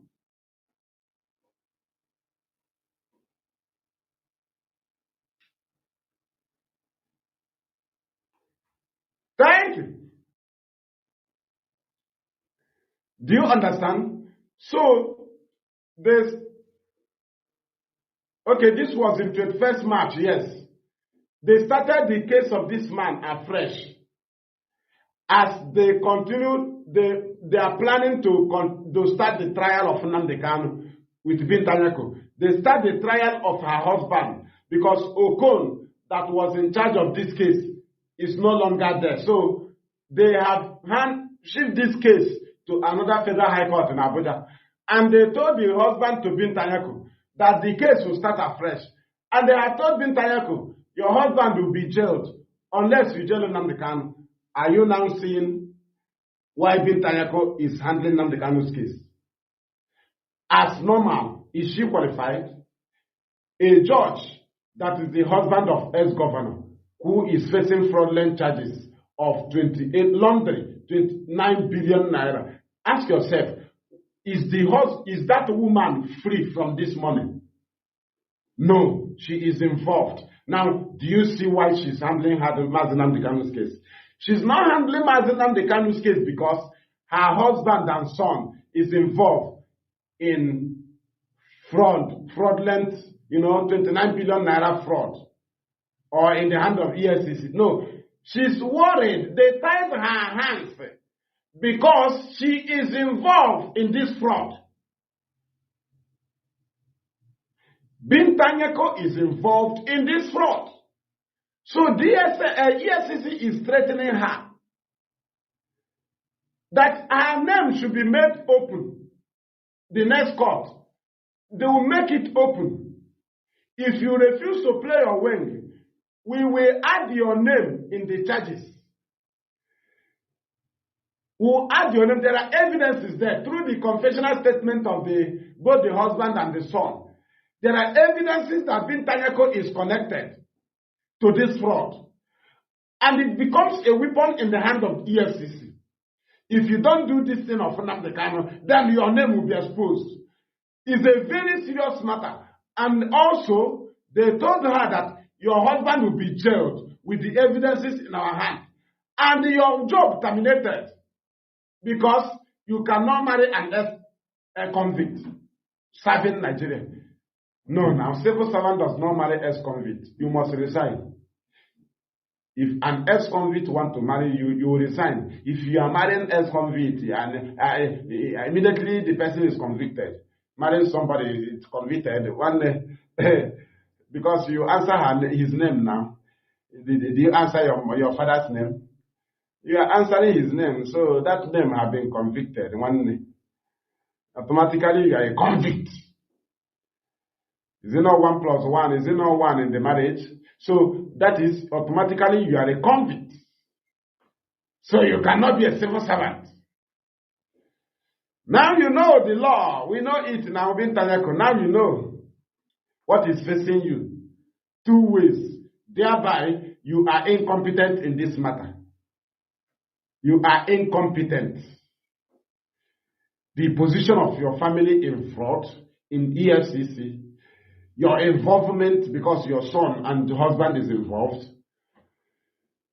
is a very serious matter that nobody should overlook.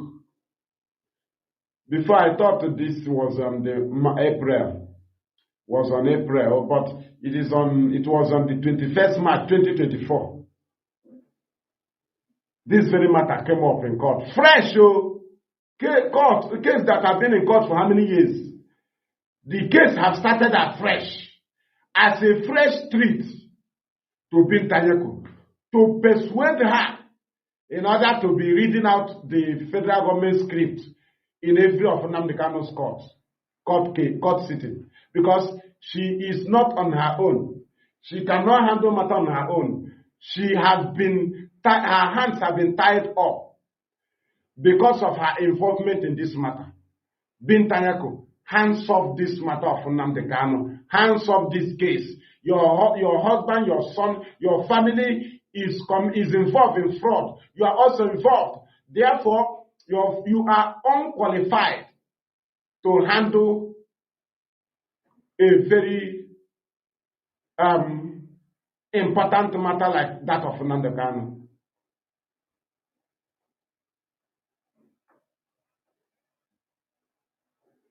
Yes, now she is not on her own.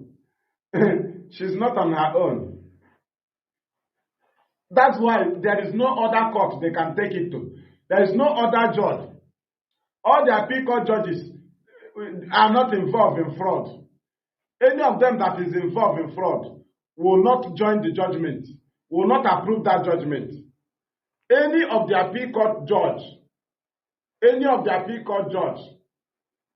okay, just like those Supreme Court judges that passed that judgment, they are involved now. They are involved in fraud. That is one of the weapons of the British. The British will make sure that you are involved in fraud. They taught it to Nigerian government. Hence, you are involved in any crime. You become their slave.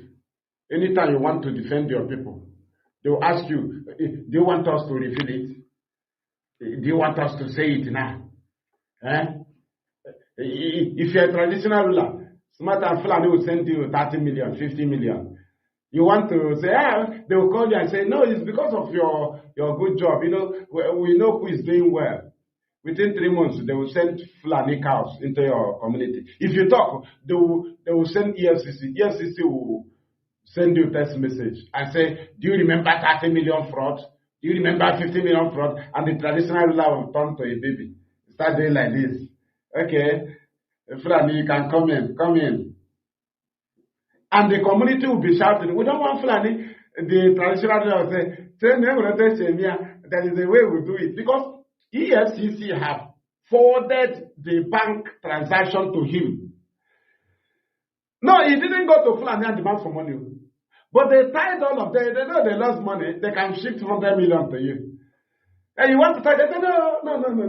You are a good man now. You are a good man. You are traditional. If you are doing like others, if others like you, no problem. But they have trapped you. Small time, they will send Fulani. They will kill one person in your community. If you talk, EFCC will just send you a message. They will forward that bank transaction to you and say, you know, fraud. You are involved in fraud. That's how they cage some people here, politicians. That is why there is no independent voice in all the Nigerian politicians. Everybody has frauds that EFCC will present before him. You will succumb. Hey, now Joseph Okara is talking. I love what he said. Now, what I just said that Peter B should take his position. Now, let us give him his mandate. Now, Buhari should give Peter B. Now, I can give Peter B his mandate. Now, Obasanjo is talking. I told the people you are a fool. Does Obasanjo have an independent voice? A fraudster, a criminal. What can give him grant to defend you? He is involved in what you are facing. He's a contributor. He's the master planner of what you are facing. If you see him shouting, he wants to cover the voices of the masses. He wants to park you at the backyard. So you'll be somewhere saying, Obasanjo, let us see what he's saying. Obasanjo is serious. Obasanjo, he wants you to take this position. Had he not come out and said anything, don't you know you keep voicing out because you see yourself as who you are fighting for yourself. But they will recruit one politician like Obasanjo they recruited. He started talking. Now I will see to the end of this election. I will see to the immediately he came up. I with the broadcast. I told Nigerian youth, this man is trying to cover the voice of millions. Overlook him. Keep voicing out. If you want to cover if you are 30 million shouting, his voice will take over 20 million. And the 10 will be compromised. If 10 write something, the other 20 will tell him, wait now, we are watching Obasanjo. Let us see what will happen. We are watching Obasanjo. This is a game we knew. Nigeria, is it Nigeria? We know Nigeria now. Will you tell us Nigeria? Thank you. You want to tell us Nigeria? Okay. Fela teacher want to teach me nonsense. Teacher want to teach me nonsense. What are you going to tell us about? Tell IPOB about Nigeria. So we don't study Nigeria before we started fighting them legally. Yeah? So you think we just start? Okay, we are Feni Igbo Cultural Organization. And as Onyega wish. Okay, you think that is people without plan? People that are corrupt. That's why in Ohaneze Ndibu, nobody can say, hey, governor, stop inviting the army. Remove army. Do you know the reason? The governor that invited the army, the sitting governor, is a member of Ohaneze. The ex-governor that was there killing people is a member of Ohaneze. Ex-senator is a member of Ohaneze. Ex-minister, a member of Ohaneze. And they have all been involved in killings or any kind of evil, different types of evil. So they have no legitimacy to confront a sitting governor and say, stop killing. Because that governor will also remind them their own killings. Now you see why you Ohaneze. Can Ohaneze confront us and say, give us account of a bag in your state? Can Ohaneze confront the woman? Now,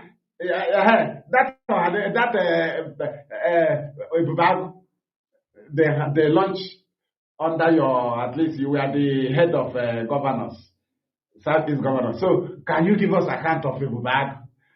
Ohaneze cannot do it. They are also, the woman is a financial member of Ohaneze. The Opus of them are financial member. Okay, Zip as a financial member. Who will probe each other? They are also executive members. So, what is the meaning of Ohaneze? Ohaneze that cannot confront. Did you not see the brother from Nnamdi, former governor, Excelency, talking the other day? Do you understand? So there is no independent voice in Nigeria that can defend the people. Every voice you will hear is corrupt. If the person repeat that thing tomorrow, you know it's not corrupt. They will say it and succumb. You are the person. Hey, now do you know that this man is saying, hey, look how you then say. Now, do you know what Olatunde said? Let him say it tomorrow.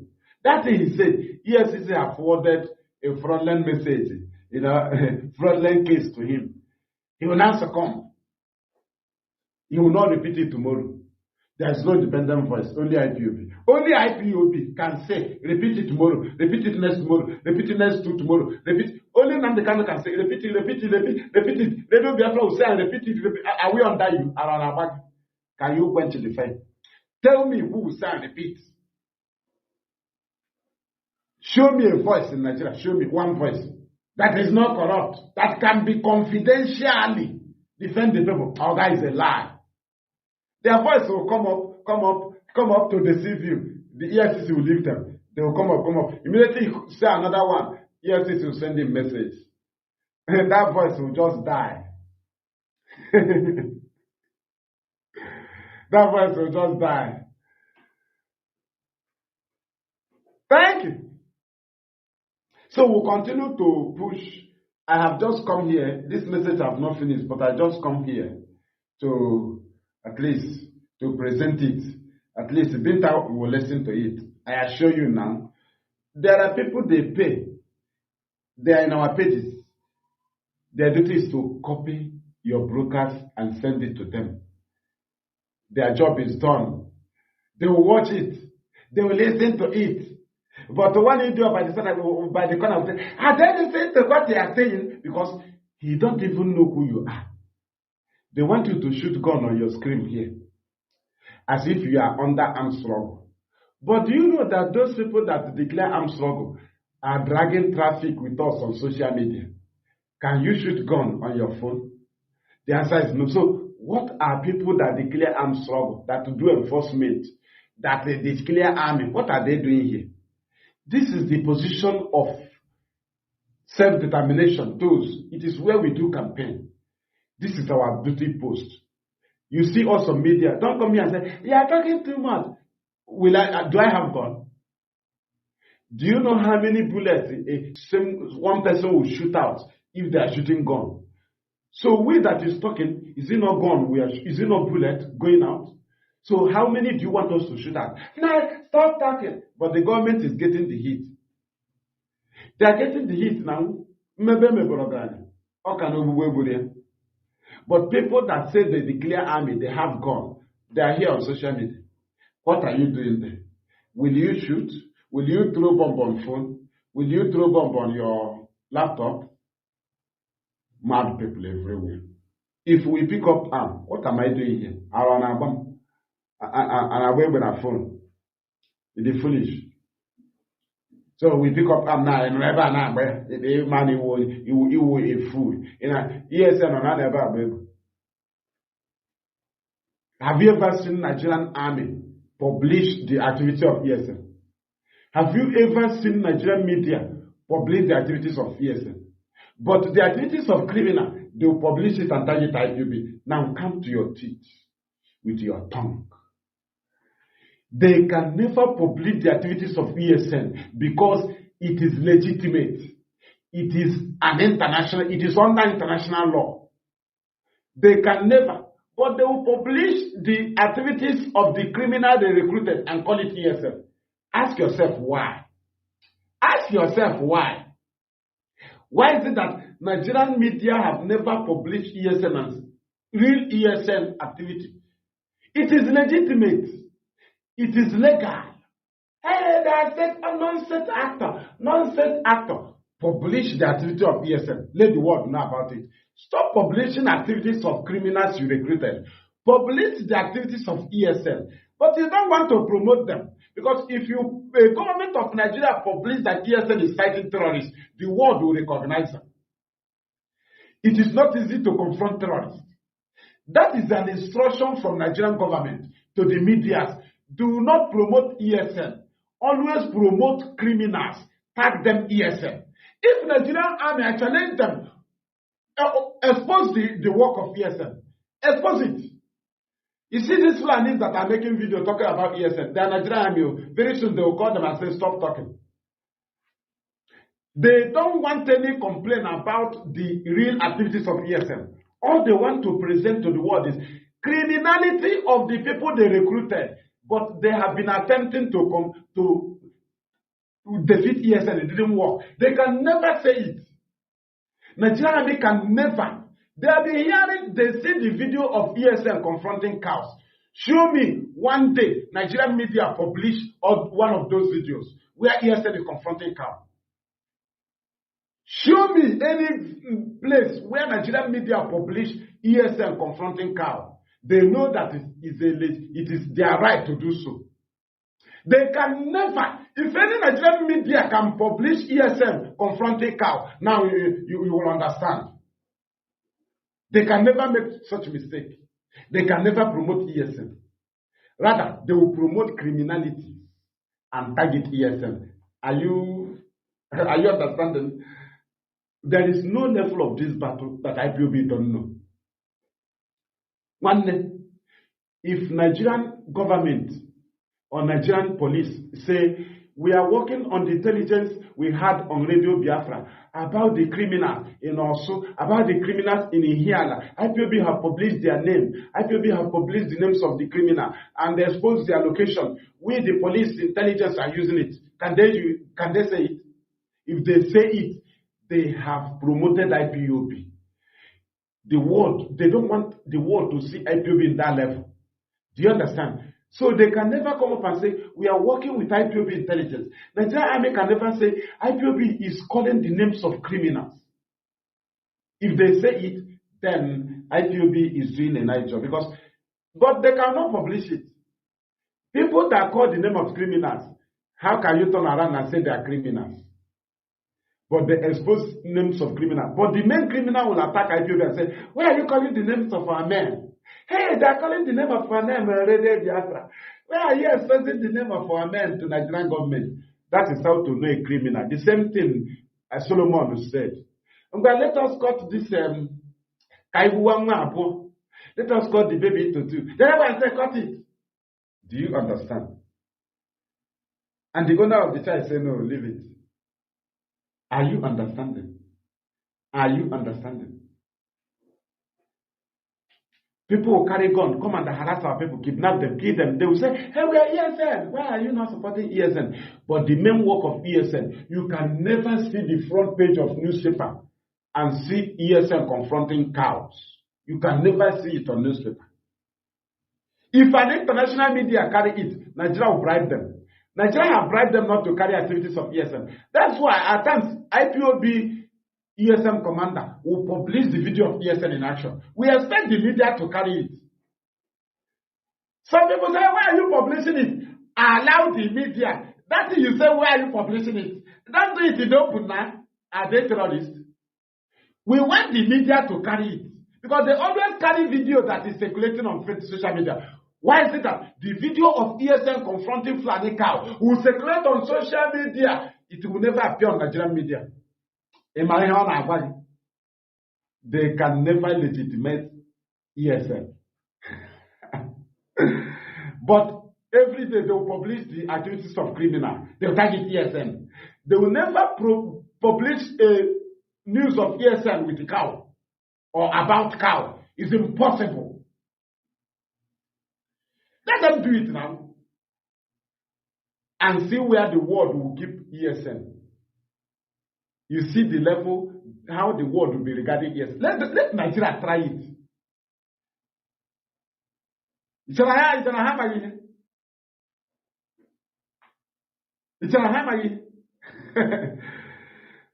That's why those criminals, they hey, we are ESN, we are. Nigerian police and the army will publish it. Hey, ESN, I am Nnamdi. I was in my mother's burial, my father's burial. They came and arrested me. Oga published the video, the news of ESN confronting Fulani cow in the bush, even Fulani in the bush of forest. Oga publish it. Publish it to the world, let us see. And see what you done to yourself. Who told you that Nigeria is not wise? But if they catch somebody that is stealing your fowl, that's why it's the ESN. If they see a criminal who kidnap a businessman, hey, Nigeria army has nabbed ESN. Let us see video. We want to see a single picture of ESN confronting cow. But when we publish it, now why are you making it in open now? Say, Ogapora in also. You want to get in. She knows of one name I have a Kanu Pama. In my petition, it's right in the US.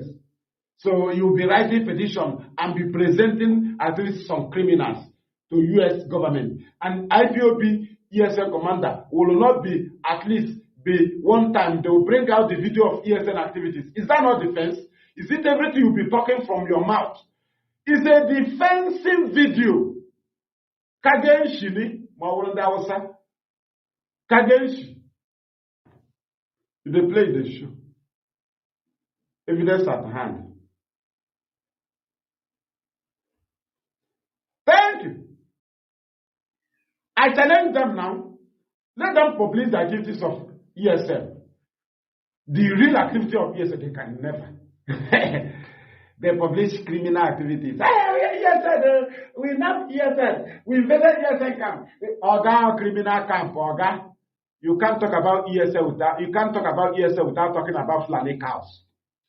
Any news about ESN without mentioning Fulani cows, Fulani herdsmen, you are is a fake news. Any news about ESN activities must have Fulani cow in the sentence. Fulani herdsmen. In the sentence, that is the complete sentence. You don't make sense. We capture them. See you talk around our body. Are you foolish? Talking about ESN without talking about cow. You must talk about Fulani cow and Fulani herdsmen. You talk about ESN, you talk about car, starting of car. So now you are a fool. We saw car in their camp. We saw healers. We saw women. We saw you are an idiot. You are a fool. One day you will publish the main news of ESN. By then it will be very late for you. Thank you. Thank you. Thank you. Amaghị na anyị ma ihe. So on our under mistake. People that does not have gun. So you think we'll be making mistake. It is only Nigeria that have gun always make mistake. If they see peaceful protesters, they can't shoot them. They say, can't shoot them. If Nnamdi cannot come to court, they will send army and police to court. What are you doing there? Because you don't have sense. You have gun. British is managing your sense. How can British be managing your sense? They gave you gun and they are managing your sense. So we don't have gun. Don't you know we have sense? How can you don't have gun, you don't have sense? Are you not a fool? That's why idiot to ask, what is your weapon? Can you fight the Nigerian government? But you heard what DSS said. We spend 500 million, then Nnamdi Kanu every case. Am I how? But your country is borrowing money from foreign, but they spend 500 million. In a case, now ask yourself, how much do they give to France, Italy, UK?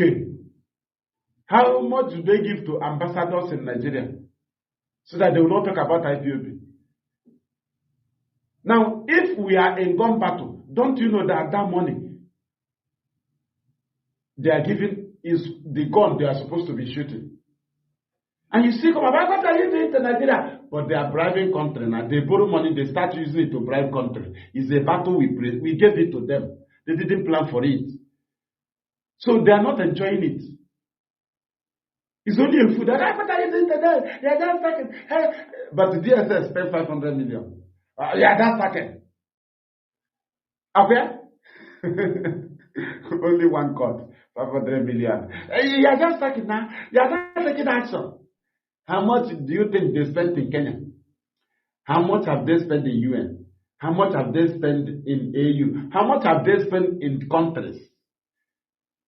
That they're asking us, what are you achieving? What are you achieving? Buying a euro. Thank you. Thank you very, very much. So, as we round up, let us analyze this very matter before we say goodbye for today. Bintanyako's husband is involved in fraud when he was a governor. The son involved in the same case. Are you telling me that Bintanyako is not involved? Who is in two positions? She is a wife and the mother. The husband is one. The son is one. But Bintanyako took two positions. Wife and the mother of the son. Are you telling me that if she didn't receive from the husband, that she did not receive from the son 29 billion? So Bintanyako did not touch even 1 billion, either from the son or from the husband. Are you telling me? Facebook, you came late. Are you telling me? No, it is not true. Now you see the point where they are threatening Binta. They threaten her not because of the husband or the son. They threaten her because she's involved in the matter. And also that the husband will be jailed. And when the husband is jailed, her services terminated because, her job terminated because she cannot marry an ex-convict and remain a civil servant. It doesn't happen. And again is that her name will be made open publicly in line with the husband, son, so that she will know that she will no longer be a judge. So they have held her tight. They held her tight. She's involved in different ways. So that's why they say, okay, let us see if you are serious. They now rewind the case of the husband and start the case afresh. They start the case of Nnamdi Kanu afresh. As they just set it. Hey, let us set it now and see. If you are trying Nnamdi Kanu, we'll be trying your husband. If you are trying Nnamdi Kanu, try your husband. Anything you play for Nnamdi Kanu case, we'll play the negativity. If you play negative against our script, we'll play positive on your husband and your wife, and it will implicate you. Binta, you know you are implicated. These are threats from EFCC. She is fully implicated. She is involved in this fraud. So what is our stand? She lacks the competence to try Nnamdi Kanu. She cannot come out from such a dubious and fraudulent family and be trying an innocent man. Bintanyako have no legitimacy to handle Mazi Nnamdi Kanu's case. The family is rotten. The family Nnamdi Kanu is not facing any criminal charge like fraud or laundering. Nnamdi Kanu is a freedom fighter. She lacks the legitimacy. She lacks the grant to handle Nnamdi Kanu's case. The family is rotten. The family of Bintanyako is corrupt. The son, the husband, Binta herself, is completely incompetent in this matter. Show me one contempt of court against DSS. She has been passing judgment pertaining the violation of the fundamental human rights of Nnamdi Kanu. DSS have been disobeying. Tell me one that Binta say, today we are holding you with contempt of court. Tell me, show me one. Binta, I may tell you here, matter. Thank you.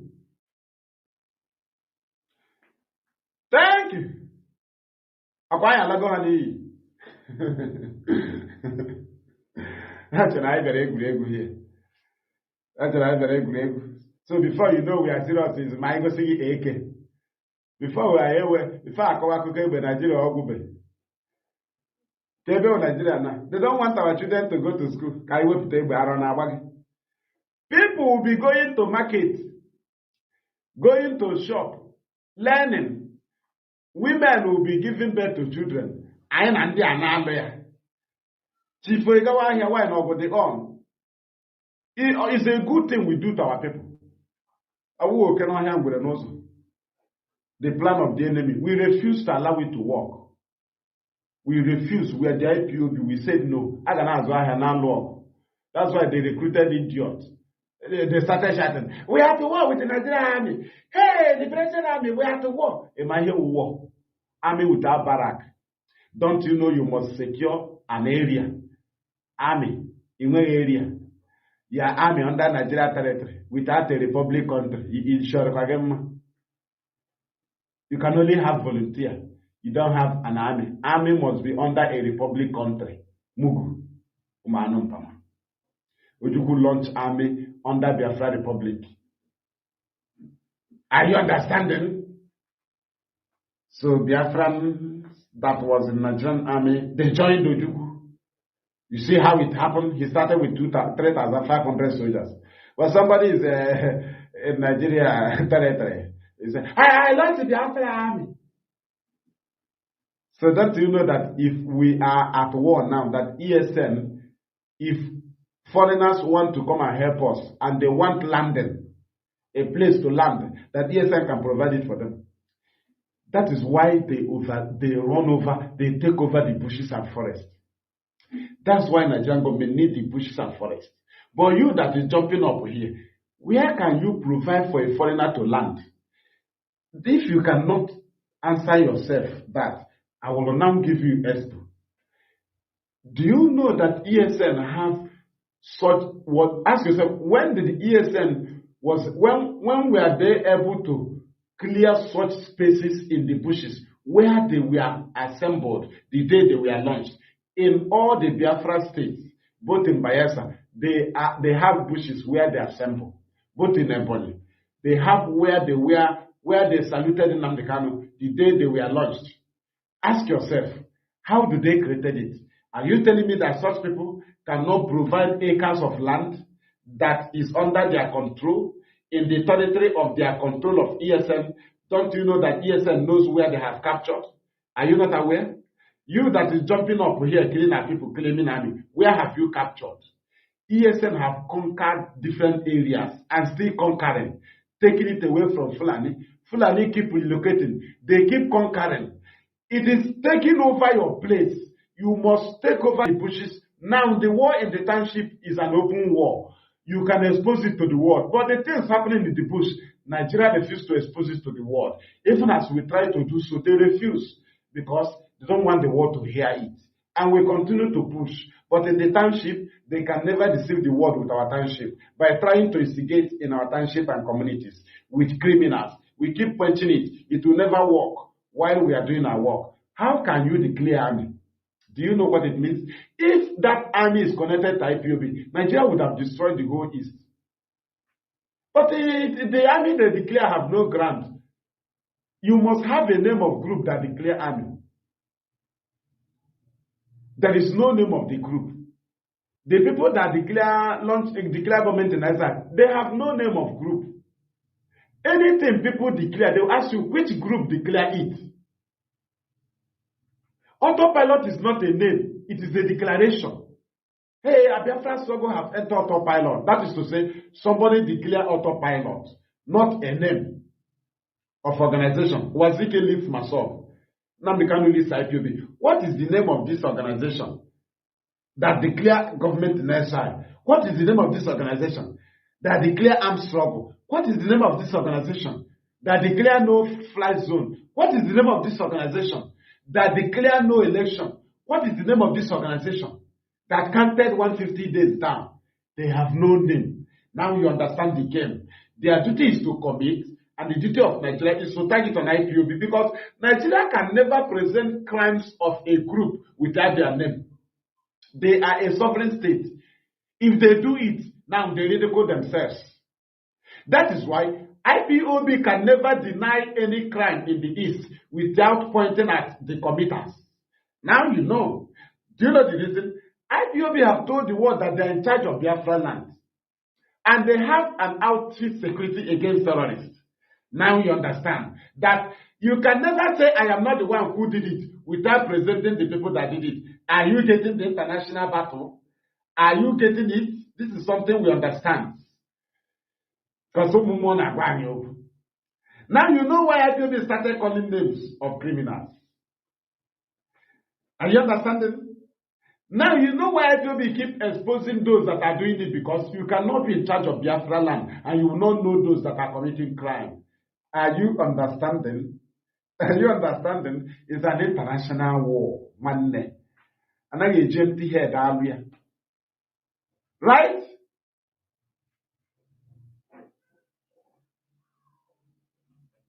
Thank you.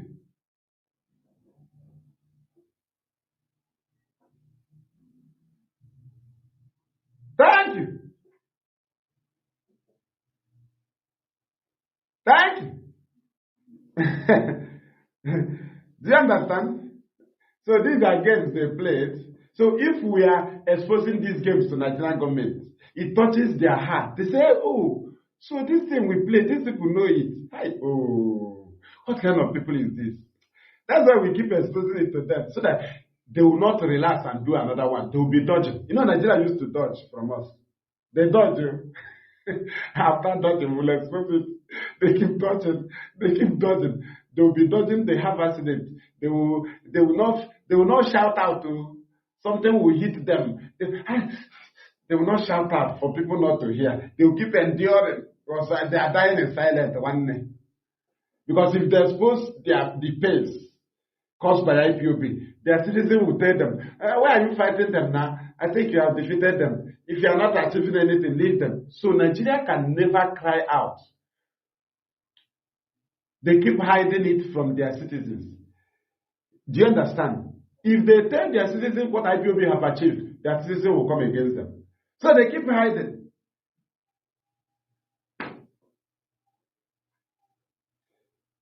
Thank you. Thank you. I know Nnamdi really. The criminal of ever Onyo from him also on our fence, from him a fence, of athletes, from him a fence.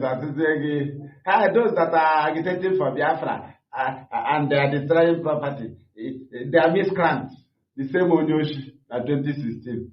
Educated director, he has to say, I am in charge. I lead. My name is ESL. I am spokesperson. I am a disciple. I am this.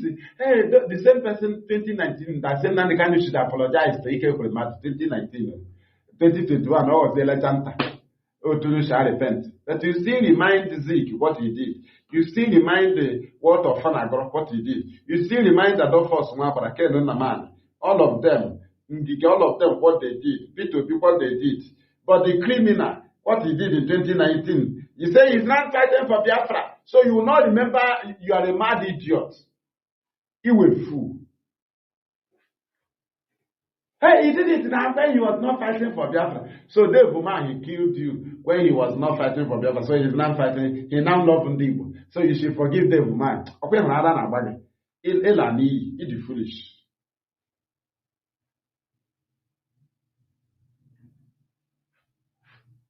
Thank you. Child, no problem. You will listen to the progress, right? We are just at the end, but throwing some heart attack words to the enemy that mistakenly joined, trying to feel relaxed. You know, we cannot allow them to feel relaxed. As I'm talking about Bintanya, they say, hey, thank God he did not mention my name, so you will not allow them to go home with joy. You still expose their crime. Do you understand? And so that's the end where we are touching now. You know, some of those things they thought we didn't know. We just hit it for them. They say, hey. Some people don't even know what we do. Just like Ejimako, if he will tell himself the truth, he will tell you, his family members, what they are telling him. His friends, this is the work we do. Your people will call you, now this thing that, leave this case now. Now this thing, if you are holding this case, that means what these people are saying is true. You are collecting money. So we expose you before the people. Somebody will be waiting for us to come and shoot you. I wish you are on our band. And you're the foolish. And you're about to be favored. About only baby. Do you know only be use Radio Biafra even today? Did we sue him in court? Radio Biafra still using it. Do we sue him to court? No. Biafra will handle him when Biafra comes. There are issues that Nnamdi will not handle, IPOB will not handle. Biafra Republic will handle it.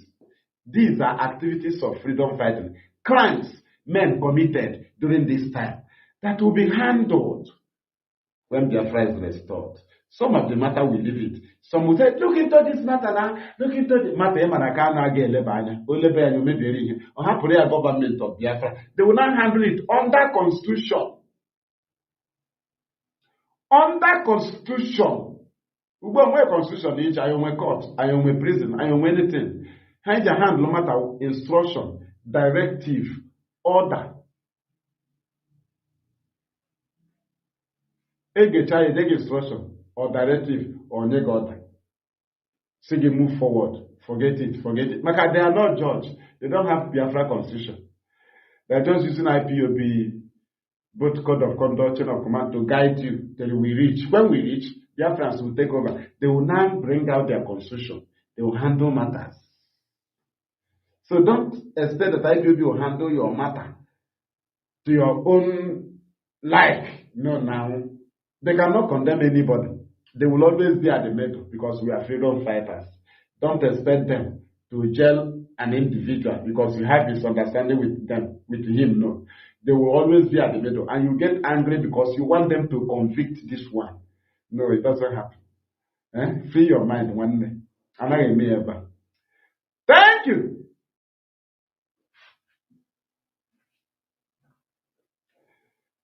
Thank you.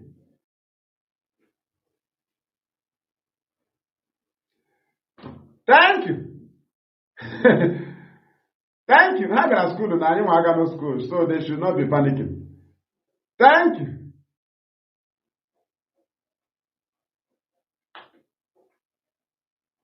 Thank you. So let us continue to push. Your campaign is that Bintanyako from a criminal family, the husband is facing charges, the son is facing charges. How can she be free from these charges? If she's not involved from the money the husband stole, she must be involved from the money the son stole. So in that charge or fraudulent charge or case of 29 billion, Binta is involved. That is the punishment she is facing. That's why she's in charge of case in Nnamdi Kanu. That's why they refuse to move it to any court. That's why she is always reading out the script, because her hands are tied. Not because of her husband, but because of her involvement in this fraud. Government is threatening her that they will publish her name alongside with the husband and son, and that terminates her job. She cannot be facing fraudulent trial, and she will be a judge. It is a threat to Binta Nyako. Binta is at the middle. What will be her best decision? Resign from this matter. Because IPOB will not give you a chance.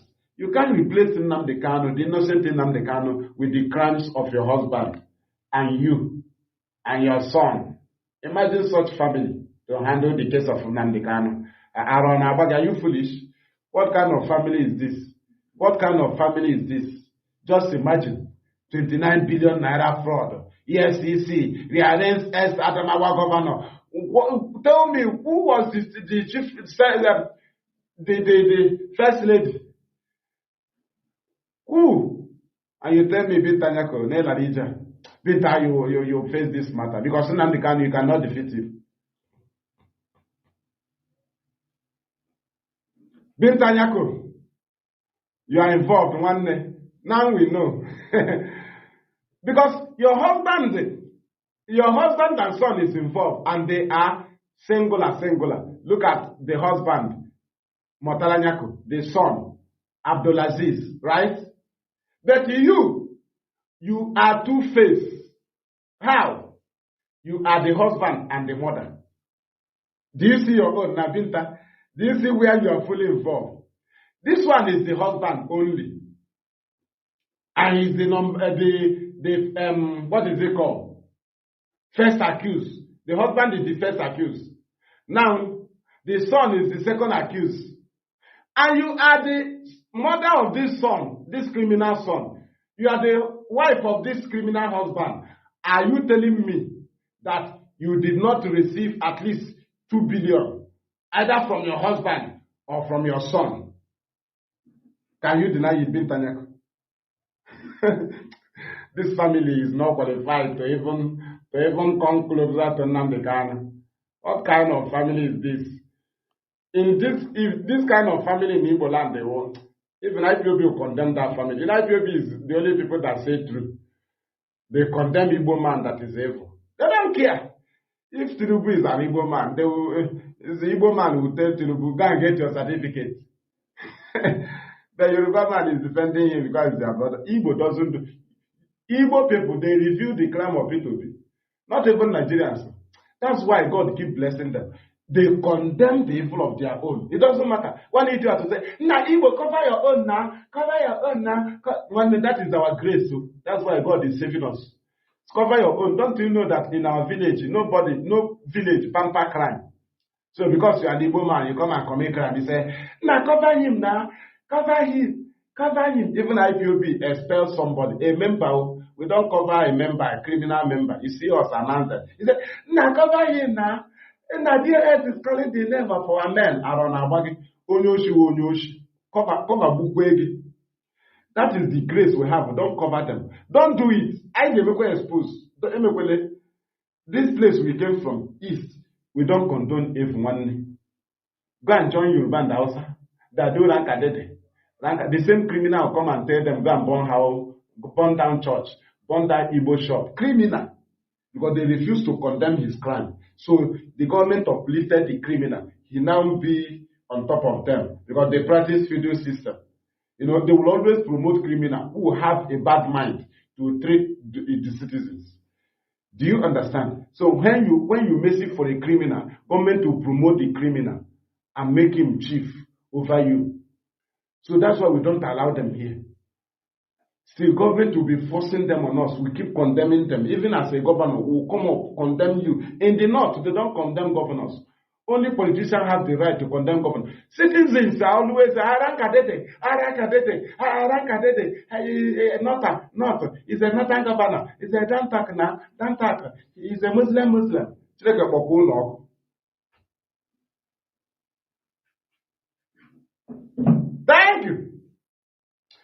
Thank you very, very much.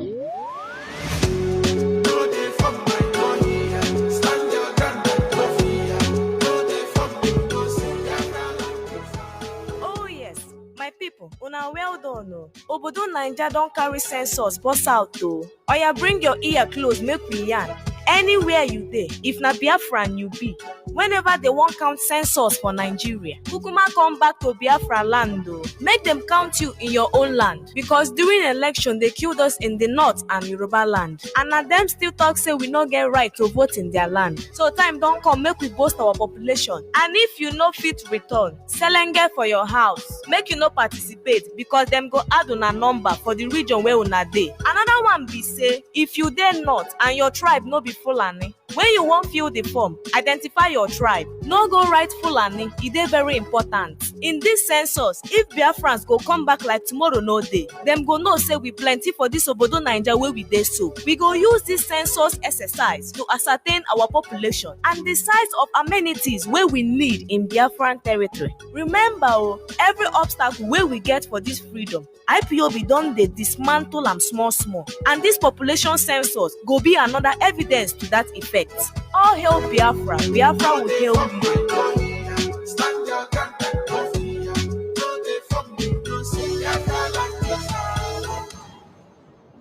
Chronology of Biafran victims of Islamic terrorism, jihadism, and systemic injustice. Biafrans are not safe in British Nigeria. Below is a partial list and proof of the progressive genocide of Biafrans. The establishment of the legacy of killing Biafrans without recourse to justice. 1. Jos, June 22, 1945. Over 200 Biafrans were massacred in Jos and their property looted. The colonial authorities failed to institute a probe and no justice was obtained for the victims. The legacy endures. 2. Kanu, 1953, over 150 Biafrans killed following the political riots in protest of the so-called treatment of northern political leaders in Ibadan. 3. Between May and October 1966, over 100,000 Igbo Biafrans were killed in an organized pogrom following the coup of January 15, 1966. 4.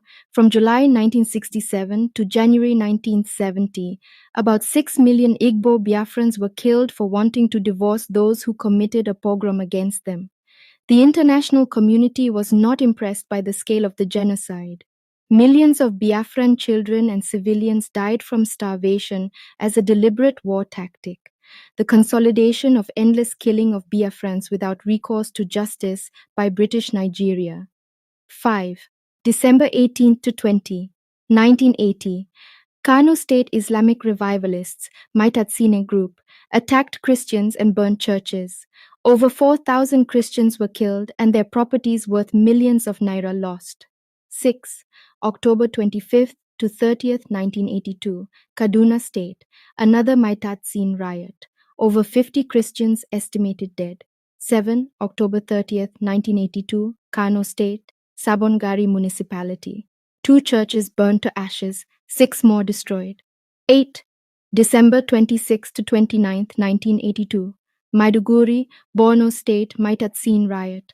Over 100 Christians lost their lives and properties destroyed. 9. February 15th to 2nd of March 1984, the Gongola State, Jimeta Yola. The Maitatsin group attacked Christians. Over 500 Christians were killed. 10. April 23rd to 28th, 1985, then Bauchi State, Gombe, Maitatsin uprising. More than 100 Christians lost their lives. 11. March 6 to 12, 1987, Kaduna State, Kafanchan, Kaduna Zaria, and Katsina in Katsina State. Muslim students attacked Christian students at College of Education in Kafanchan, and Christians fought back. The fight later spread to other places. More than 150 churches were burnt, and over 25 Christians killed. 12. March 19, 88, Kaduna Polytechnic, Kaduna, Kaduna State Government, destroy a Christian chapel under construction. This led to religious uprising. 13. 1988, Kaduna State, ABU University Zaria. Benson Omenka, final year student, killed by Muslim students during Students' Union election. Christian students were also stoned, maimed, and raped. 14. 1988, Bauchi State, Gombe in Bauchi State secondary schools. Muslim students attacked Christian teachers and students in GSS Gombe, GTC Gombe and GS Bauchi and other secondary schools in Bauchi State. Some of the Christian students were badly wounded. 15. April 20th to 23, 1991. Bauchi State, fighting between Muslims and Christians. More than 200 people lost their lives and 700 churches and mosques were burnt. 16. October 14th to 16th, 1991. Kanu State, Kanu. The Reinhard-Bonn riots, fighting between Muslims and Christians as Muslim activists rampaged and protested against a planned revival meeting during which a German evangelist, Reinhard Bonhoeffer, was expected to be the guest preacher. 17. October 19th, 91. Plateau State. A young man from Anaguta was beaten to death on a field opposite University of Jos during election primaries of the defunct Social Democratic Party, SDP. 18. February 19th, 92. Kano State. Many Christians were massacred and churches destroyed. 19. February 19th, 92. Plateau State. Jos. A young Christian, married with one child, was beaten to death by Muslims as he was going home from an evening church meeting at Yantaya Junction, Joslin 20. April 15 to 16, 1992. Kaduna State. Zangon Kataf Local Government Area. What was supposed to be a communal riot between Christians and Muslims and spread throughout Kaduna State. Hundreds of people lost their lives and buildings were burnt. 21. May 18th, 1992, Kaduna, Zaria. Reverend Tatsio Dunia of ECWA, Reverend Musa Bakut and a host of others were murdered by Muslim fanatics. 22. April 12, 1994, Plateau State, Josant, fighting between Muslims and Christians over the appointment of one Aminu Mato as chairman of the Caretaker Committee for Jos Local Government Area. 16 lives were lost and properties were destroyed. 23. 1999, Borno State. Religious riots as Borno State government mooted the idea of not allowing the teaching of Christian religious knowledge in schools. 24. February 4th to 22nd year, 2000 Kaduna State. Riots began after a Christian march opposing the implementation of Sharia law. Travelers were killed as they tried to escape from their vehicles. More than 1,000 people died in various clashes. 25 February and May year 2000 Kaduna State. Christians in Kaduna were attacked on 2 different occasions as Muslim fanatics protested against the delay in introduction of Sharia in the state. May 16th year 2000, Kaduna Muslim youths destroyed ECWA in Kaduna only hours after peacekeeping troops left the area. 27. May 22nd year 2000, Kaduna State Muslim youths torched the First Baptist Church and Christian homes, leading to retaliation by Christian youths. At least 11 people died and many others were injured in the incident. 28. May 25th year 2000 Kaduna State. Several days of violence over the introduction of Sharia led to the death of at least 150 people. Homes, shops and churches were also destroyed. 29. September 7th to 9th, 2000, Gombe State. In Bambam, 25 people died as a result of clashes between Muslims and Christians due to possible implementation of Sharia. Property damage was estimated in millions of naira. 30. November 2000, Kebbi State. Christians showing the Jesus film were warned not to continue showing the film. 31. June 2001. Jigawa State 15 churches and 14 pastors' residences were burned down in Gawaram. A similar attack on 11 churches occurred earlier in that year in Hadejia. 32. August 2001, Bauchi State. According to the Church of Christ in Nigeria, Kokin, Muslim mercenaries had attacked Christians in the Tafawa Balewa and Bogoro areas on 2 occasions. The attacks left more than 100 dead and 3,000 refugees. 33. 7th to 12th, September 2001. Plateau State, Jos. Muslims attacked Christians. Christian properties were destroyed and people lost their lives. 34. September 7th to 17, 2001. Kanu State. 7 churches were demolished. 6 churches set ablaze by a mob. 54 churches given demolition notices and 17 churches demolished by the Kanu state government. The governor stated that all churches in Shagari quarters of Kanu city were illegal structures, probably due to the religious conflict in Yosere. 35. October 7, 2001, Kaduna State. Muslim youths attacked 3 churches and 10 Christian-owned shops with gas bombs, setting fire to the buildings. 36. October 14th to 18th, 2001, Kano State. As a result of anti-American protests, 600 Christians were missing and another 350 were killed. At least 5 churches were burned during the resulting riots. 37. December 24th to 25th, 2001, Gombe State. A visit to Gombe State by the Israeli ambassador sparked a riot. At least 4 people were killed, 50 injured, and 2 churches damaged. 38. The 2nd of May 2002, Plateau State, Jos. Muslims attacked Christians. Christian properties were destroyed and Christians killed. 39. May 2002, Zamfara State. The whereabouts of 2 Christians charged with apostasy, converting from Islam to Christianity, was unknown. Lawali Yakubu and Ali Jafaru disappeared after a judge refused to sentence them to death. 40.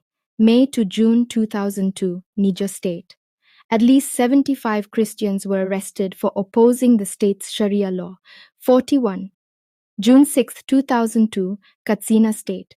A Christian police officer in Katsina was clubbed to death by a mob of Muslims after being accused of trampling a Quran. The police officer had warned a Muslim preacher to stop inciting violence against Christians. Afraid of being arrested, the preacher fabricated the Quran story to provoke the crowd.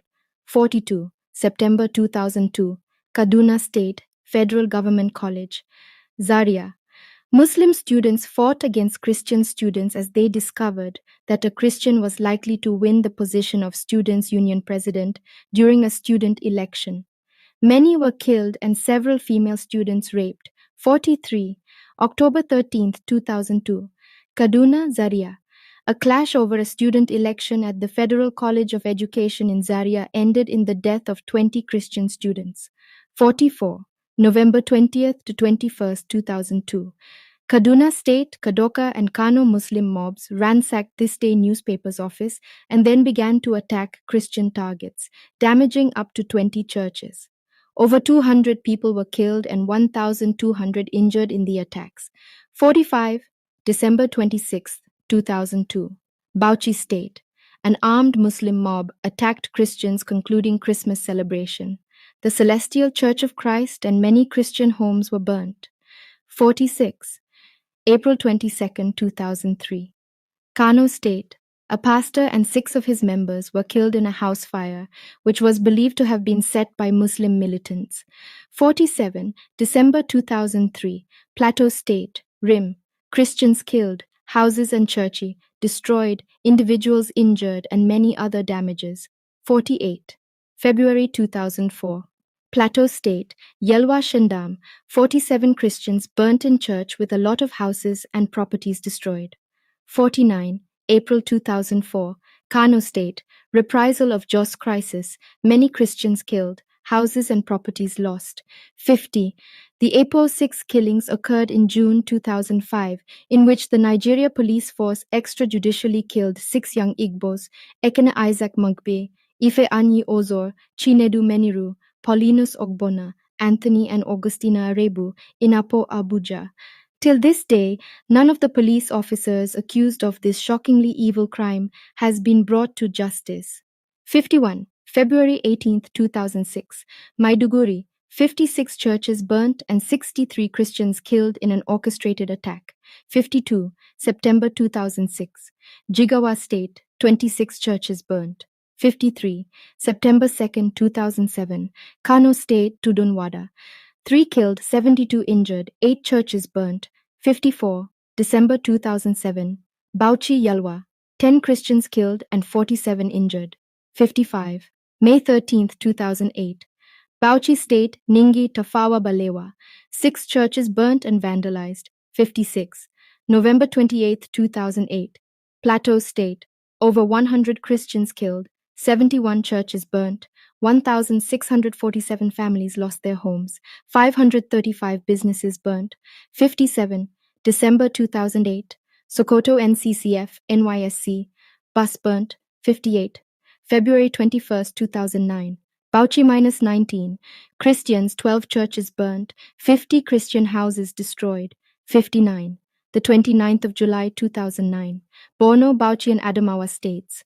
A group called Boko Haram killed Christians who refused to accept Islam, burned their churches and attacked security operatives. 60. The 27th of December 2009. Plateau State. Muslims burned Baptist church at Yelwa and stabbed some Christians on the streets of Jos 61. The 29th of December 2009. Bauchi A group called Kalikato attacked people in Bauchi, leaving 39 people dead and houses burnt. 62. 17th to the 21st of January 2010.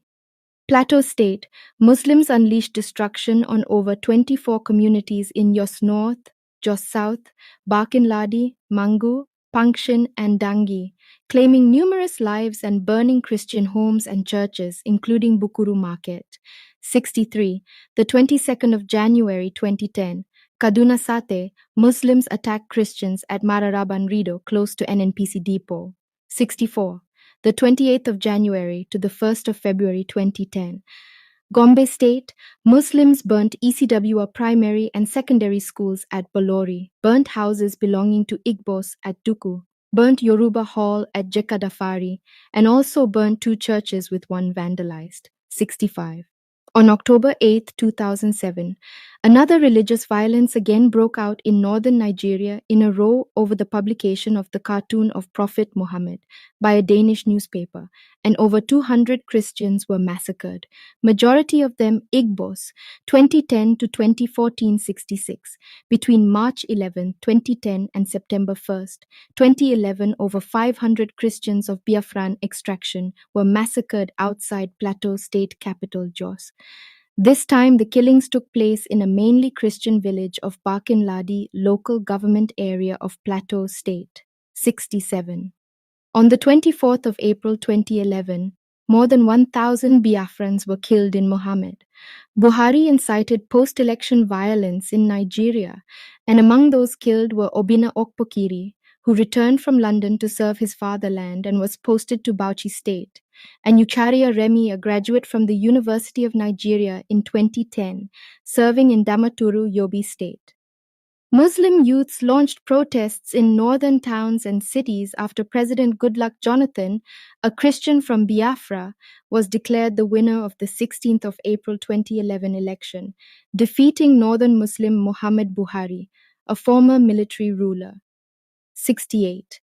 On June 16, 2011, a Boko Haram suicide bomber drove a car bomb onto the premises of the Louis Edet House in Abuja, the headquarters of the Nigeria Police Force, with a possible intention to kill Inspector General of Police Hafiz Ringim, whose convoy he followed into the compound.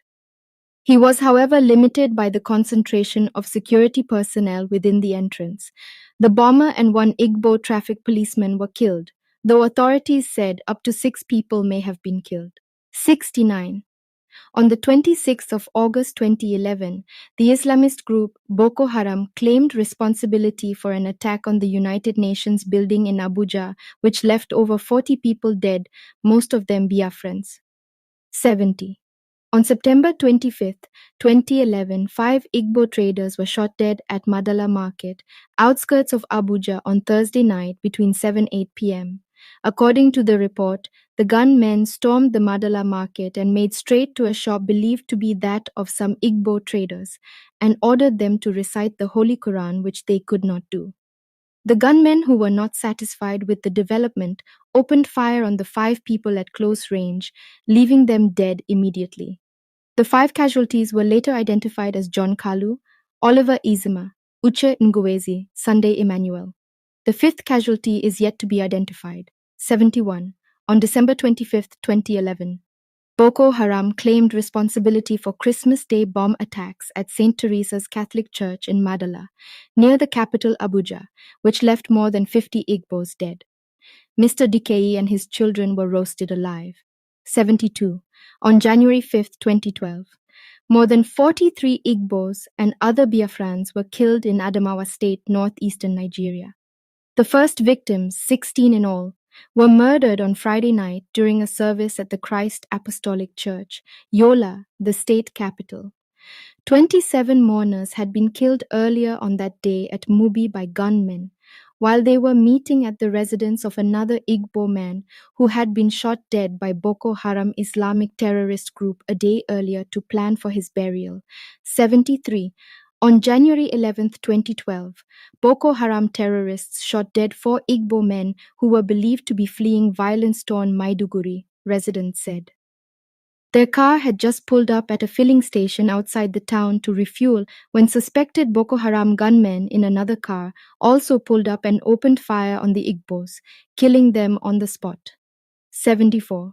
On Monday, January 16, 2012, members of the Boko Haram terrorist group again shot dead 5 Biafrans in their homes in Maiduguri. 3 people among those shot dead have been confirmed as Igbos, 75. On the 21st of January 2012, more than 250 Biafrans were killed in a series of bombings and attacks by Islamist zealots in the northern Nigerian city of Kanu. The terrorist group, Boko Haram, claimed responsibility for the attacks. 76. On the 16th of March 2012, Mr. John Nubrim was visibly traumatized after fleeing the northeastern town of Maiduguri following attacks by the terrorist group Boko Haram. According to him, only God knows how I escaped from that Maiduguri. They bomb over there. They burn my shed. All my property, all my things are there, said the young electronics trader before letting out a short scream. My parents, my brother, and one of my sons died there. 77. On February 3, 2012, men of the terrorist group Boko Haram struck early in the morning in Ajaokuta, Kogi State, killing 4 Biafrans. A police station and a first-generation bank were burnt by the group. In another incident, at least 6 Biafrans were killed in Maiduguri by the 78. On August 8, 2012, Boko Haram terrorists attacked a church in Okene, Kogi State with guns, killing so many Igbos. On the same day, an IED hidden in another church in Lokoja, Kogi State exploded and killed more than 20 Biafrans. 79. On Monday, the 19th of March 2013, the whole world woke up to the sad news about the explosion of 5 luxurious buses by Boko Haram at Sabo Ngari area in Kano State, Nigeria, killing over 250 Biafrans and maiming several others, mostly Igbos. 80. On Friday, May 24, 2013, at about 7:30 p.m., Kano Police Command Public Relations Officer ASP Magaji Majia confirmed to 247reports.com that unknown gunmen believed to be Boko Haram terrorists struck the Kona Asabe area of Kano and shot dead 2 Igbo businessmen, a vulcanizer and an electronics dealer. Both victims hailed from Nsukka, Enugu State, and were identified as Ibe Ogwanyi, 30 years, vulcanizer, and Ike Osita Joseph, an electronics dealer, 35 years, 81. A dark cloud of mourning enveloped the Ezie Umweze kindred and UGA community, Agwata local government area of Anambra State, as the people awaited the return of their kinsman, Mr. Nnamdi Ezebwala, whose 3 children were killed in the latest Boko Haram bombing incident that occurred on 82. July 29, 2013, in Sabongari, Kano. This very man eventually died from wounds he sustained from the bomb attack which killed his 3 children. They were all buried the same day, 4 of them, 83. On September 2, 2013, gunmen on rampage swept through 3 states of Borno, Kaduna, and Plateau in northern Nigeria, killing more than 50 Biafrans. 84. On September 3, 2013, more than 5 Christians of Biafran extraction were forced from their vehicle in Jos and executed in a ditch in the latest attack by Boko Haram terrorist group. It was reported that these 5 individuals were executed by the terrorist group after declaring themselves followers of Jesus Christ. 85. Abuja, Friday, September 20th, 2013, at 12:32 p.m. EDT, Reuters. At least 7 Biafrans were killed by the terrorist group Boko Haram in the capital Abuja. 86. On the 28th of September 2013, Boko Haram terrorists bombed 3 banks and killed 4 in Kaduna. Heavily armed Boko Haram terrorist members bombed 3 commercial banks in Saminaka, headquarters of Lair local government area of Kaduna State, and 4 lives were lost in the attack. 87. Early in 2013, hundreds of people of Biafran extraction were physically deported from Lagos by the Lagos state governor and dumped at the Niger bridgehead in Onitsha for no justifiable reason. Which country in the history of the world has ever deported its citizens from one part of the country to another? The only instance that comes to mind is the transportation of Jews by the German SSS to death chambers during the Second World War. 88. February 19th, 2014. Bama in Borno. 30 Biafrans killed, 15 injured by Nigeria terrorist Boko Haram. 89. February 25th, 2014. Buniyadi. 35 Biafrans killed, 16 injured by Nigeria terrorist Boko Haram. 90. March 1st, 2014. Maiduguri, 46 Biafrans killed and 24 maimed by Nigeria terrorist Boko Haram. 91. April 10th, 2014. Kalabalje 40. Biafrans massacred and 18 injured by Nigeria terrorist Boko Haram. 92. April 14th, 2014. Abuja Nyanya killings 1. 300 Biafrans killed and 600 maimed and injured by bombs set in the bus terminals and market by Boko Haram Nigerian terrorist. 93. May 1st, 2014. Abuja Nyanya and Maraba killings 2. 50 Biafrans killed and 100 maimed and injured by car bomb at roadside market by Boko Haram Nigerian terrorists. 94. May 5th, 2014. Gamboro Ngala, 300 Biafrans killed and 160 injured by bomb attack, and many more massacred by machetes by Boko Haram Nigerian terrorist. 95. May 18th, 2014. Kanu suicide bombing, 15 Biafrans killed and 40 maimed and injured by suicide bombing by Boko Haram. 96. May 20th, 2014. Jos bomb blast, 200 Biafrans killed and 150 maimed and injured by bombing by Boko Haram. 97. May 21st, 2014. Chikongudo 30. Biafrans killed and 60 maimed and injured by bombing by Boko Haram. 98. May 27th, 2014. Yobe State, Borno State. 54 Christians, Biafrans killed and 20 injured by Boko Haram. 99. May 31st, 2014.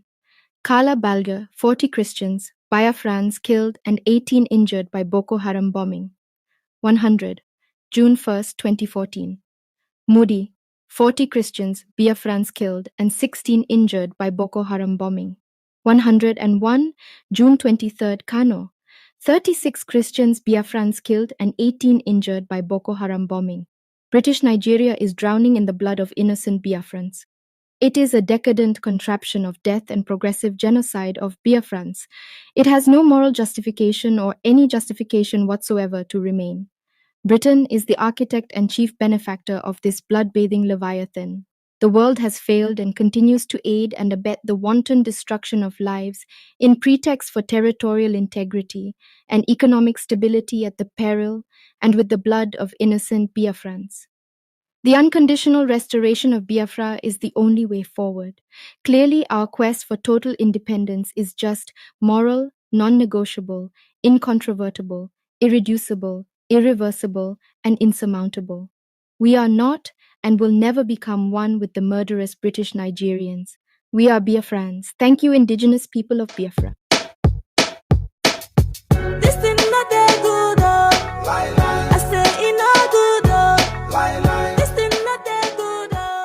Lie, lie. No one knows tomorrow. Oh yes. Oh yeah, make una open una ear. Hear this one.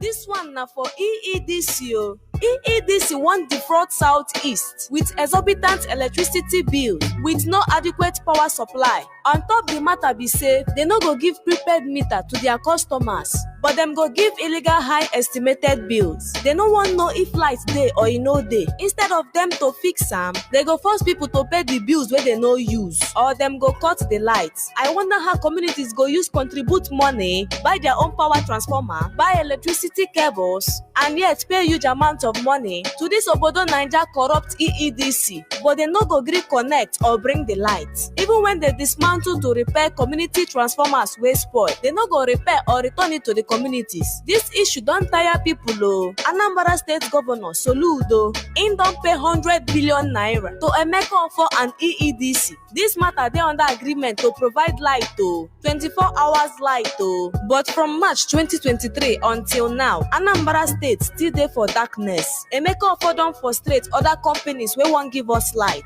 The koko be say EEDC na the reason why Southeast no dey develop. This thing no dey good o. I say e no good o. This thing no dey good o. No one knows tomorrow. Everybody, and welcome to another edition of the KTH 910 a.m. Interview of the Week here on the Guadalupe Radio Network in North Texas. I'm Dave Palmer, and Cecil is running our board. Thank you for being a part of our audience and listening. I enjoy the topics that we talk about in this program. This particular program is being recorded on Wednesday, June 19th, which is significant because it's Juneteenth, and that is called National Independence Day. It is the ending of slavery in the U.S. That is what it commemorates. And we didn't plan it this way, but we are talking about a topic that is very related, not so much related to the United States, but to the country of Nigeria and to the Republic of Biafra. And if you are a regular listener of this program, you know that we've done several interviews about the situation in Biafra because we have friends here locally who are from Biafra, from Nigeria, and they really want to bring to our consciousness and our awareness what's going on there, because often we Americans are very focused on what's going on right here, and we don't really know what's going on in other parts of the world. And unfortunately, it's not reported a whole lot in the news either. So I welcome in studio three guests, principally our wonderful friend and often volunteer. In fact, she was here for our recent summer share-a-thon just last week, Augustina Madu Odedika. And also I have with me Charles Owuzie and also Chioma Marcel. And I hope I pronounced all those right. And so welcome to each of you. Thank you so much for being here. I know this is a very important topic, something that you all feel very passionate about, and I hope we can convey that to our listeners so that they can pray and support the effort as well. So let me start with you, Charles. And for those listening and maybe just learning about this for the first time, let's provide a bit of a history lesson starting mid-40s, 1940s, with the country of Nigeria, the region of Biafra. Can you give us a little bit of history from then to now, if you could, in a few minutes? Yes. Thank you, Dave, and thank you, listeners, and thank you, Guadalupe Radio, for always being there for us. And today's appearance here is an act of providence. America is observing emancipation. And somewhere in West Africa, in Nigeria, to be precise, people are not free. A lot of oppression. Quickly to your question, sir. Biafra is located in Nigeria, within Nigerian territory, and Nigeria herself had her independence from Britain in 1960. But a little after the 1960, barely 6 years after the independence, there was crisis, which led to pogrom, which first of all started with a military coup, led to massacre of the southern Christian people. And this metamorphosed and pushed Biafrans into self-defense when it turned out to be a genocide and a jihad in disguise. So, but before 1960, what we have in Nigeria at the time were skirmishes here and there, especially in the north, that were targeted against the southerners, against the predominantly Christian Biafrans. But it was like, okay, yeah, you didn't belong here and you don't know what is happening. But when Nigeria became an independent nation, it dawned on everybody that, hey, this is what it is. It is a jihad. It is a genocide. We went through 30-month civil war, and from 1967 that ended in 1970. Unfortunately, from 1970 to this day, that genocide is still going on in Biafra land. It's systematic. You don't see it, but you feel it, and you know it's there. And people in Biafra region are scared. Everybody is frightened. We don't even have intellectuals speaking for us again after the death of one of our brothers who will dare the bull in the eye and tell them, look, what you are doing is wrong. So nobody is speaking, and it has generated and increased the pressure for Biafra to seek self-determination, so that rather than get us all killed, let us be on our own and stop the massacre of Biafran people. Mm-hmm. Can you give us an idea, how many people are we talking about from, I guess, mid-60s or so when you said the trouble started? Here we are in 2024. We talking about what is the population of Biafra, and how many people have lost their lives, approximately? Between 1967 and 1970, you are looking at 5.8 million. Wow. Yes. And out of this number, a colossal number of 3-point-something million were Biafran children that died out of malnutrition, because Biafra was blockaded both land and sea. And I recall that in the process of that genocide, an American citizen here by the name of Bruce Mayrock burnt himself in front of a United Nations, and he said, no, if this cannot be happening to people, human beings like himself. And even Steve Jobs stopped going to church because of the Biafran massacre. So from that time till now, you're looking at about 10 million people, because they are killing us systematically. The ones we know is the ones we talk about. And during that first war, the British Broadcasting Corporation never allowed the news of Biafra to get out the way it should.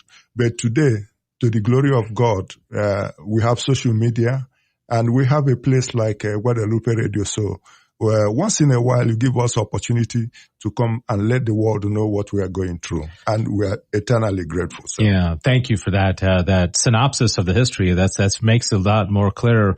Augustina, if I may ask you, we talk about the North being primarily Muslim, the South being primarily Christian, but then you also have this region of Biafra. So, how is Biafra different from the rest of the South? If we simplify it and say Muslim North, Christian South, what's unique about Biafra itself?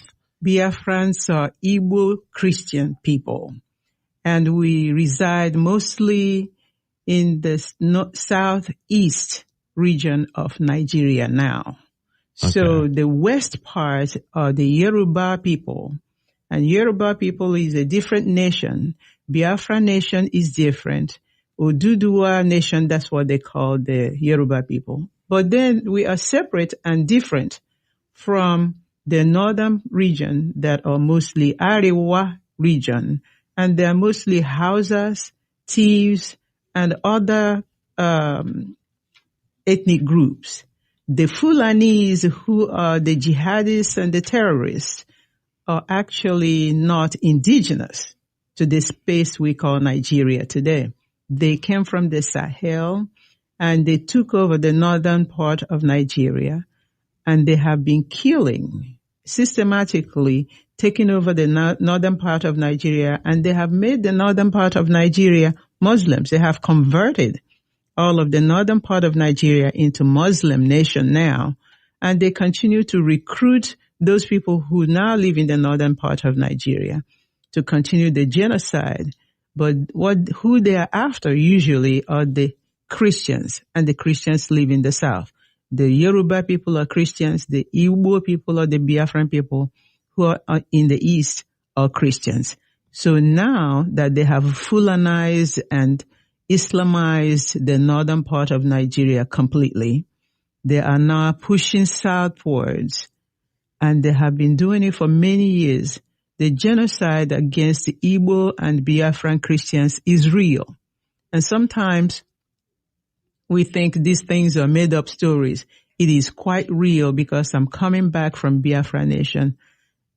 Just came back about 3 weeks ago, I went there to visit with my relatives and my friends, and Christians are today, even as we speak, being killed. Now what they have done is that they have exported the state actors who are military. The Nigerian military has bought into the Fulani Islamization of Nigeria.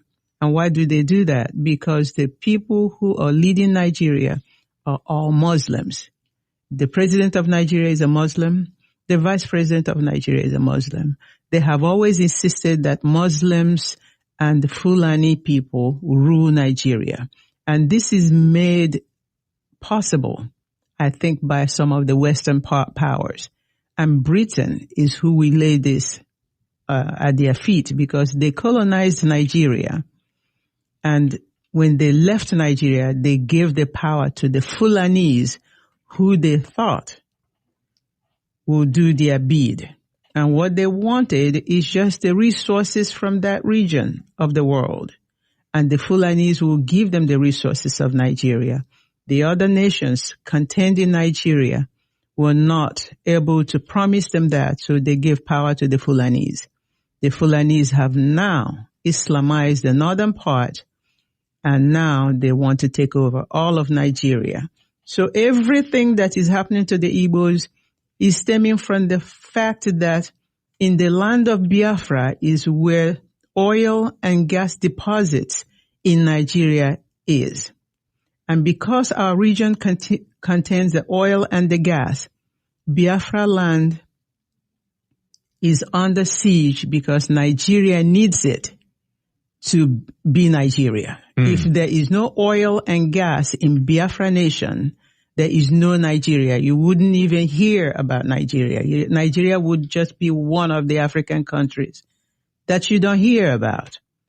So what we are alleging and what is actually playing out in our lives is that we are very, very poor right now, even though we have the most resource in Nigeria. The oil and gas come from our land.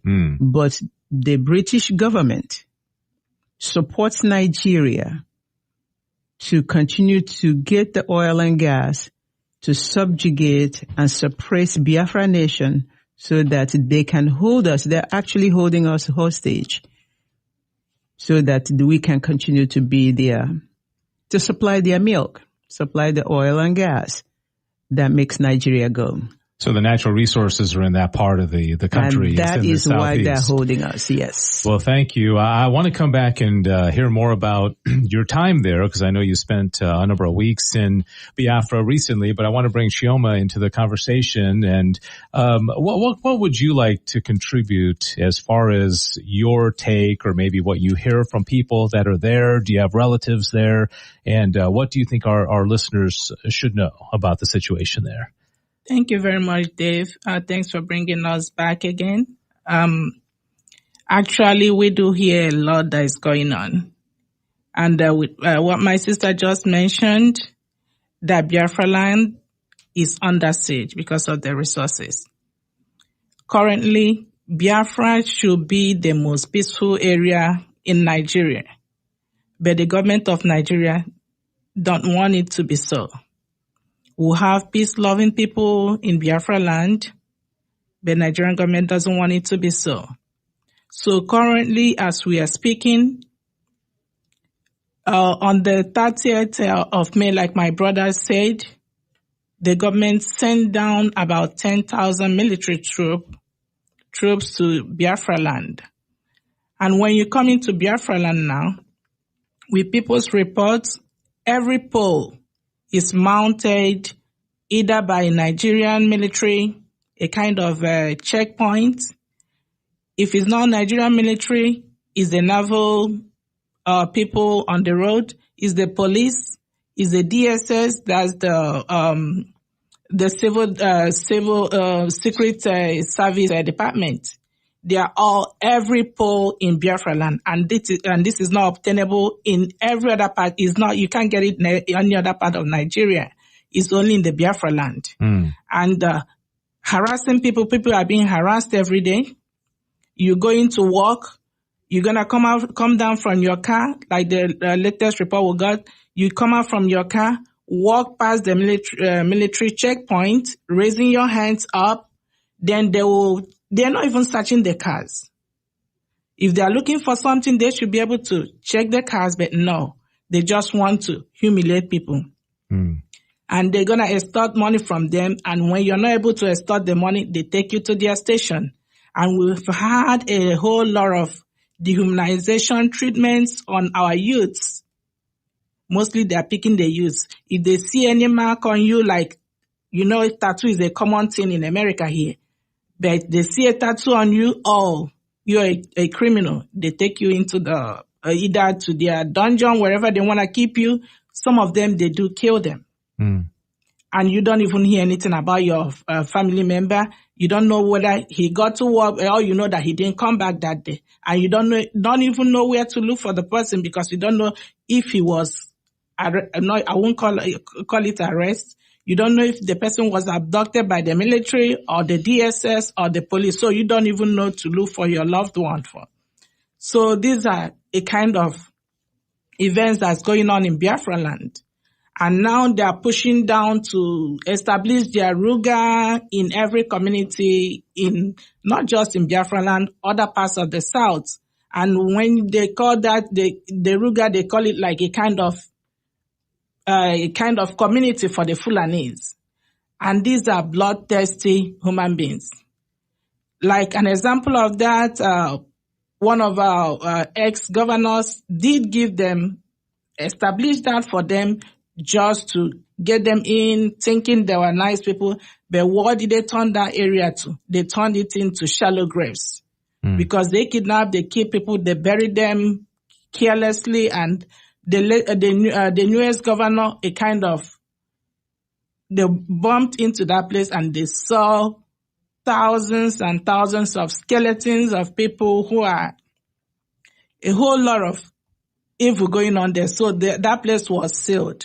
It's sealed for now until they find out what happened. How did these people get killed? What happened? How did they get to those areas? So these are the atrocities that is going on with the whole police and the military checkpoints. They say, oh, they are coming for security, but it's not for security. They're actually the people bringing in security to the Southeast, because they know it's supposed to be it's actually a peaceful area, but they don't want it that way. They want us to be maybe having all these disturbances, distractions, why, like my sister said, British government is extorting the oil in our backyards. Because the Biafrans are like, we don't want to continue with this. We are tired of being dehumanized. We are tired of being killed. We are tired of being extorted, money being taken off from us every time. The government, there is no government, there's nothing to show government presence in Biafra land. No road is built, no hospital, no good hospital, no amenities anywhere. But you come in, send your military, they're extorting money from our people. They go to the last time after the 30th of May, when we try to remember our dead ones in Aba. Now we're hearing some markets are shut down. So how do you want those people to live life? How do you want them to? They can't go back to the market, and the military is telling them until they pay them 2 million naira. Is it 200 million or 2 million naira that they are asking from the marketers to pay before they will be able to go back to their shops? Yeah. And how do you expect those people to live? So these are some reports we are getting from back home, and it's just so heartbreaking. Yeah. And we feel so bad that the world is not coming in. Actually, I know some of them that are listening, that are hearing what is going on. We don't know why they are not being able to react to it. Like my sister said, the leader of the indigenous people of Biafra, who is still incarcerated in their dungeon, is a British citizen. But they're not doing anything. Britain is not doing anything about it. Well, thank you for that report. It sounds like it's very dire there. Let me ask Charles a question, then I'm going to come back to Augustina for her, her own report, having been there recently. you all are all Catholics, and we talk about the Christians in the South. First quick question is, are there Protestants there? Are the Christians all Catholics? Or they're both? And also, what is the church doing as far as the organized Catholic Church? Is the church trying to make a difference there? Charles, can you mention that? Sure. There are other denominations or church tradition, but predominantly you find Catholic and Anglican communion competing. Then there are also Pentecostal, evangelicals. They are all in that place. And for some time, we had hoped that with the people we have in the Vatican, because we have our brother, who is Cardinal Arinze, in the Vatican, that they should be speaking up about these things. If they do, we are not seeing the sign. We are kind of left. And the other church traditions, they talk, but they are not effective. Some of the big churches are in the West, and today in Nigeria, somebody from the West is the president. So rather than speak truth to power, they pamper him even when Nigerians are eating from the dustbin, even when people are being killed, nobody pays attention to them. Yes, but let me make this little point. Nigeria today should be at war with terrorists, Boko Haram, and ISIS in the north. Last week, they came into a village and beheaded over 500 people. The terrorists come and hold meetings with natives and tax them, mount their flag. But Nigerian army is not going after them. But they are in the south, in Biafra land, extorting money from people, harassing our youth.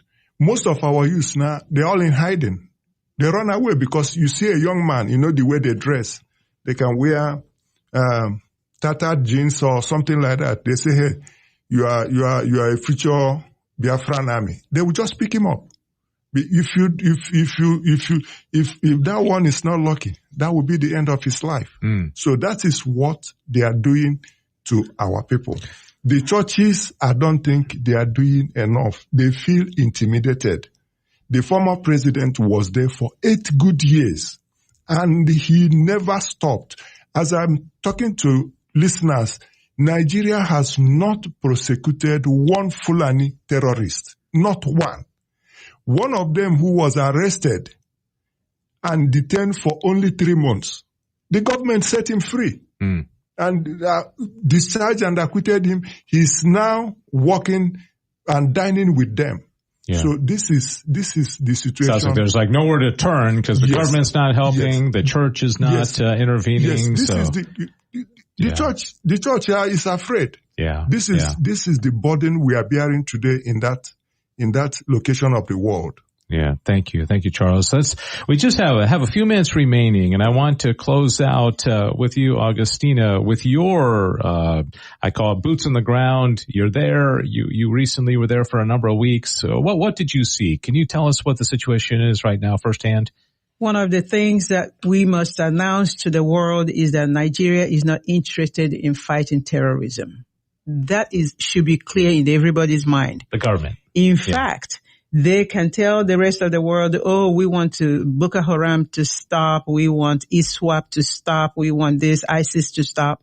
No, the Nigerian government is not interested in any way because just like Charles said, they are not fighting Boko Haram in the north. They are not going where they are killing people. They are not going where they are sacking villages in the north. They send them to the south. So we know that this is a systematic genocidal agenda that Nigeria has against our people. They want to exterminate Biafran Christians.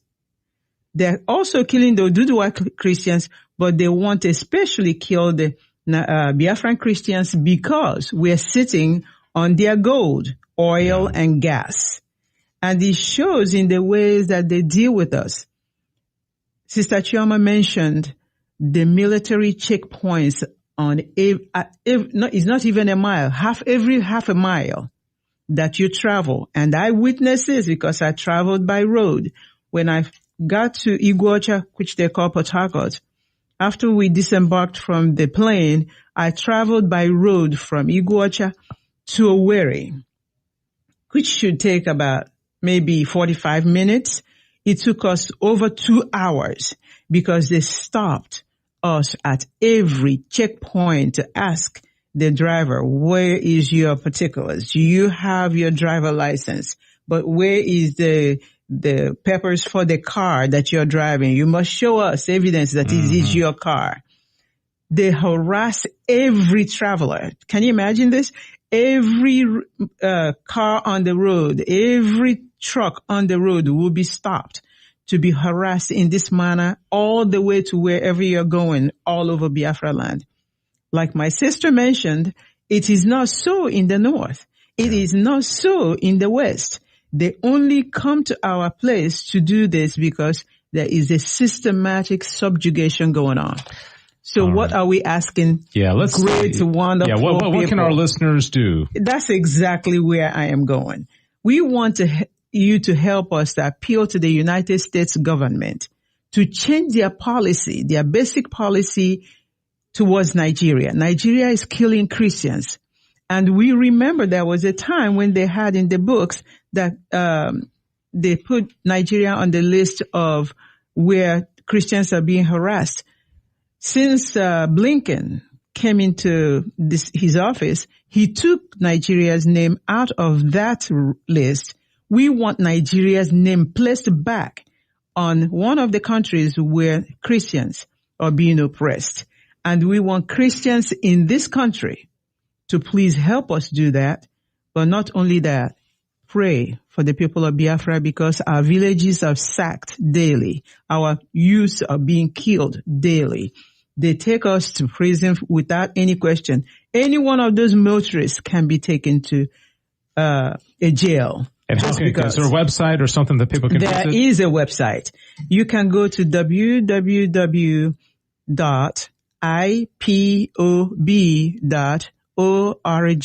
We even have a donation link to fight to make sure that the nation of Biafra is restored.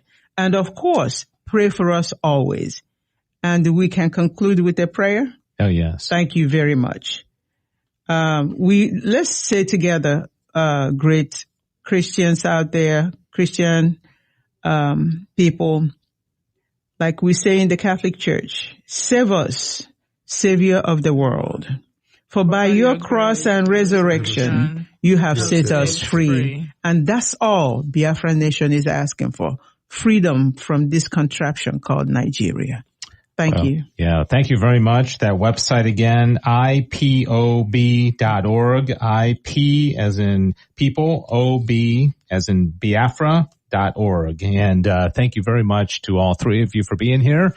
Thanks, Cecil, for running the board. And like they said, please pray that the situation which has been described today is so dire can finally come to an end, and how appropriate that we're doing this on the day when we celebrate the end of slavery here in this country, in the United States, on Juneteenth. So thank you. Very appropriate that we do this today. This has been the KTH 910 AM Interview of the Week here on the Guadalupe Radio Network. God bless you. Thanks for listening. Thank you. Welcome to IPOB Rapture Media. IPOB Call to Action. Biafrans return to farming. Invest in agriculture. Have you ever paused to question the importance of self-sufficiency in food production, food self-sufficiency, or the ability of a nation to feed its own people from its own resources, plays a pivotal role in securing a country's future? It's more than just filling our bellies. It's about nourishing our economy, our workforce, and our independence. Imagine being at the mercy of external sources for your daily bread. It's like a constant game of tug-of-war at where your sustenance is the rope. Any moment the balance could tip and you'd be left scrambling for resources. This reliance could pose potential threats to national security and economic stability. Outsourcing our food needs puts us in a vulnerable position, susceptible to price hikes, supply chain disruptions, or even political manipulations. But let's flip the coin and look at the benefits of self-sufficiency in food production. Firstly, it empowers our economy. When we invest in agriculture, we're not just planting seeds in the soil, we're sowing the seeds of economic growth. The farm-to-table journey involves many hands, from farmers to transporters, from retailers to restaurateurs. Each link in this chain represents a job, a livelihood, a boost to our economy. Secondly, it ensures food security. By growing our own food, we can control the quality and quantity of our produce. We're also less likely to experience food shortages, ensuring that no one in our community goes to bed hungry. Lastly, it promotes sustainability. Agriculture done right can be a tool for environmental conservation, preserving our land's fertility for future generations. So you see, self-sufficiency in food production is not just a matter of pride, it's a matter of survival, of economic prosperity, and of national security. Understanding the importance of food self-sufficiency sets the stage for our discussion on the call to action from IPOB. Recently, the indigenous people of Biafra, IPOB, called on Biafrans to return to farming and invest heavily in agriculture. This is not just a call to action, but a clarion call for survival and self-sufficiency. The world is on the brink of a food crisis, and Nigeria is no exception. An impending famine looms large, threatening to cast a dark shadow over the land. But here's the thing. Biafrans are not destined to be victims, but victors. IPOB, led by the indomitable Mazi Nnamdi Kanu, believes that Biafra has the means and the fertile lands to avert this impending danger. This call to action isn't just about planting seeds in the ground, but planting seeds of hope, resilience, and self-reliance. And it's not just about farming. It's about creating an entire ecosystem that supports agriculture, from cash crops to animal husbandry.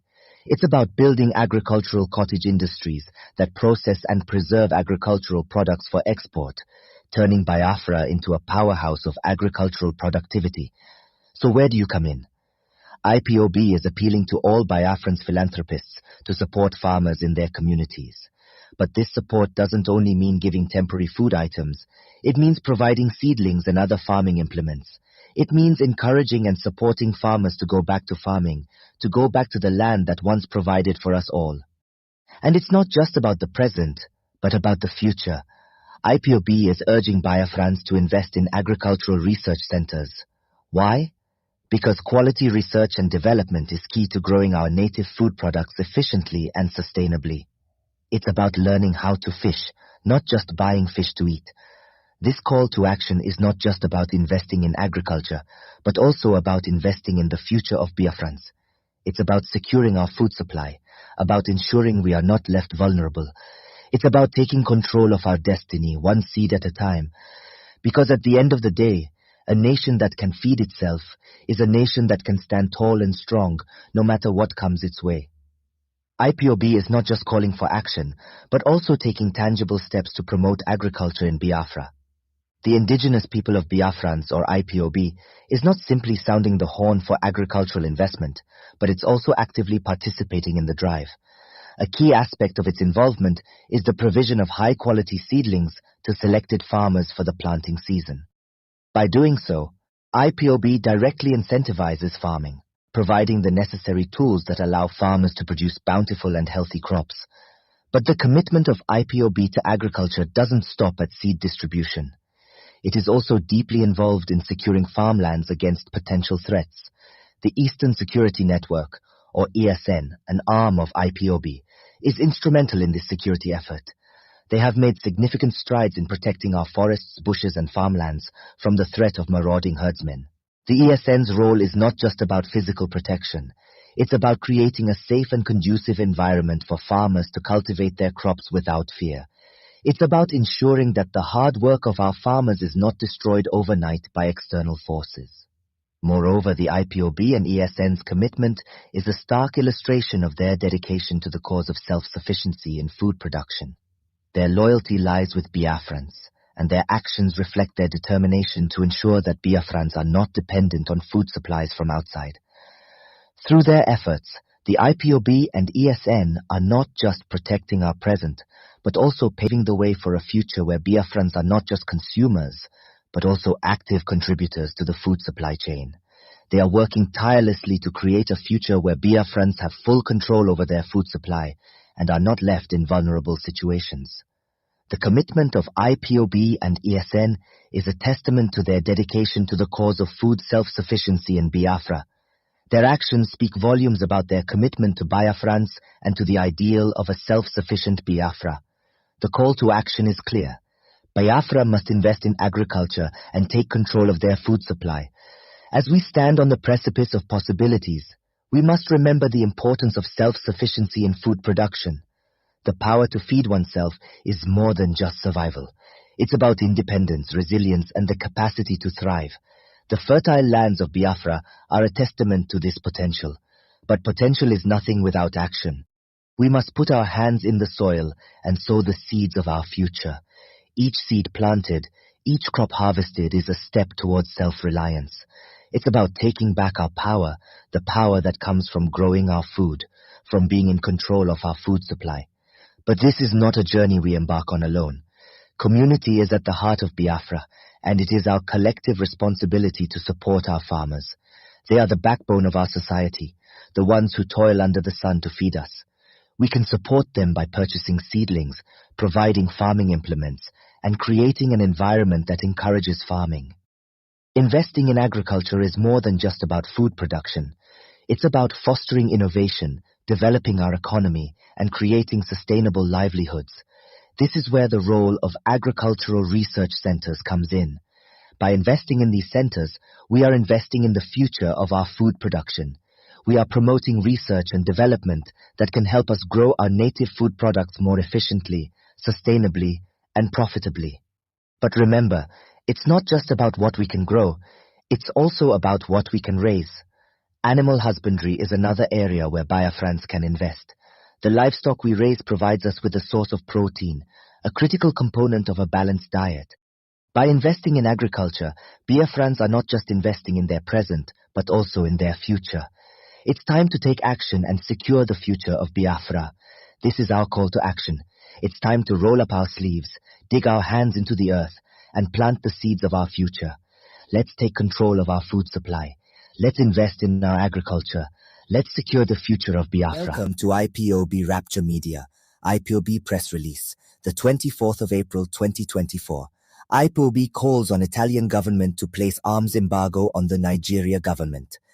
The global family and movement of the indigenous people of Biafra, IPOB, ably led by the great and indomitable leader Mazi Nnamdi Kanu, calls on the Italian government to halt sale of Air Force jets to the Nigeria government, but instead place an arms embargo on the Nigeria government for flagrant violations of human rights and shelling of peaceful communities of indigenous peoples in Nigeria.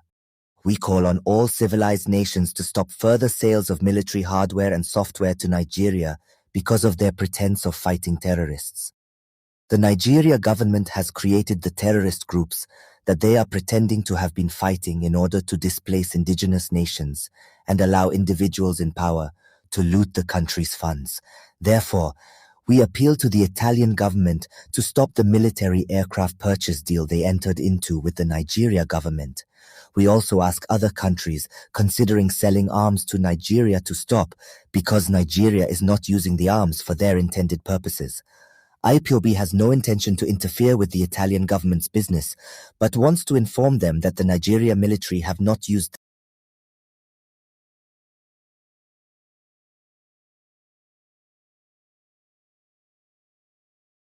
previously acquired arms and ammunition, including fighter jets who operate in the open in the northern Nigeria, but have targeted innocent and peaceful people.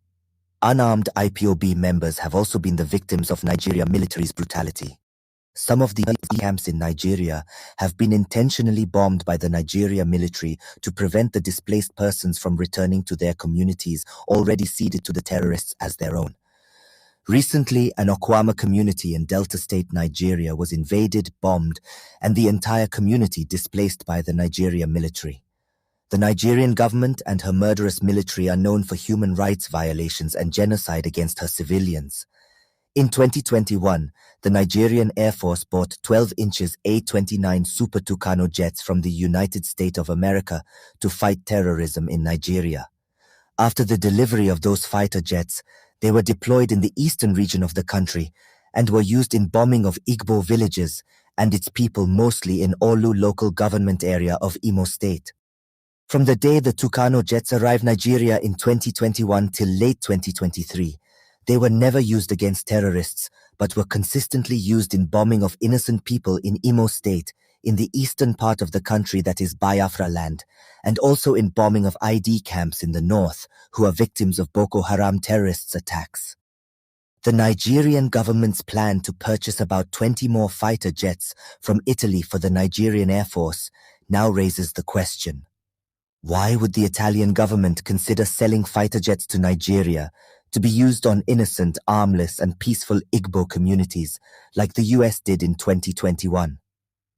If the Italian government cares about the lives of indigenous peoples in Nigeria, then this deal has to be cancelled, because it is a threat to the lives of millions of people resident in the eastern region, Igboland. Nigeria government deceived United States of America in 2021 that those Tucano jets will be used against terrorists in the country. Have they also told another lie to the Italian government so that they can secure the purchase of these Air Force jets? We are watching. The life of the indigenous Biafrans must be protected at all means by cancelling this deal to sell arms to Nigeria. It is public knowledge that the Nigerian government and her military are not sincere in the fight against terrorists. Instead, they are after unarmed activists and innocent Nigerians. The Nigerian government is indirectly sponsoring terrorists, and that is why there is no terrorist in detention or on trial in Nigeria. On the contrary, the arrested terrorists have all been released by the Nigeria government and her military. The Nigeria government negotiates with the terrorists and pay them millions of dollars in ransom. These terrorists operate freely from their camps in the open desert vegetation of the northern Nigeria, which can easily be mapped out by aerial surveillance of the military. That confirms that the Nigeria government is not sincere in the fight against terrorists, but uses terrorism as a means to fleece public funds. IPOB urges the Italian government to halt the sale of jets to the Nigeria government because their fight against terrorism is a hoax. The Italian government should not fall into the Nigeria government's deception. Any supply of arms and ammunition to the Nigeria government is a tacit support to human rights abuse and violations. The Italian